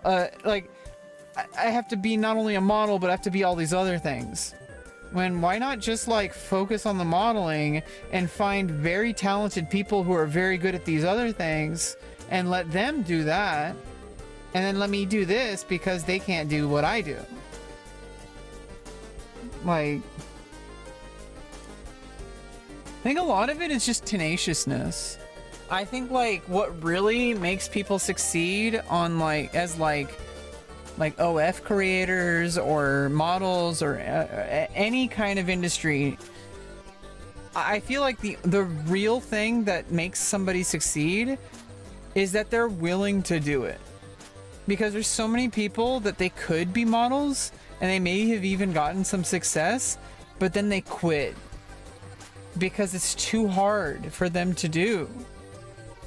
They might say, oh, I don't want to do it, but really deep down they know they don't have what it takes to continue doing it, especially with social media. Because with social media, a lot of people, you know, don't know what they're bargaining for when they get onto like OnlyFans and stuff. They don't know the depravity of the internet. They don't, I mean, I'm used to it. I grew up with it. So it's, and I was assigned male at birth, so there was different life expectations. There were different, I feel like the biggest difference between like the genders is how people are treated like earlier in life, how they're raised. Because like I feel like at a fundamental level we're all the same. We don't really know about differences between gender besides like some physical traits that if people didn't tell us what we're supposed to be, we would just be like whatever our body told us to do. Like if you're really athletic because your genetics like, you know, made you stronger or whatever, you would just like see yourself differently. You're like, oh, I'm a strong person, or like I am, or if you're like, you like looked a certain way, or whatever. Like I feel like the way that we treat young boys and young girls are different. And so like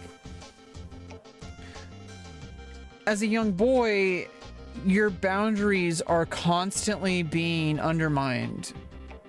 That it's okay to treat boys this way, but you can never treat girls this way. It's okay for girls to show emotions. It's not okay for boys to show emotions.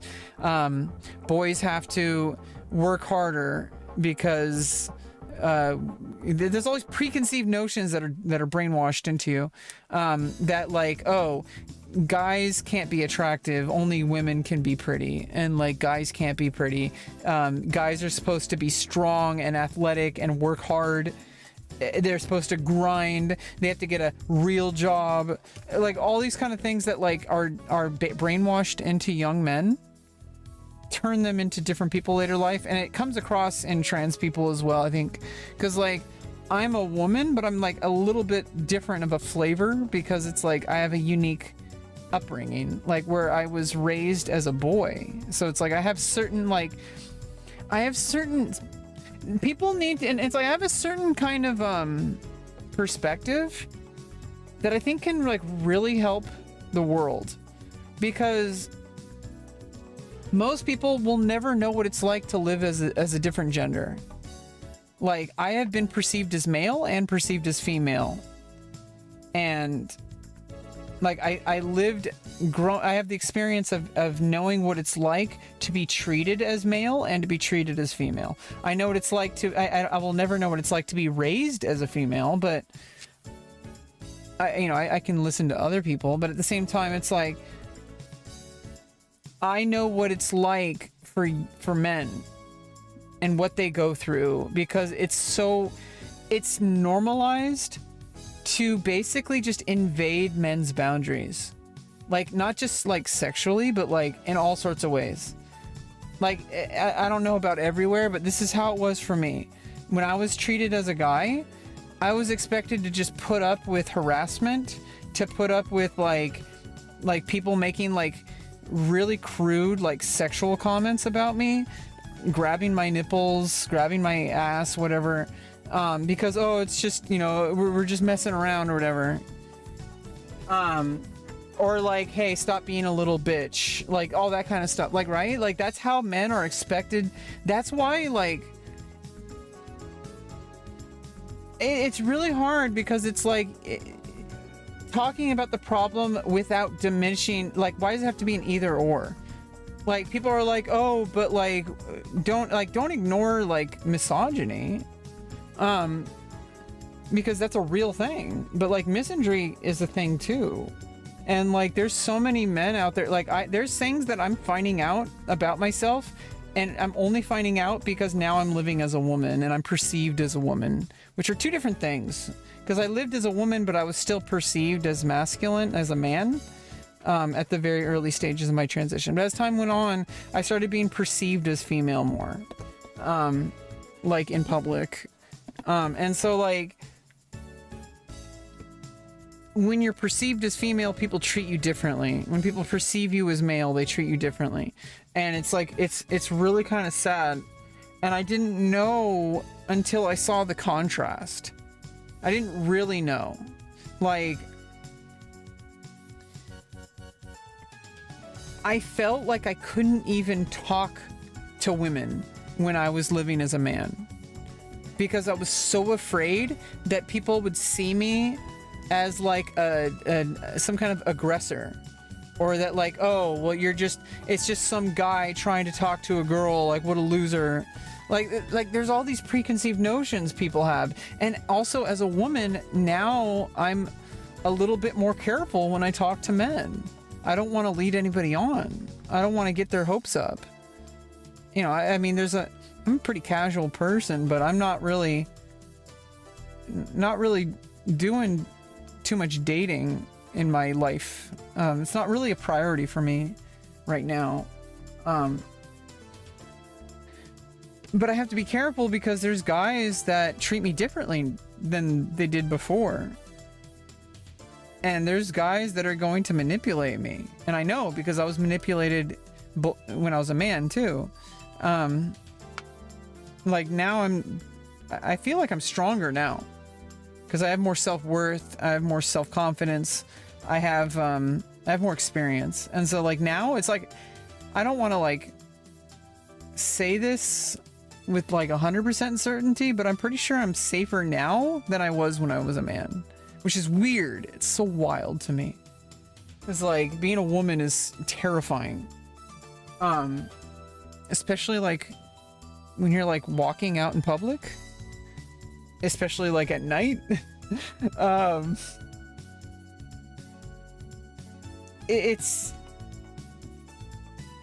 But ironically, I think I'm safer now than I have ever been. I think because I've learned so much. Like, and also I just think like I have like a kind of energy that like, I don't know, like it's really hard to get under my skin. There's some specific things that really bother me, but at the same time, it's like those would bother anybody. But even like I have a high tolerance for like things that usually bother most people. Like, I mean, first of all, chess. Most people do not have the patience to put up with the trials and tribulations that come from these 32 wooden pieces. Okay? There is so much pain going through the process of learning how to improve at chess. So much like ego destroying pain, which is good. It's painful, but it's like for a good cause, because it gets rid of it. It humbles you when you know that no matter how much you study, no matter how much you train, your phone will always be better than you. Like that's humbling. Okay? But even then, it's like, that's not why we play chess. We're not trying to eclipse computer engines. We play chess so that we can improve this human. We play chess so that we can become better versions of ourselves. We play chess so that we can constantly challenge ourselves to think outside of the box, to think outside of like what we think is possible. Because there are positions in chess where you are objectively completely lost. But you have to like stay strong. If your opponent plays correctly, you will lose. Period. But your opponent is also a human being. Okay? They're not a computer engine. And if they are, well, then your job is to try to learn how to play like the engine. But at the same time, it's like an engine is so much stronger than humans. It's insane. But why not at least try? All you can do is find the best move you can, no matter what, even if you're like dead losing, and complete the game. Don't resign. Because if you resign, you miss out on opportunities, not only to turn the game around if your opponent makes a mistake, even being down a queen, your opponent might throw away the game. You might get a checkmate because they made a mistake. They made one mistake and suddenly you have checkmate. Never discount that.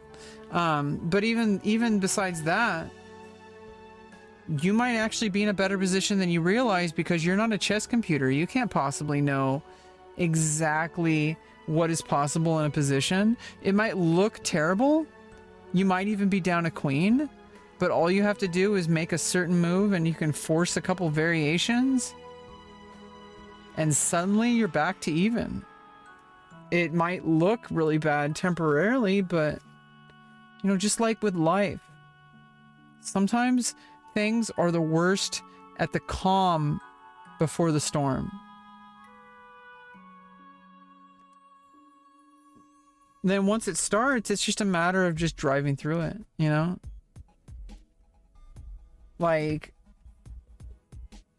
you just need to trust that you're not going to have all the answers, but that you're going to try to collect as much information as possible so that you can make the best decision. And you might not always make the best decision, but it's the best decision you could have made with the information and the abilities that you have.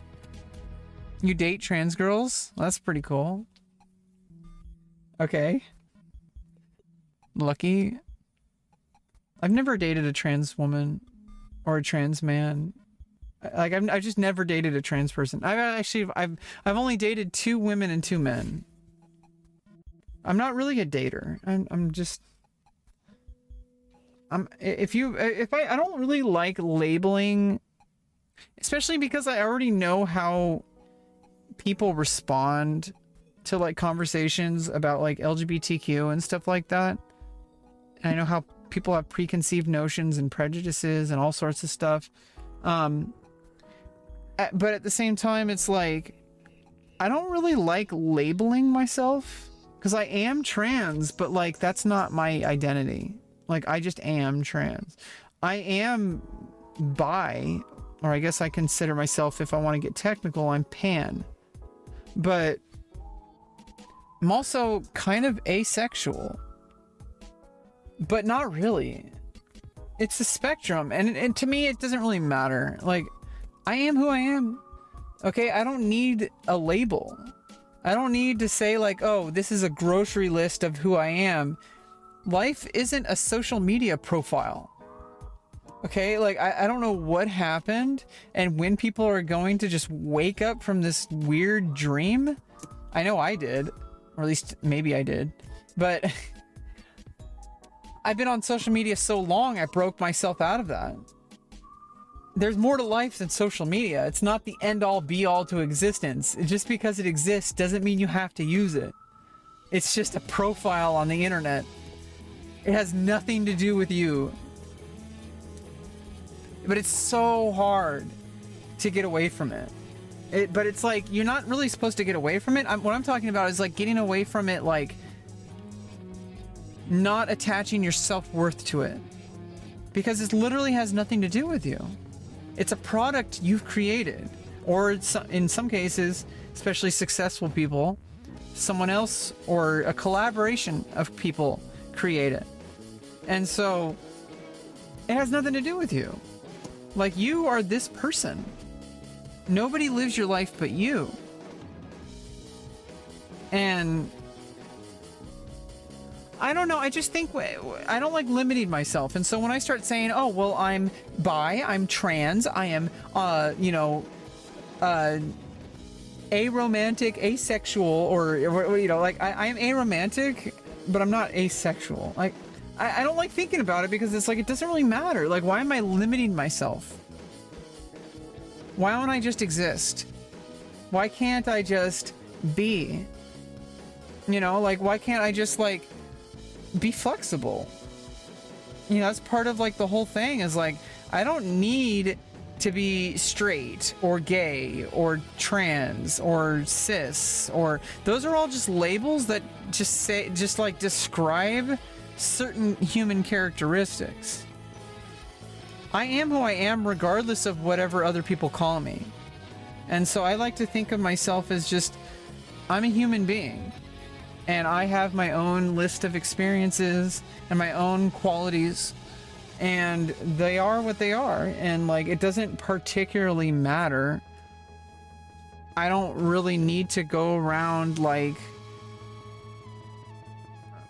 I used to. People early on in their journeys, I am very limiting, improper defining words. Yeah, like I am a human. That's also limiting. If you really want to go crazy, we have no idea what we are. By telling ourselves that we're human, we're eliminating the possibilities that we might be something beyond that. That this body is literally just an avatar. And like, our consciousness exists outside of the realm of anything we possibly understand. And by limiting ourselves to saying, I am human, Like, well, what if you aren't? Like, what if you're wrong? What if you're actually like a dragon? Or what if you're like an AI? How would you know?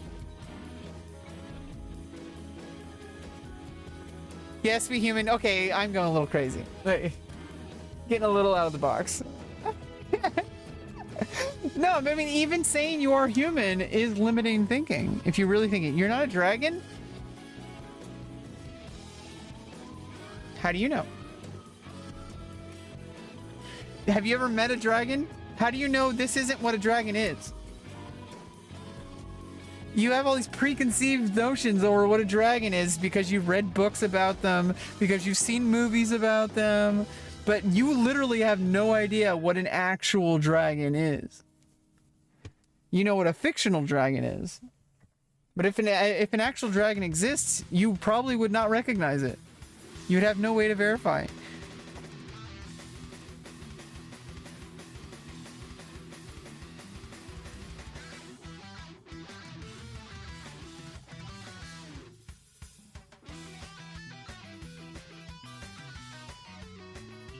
Yeah, that's getting a little bit metaphysical there. Combination of acceptance of reality and appropriate attempts to change it. Yeah, exactly. I'm just kind of getting like a little bit deeper there. Like, I'm just trying to like, sometimes the specific things that we talk about are not always like literally about the thing that we're talking about. So like, I'll say like, how would you know that you're not a dragon? But take that concept to something more concrete. How do you know you can't be a chess player? How do you know you can't get a job at whatever industry you want to do? How do you know that you can't get a girlfriend or boyfriend? How do you know, like, once you start having these limiting thoughts that like, oh, I could never do that because I am not that kind of person. I could never do that because, like, those are limiting beliefs. But like, but even things that we take for granted are also in question. We don't know what we are. We just have like a pretty good idea because obviously we have to have some kind of grounding in reality. But even the reality that we call it is just an hallucination by a hyper-intelligent ape that evolved too fast. Okay? Like, you have to understand, our brains interpret information externally and hallucinates the consciousness that we experience. Okay? Like, everything that we know about the universe is just our brain trying to make sense of it. Because objectively, this is just a piece of wood. It's in some kind of shape, but we've defined what this is. This is a chess king. We know that this is part of a game with other pieces in it. We've invented it. This thing doesn't exist without our hallucinations, without our beliefs. If you're 30 years old, 6'5", you will not be an Olympic gymnast. This is not what I'm talking about. I'm talking about beliefs that are talking about like limiting your perception of reality rather than limiting your potential. I'm not talking about possibilities within your established reality. I'm talking about opening yourself up to reality isn't what you think it is. It never is. My version of reality is different than yours. When I'm talking about something, you're interpreting it based on your life experience that you've had and your preconceived notions about whatever words I'm saying and about every past interactions with other people and conversations around this topic. We obviously have to take leaps because we can't just constantly just analyze.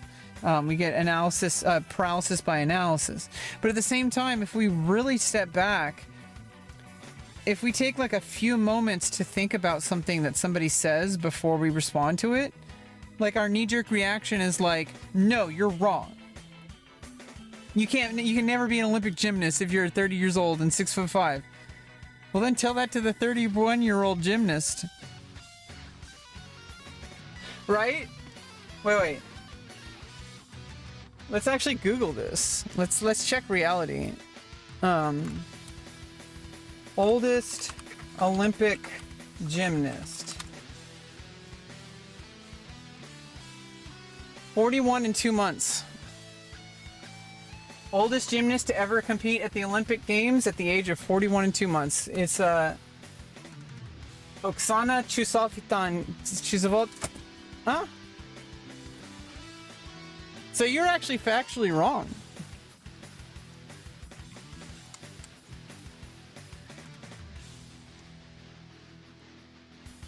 And 6'5". Well, she's 49 years old now.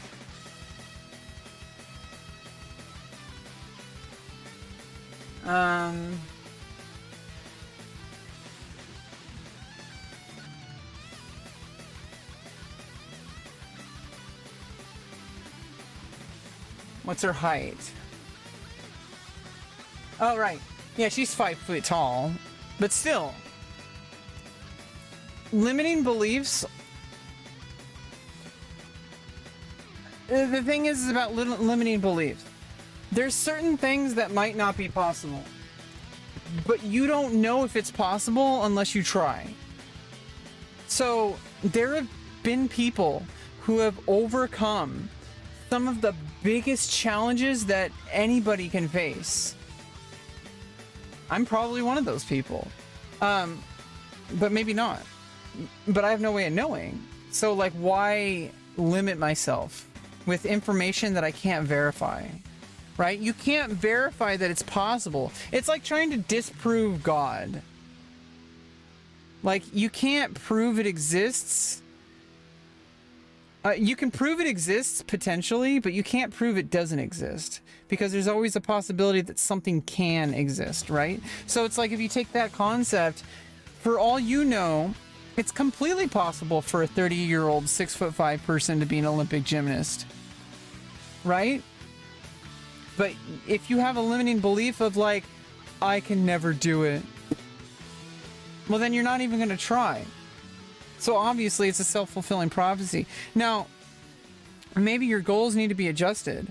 You don't have to be an Olympic gymnast. Have you ever thought about that? Have you ever thought of just pursuing gymnastry? You could just pursue gymnastics and maybe not become an Olympic gymnast, but you could become like a different league. Like, if you're older, you could join like a senior league, right? Or you could do it just for fun and exercise. But even then, it's like, if it's truly something that you are willing to do the work for, at some point there is like a physical reality, and there's evidence that will give you that. And especially with physical sports, there is direct evidence. But if you don't have that evidence, you have no reason to make decisions other than, I'm going to try it until I get evidence, and then I'm going to make a decision based on that evidence. Do you understand? Like, so many people limit their beliefs because they're like, I can't do this because I'm too old. I can't do this because I'm too young. I can't do this because I'm male. I can't do this because I'm female. I can't do this because I'm trans. I can't do this because I'm gay. Like, screw all of that. Because you have no idea. It's so easy to just give up. It's so easy to just look at information and say that you know, but you have no idea because you are a beginner. You're not an expert. And even the experts might not be the experts because they're an expert of themselves and they might have a lot of knowledge about something, but they can't possibly know what your limits are. The human body and the human mind and willpower are absolutely like insane. Like, the things that humans have been able to accomplish should never get you into the line of thinking that I can't do something. You might not be able to do it in the way that you're imagining it, but you can do something. to get towards that goal. If you really want to be a gymnast and you're 6'5" and you're 30 years old, start training. Like you'll get some evidence on whether or not it's going to work out eventually, but in the very least, at least you tried and you gained experience along the way, and it's also good for your health. And you might meet people, and you might even be able to become a teacher and help other people become gymnasts in the Olympics, like young people who have a lot of potential. But there's people with a lot of potential that throw it away, and there's people with no potential that somehow make stuff work. So like, don't think that just because like, the only thing that matters in life really is that you have control over which moves you can make. And you might not always make the right moves, but we have the ability to try things out and learn. And I'm always trying to learn. But I am not in the belief that you should ever limit yourself into thinking that you can't do something reasonable. Like obviously like something that's not like actually like so out there in the realm of impossibility. Like I want to go like breathe in outer space without an oxygen mask or without a suit. I want to fly without a machine. Like I want to like be a bird. I want to like transform into an animal. Like, yeah, maybe that's possible, but like you're getting to the point of like, you know, metaphysics at that point. Like this goes beyond our established reality, right? Like we have an established reality and we have a realm of possibilities that might even be true, but you need to open yourself up to the possibility, if even for a split second, that everything you know about reality is wrong. Yeah, there's things you don't have control over. You may not have control over your age or your height and weight, and you have control over weight. But that doesn't matter. It shouldn't matter. That should not be what you're thinking about. You're focusing on things that might not even make a difference. Because what really matters, do you have the flexibility? Do you have the endurance? Do you have the knowledge and skill? Do you have the drive? Do you have the energy? Do you have the will? Like, do you have the willpower? Because if you have all the skills, the flexibility, the strength, the endurance, and you can show up and perform consistently better than everyone else, then you will be an Olympic gymnast, period. Doesn't matter. Even if you were like 80 years old. It doesn't matter. Now, obviously, sometimes they do have like age cutoffs, whatever, but that's not the point. What I'm talking about is that if you fulfill the requirements, the things will happen. It's not the other way around. It's not going to happen. You're not going to be magically a perfect gymnast just because you have some perfect body, right? Some people have a lot of potential because they're just gifted with like certain genetics, right? But they don't train. They don't have any willpower. They're lazy. They're doing it for the wrong reasons, like to like make their parents happy, or because they want people to like them, or because whatever reason. They're not doing it because they truly want to do it. They're doing it for some reason that is not going to be enough. And if you let people tell you what you can and can't do, you're going to start actually doing nothing. And I know this firsthand because my whole life I had people tell me I can't do certain things. You can't be a professional musician. You can't be doing, you can't be you can't do you can't do that. It's impossible. And it's like, well, tell that to the people who succeeded. Tell that to the people who make a living making like hundreds of thousands of dollars a year, millions of dollars a year. Tell that to them. And people are like, oh, that's survivorship bias. Well, are you going to care more about what survivors have to say or the people who didn't survive? Because they survived. They might have like, you know, there's luck involved, but I don't think luck is really what we think it is. Like, I don't think a lot of the things that we attribute to luck actually are luck. I think it's like you put yourself into circumstances where you're more likely to have luck. Like if you train your body for like a physical activity, you're more likely to be able to perform well in that activity. If you don't train, if you eat like garbage, if you don't have a good mindset, if you have a really bad attitude, if you're doing things for the wrong reason, you're not going to have the drive and willpower necessary to do what has to be done, especially if you don't have a natural gift, like just like a perfect body to height, you know, ratio, like whatever. If you have like the perfect gymnast body, there's so many people who have the perfect gymnast body who never make it in gymnastics or anything because they don't want to do it. And no amount of like pressure or like, oh, but this is going to be your job. You can make a lot of money doing that. Money isn't enough of a drive. Not for everything. Some people do things even if there's no money in it.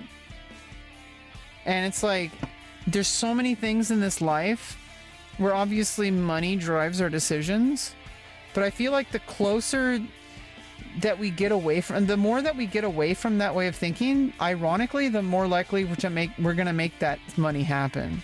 Because whenever I notice that I'm stressing out over my lack of financial stability and like my lack of financial independence, I would rather say, because I do have financial stability. I have a monthly paycheck, but it's only SSI. It's like $560. Okay, because I'm autistic and have like permanent disabilities from that. I don't want to get into it. I've talked about it a lot on my stream though. Because I don't like limiting myself. I don't want to say, oh, I can't do this because I'm autistic. I can't do this because I'm 36. I can't do this because I'm 6 feet tall. I don't think that way. I think, what do I want to do and how can I do it? Period. I don't care about the results because I don't know all the information. I don't know what's possible until you try. And once you get evidence, it might not be perfect evidence either. You might be just around the corner from making a breakthrough, but if you quit today, you'll never know. Now, obviously, if it's something that's like, you have to make decisions based on like probabilities, right? So like a slot machine, for example, you might make $1 million, but you're probably not going to, most likely. In fact, you're most likely going to lose your entire life savings if you gamble at a casino. Okay. Let's be real. Okay, let's not be delusional. However, it is possible. Do you understand? Like, I'm not talking about likeliness. I'm talking about possibilities. That you, to be able to open your mind, it's not even about like the specific things. It's about being able to open your mind up to the possibilities of things that you thought that were impossible. Because people have proven things to be possible that were previously believed to be absolutely impossible. Like, imagine like what people 100 years ago would think about AI. Like, imagine what people like a few hundred years ago would think about like, you know, like all the technology we have today. And like what we do on a daily, the fact that we're even talking right now on Twitch, that we can communicate from like anywhere on the planet pretty much without like government interference in some countries. But the fact that we can even communicate and have this conversation, that was not possible even like a little over a decade ago. Really. I mean, definitely like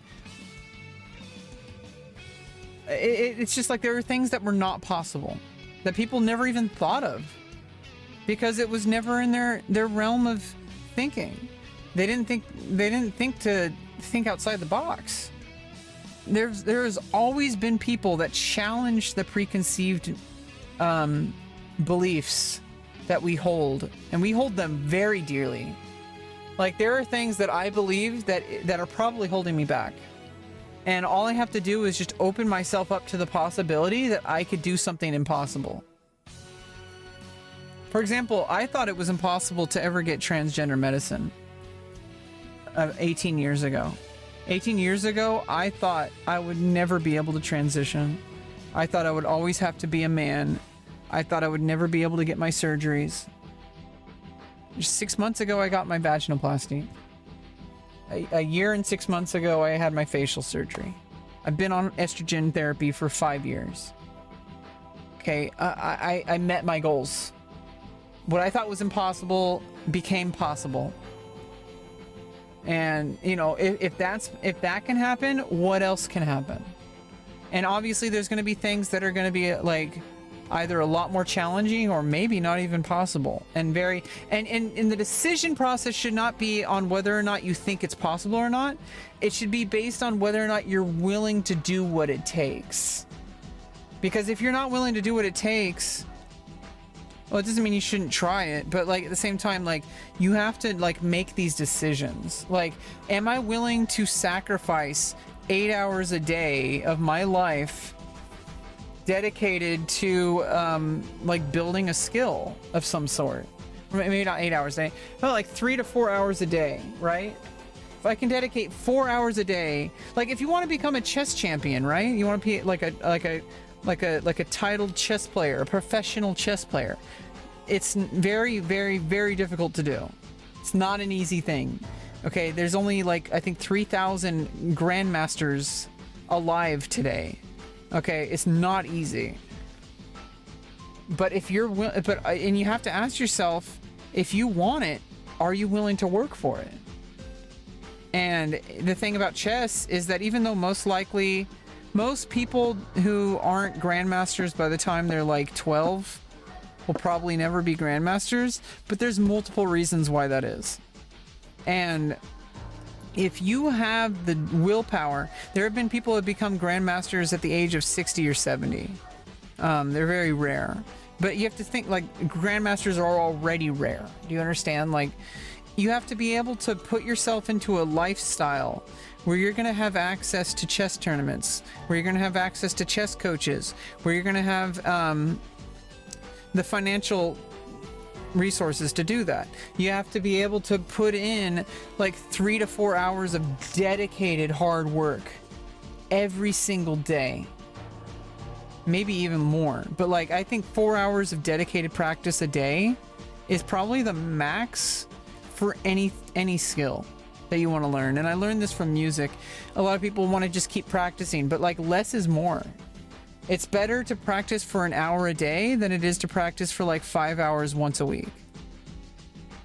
But even then, if you want to practice multiple times a day, you practice for 20 minutes, you rest, you practice for another 20 minutes, you rest, you practice for another 20 minutes, you rest, and now you've had an hour. You do that series of 20 minutes 3 more times, you have another hour. You do it 3 more times, you have another hour. 3 hours is like, it takes a while to build up, but for music practice, 3 hours is the absolute, like, you should not think about practicing any more than that. In fact, an hour is probably like more than enough.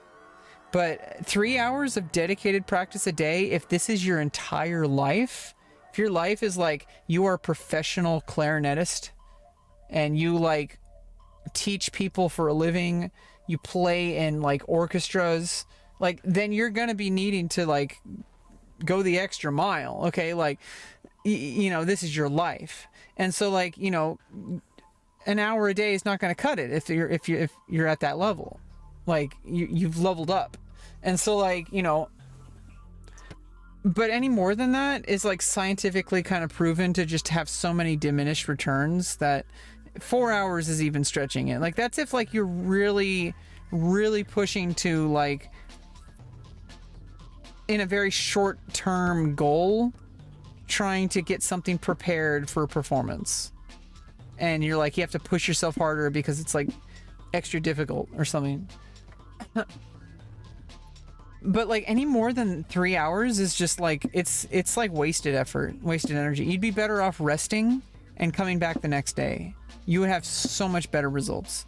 Because even like 20 minutes a day of dedicated practice, and when I say dedicated practice, I'm not talking about rehearsal. I'm not talking about just randomly playing your instrument. That's casual. That's like passive practice. I'm talking about deliberate practice. And there's a couple of studies on this. And one of them included chess players and athletes. But the thing is that I'm sick and tired of people telling me what I can and can't do. You can't do this because of XYZ. Well, you don't know that. And are you going to instead help me, or are you going to get in my way? And I'm so sick and tired of people trying to tell me how I should live my life and what I can and can't achieve, instead of trying to help me achieve it. Because it's one thing to like get out of my way. Like either get out of my way, like either help me or get out of my way. I don't need people to like, oh, you need to not do that. It's impossible. You'll never be able to do it. You'll never be a model. You'll never be a content creator. You'll never be a chess player. You'll never be a musician professionally. Like, I'm so sick and tired of that. It's only made my life worse. I know people intend it to like tough love or whatever that bullshit is. I know people intend it that way, but the effect is that it just diminishes everything. It makes me feel like I can't do anything. It makes me freeze. And I work so much better when I am like not hindered, because I eventually self-correct, especially if I have guidance. And so it's like, if I have the right kind of guidance, like where people are like actually going to like help me achieve the steps necessary to move forward, not necessarily about reaching a goal, but to move towards the goal. Because even if I don't reach the goal, at least I got partway to the goal, and then maybe I can change my goal into a more reasonable one and then meet that one. And then when I'm there, maybe I can make that one that I thought was impossible. So I don't like when people just try to inject their own opinion into how you should live your life, because they have literally zero information. I have all the information. I have all the data that I've collected across an entire lifetime to tell me what I need to do. And when somebody says they literally just meet me, like especially if it's like on Twitch, for example, like if somebody, you go into a person you've never met before, you don't even know who this person is. All you've seen is a few minutes of them talking on a Twitch stream, and you know everything about what I should or shouldn't do, what I'm capable of, do you understand? Like, and even when people, it's like a family member or something, they say like, oh, I just want what's best for you. I don't want you to risk yourself by trying to do something that's not going to work. It's like that's such a negative mindset. Why not just be supportive? Like if somebody wants to be a chess player, get them chess lessons. Don't like, oh, we don't want you to play chess because there's no money in it. You can't make a living as a chess player. We want you to just be an accountant. It's like, well, then now the person is going to fail at being an accountant too, because they're not the type of person to be an accountant. Like, they're going to push themselves and then burn out, and then feel like they've wasted their entire life, and then wish they learned how to play chess. Like, that's really what's going to happen. It happens like every single time. I've noticed people who succeed, they do it in spite of limitations, not because of some kind of magical like natural talent or whatever. Is they literally go against the odds, because the odds say that you will fail. That is the default. Most things in life, the only thing that's not gonna fail is that you're going to age and you are going to die. And even those, like I said earlier, we don't know yet.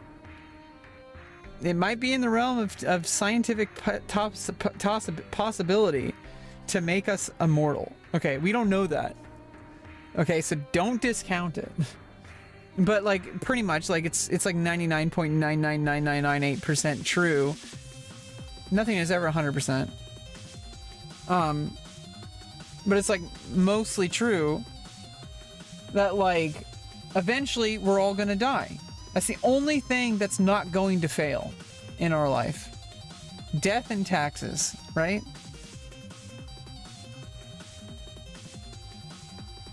And so it's like, if you live your life based on like what's likely to succeed, you're just gonna get shuffled around until you just hate yourself. Or you could take matters into your own hands, take steps, take action, gather information, get coaching, get resources, get advocacy, make opportunities happen, because that's how things are going to start to work out for me. And people who 5 years from now, when I've made significant progress in my career and I'm making a living, or maybe even making better than a living, people like you are going to come into my chat and they're going to say that I just got lucky.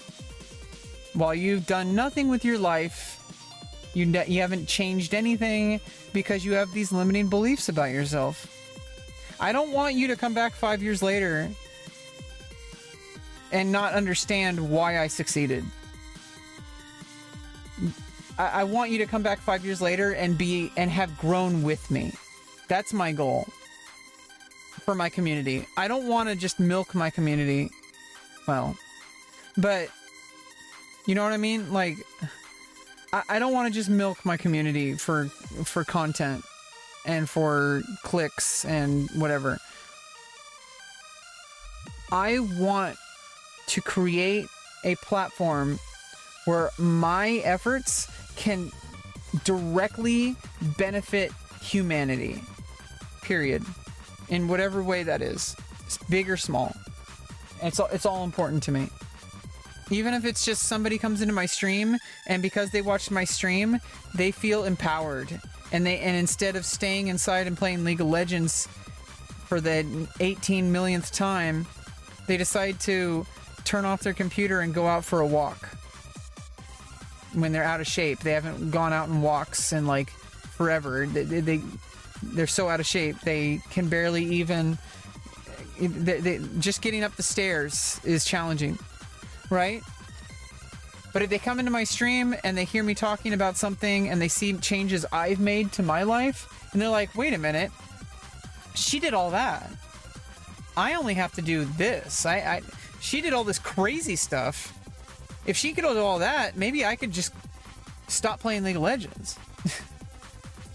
Right? Or stop drinking, or stop smoking, or in case of like League of Legends, I actually really like League of Legends. I think it's a really great game. But a lot of people do struggle with an addiction. That's different. Okay, it's just like people like, there's nothing wrong with pornography, but porn addiction is a real thing. And it affects people. But it has nothing to do with the thing itself. It's like how people use it. And so it's like, if you're using League of Legends as an escape from your reality because you don't know how to improve your life, and so you stop trying, and so instead of trying to improve your life, you just log into League of Legends on some kind of like delusion that somehow you're gonna become like a professional League of Legends player. That's not gonna happen if you don't have the right tools in your mind. You have to be disciplined to become a professional at anything. And if all you do is just, you're using it as a, like basically like a coping mechanism, like you're not going to have the mindset and the healthiness required to reach the level that a professional League of Legends player would need to have. You're just going to be like doing it as like just a casual thing, and like if you don't go in and work on your weaknesses, you're going to keep making the same mistakes. If you're not going to be willing to have the discipline to work with a coach and to implement your coach's advice and to like take active measures, like do the training, do the stuff, like if you're not going to do any of that, like just forget about it. Stop deluding yourself. You're not trying to become a League of Legends professional. You're avoiding responsibility in your life. And until you admit that, you're not going to be able to do anything about it. You have to admit reality before you can change it. You can't change it based on wishful thinking. I know this because I've changed my reality and I'm continuing to change my reality. It will not stop.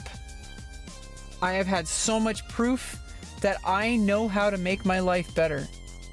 And I will keep fighting until it is better. And when it's better, I will keep fighting until it's even better. And I will not stop. Okay, so like, at this point, you cannot convince me that I will fail at anything that I have deemed reasonable as a goal. Because if I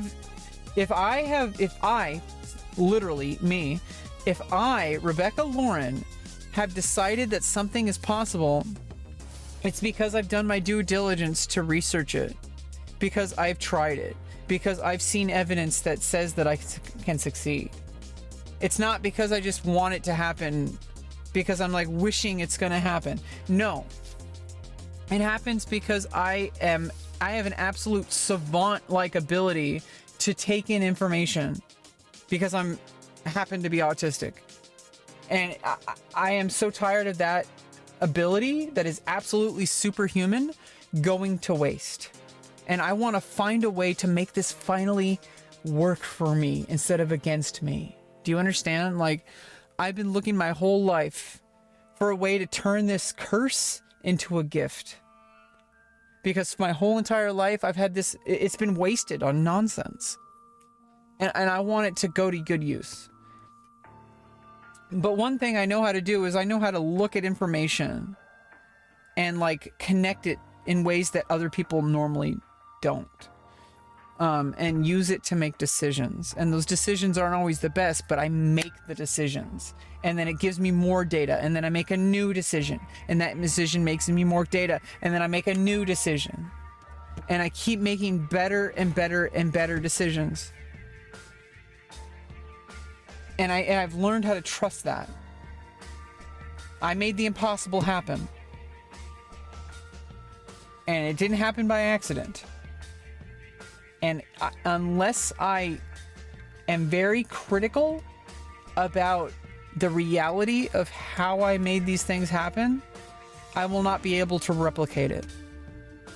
And so it doesn't matter like how difficult your goal is. If you are not willing to accept reality, and when I say reality, I don't mean like your belief of reality. I mean like objective reality, which can go either direction, because there's things that we think are impossible that are totally reasonable, and there's things that we think are totally reasonable that are actually impossible. Okay? And the only way to determine that is through data, through belief also, by the way, because there's some data that you don't know how to interpret, that maybe nobody knows how to interpret. Nobody knows exactly what makes someone into like a successful, like exactly how to turn somebody into like a famous person, for example. Nobody knows. Nobody knows. Like, people are trying to figure it out. Okay, some people are getting closer. Like, look at OTK. They're like making people famous. They're doing it. Other people aren't, you know, they could have just said, oh, you know, let's just do our own thing, do our own streams. And like, no, now they're doing like, they're getting new people into their circles. They're like building up new content creators from like zero. Like, it's catchy. Like, for example, like, they're figuring it out. They're figuring the thing out that other people thought was impossible. OTK is doing the impossible. The thing that, because they said, you know what, we could just accept defeat, or we could just do it, give it a go. And I really respect OTK for that, because it reminds me of myself, because that's who I am. The people who succeed are the people who did it anyway. Period. Despite all evidence saying they shouldn't, despite all evidence saying that they're not going to succeed, they succeeded anyway. Because the only thing that matters is the factors that will lead to success. Your beliefs about those factors and your beliefs about those things have nothing to do with it, because belief doesn't matter. Action matters. And if actions lead you to a goal, you will get to the goal, period. Now, not all actions are going to lead you to goal, but you have to also understand that not all progress is going to be obvious. I am worlds apart from where I was 5 years ago. Like, absolute, like, galaxies apart. I am so far. Like, I don't even recognize myself anymore. And I'm not talking about, like, my physical appearance. Okay, I don't even recognize myself anymore. In a good way. It's kind of scary. But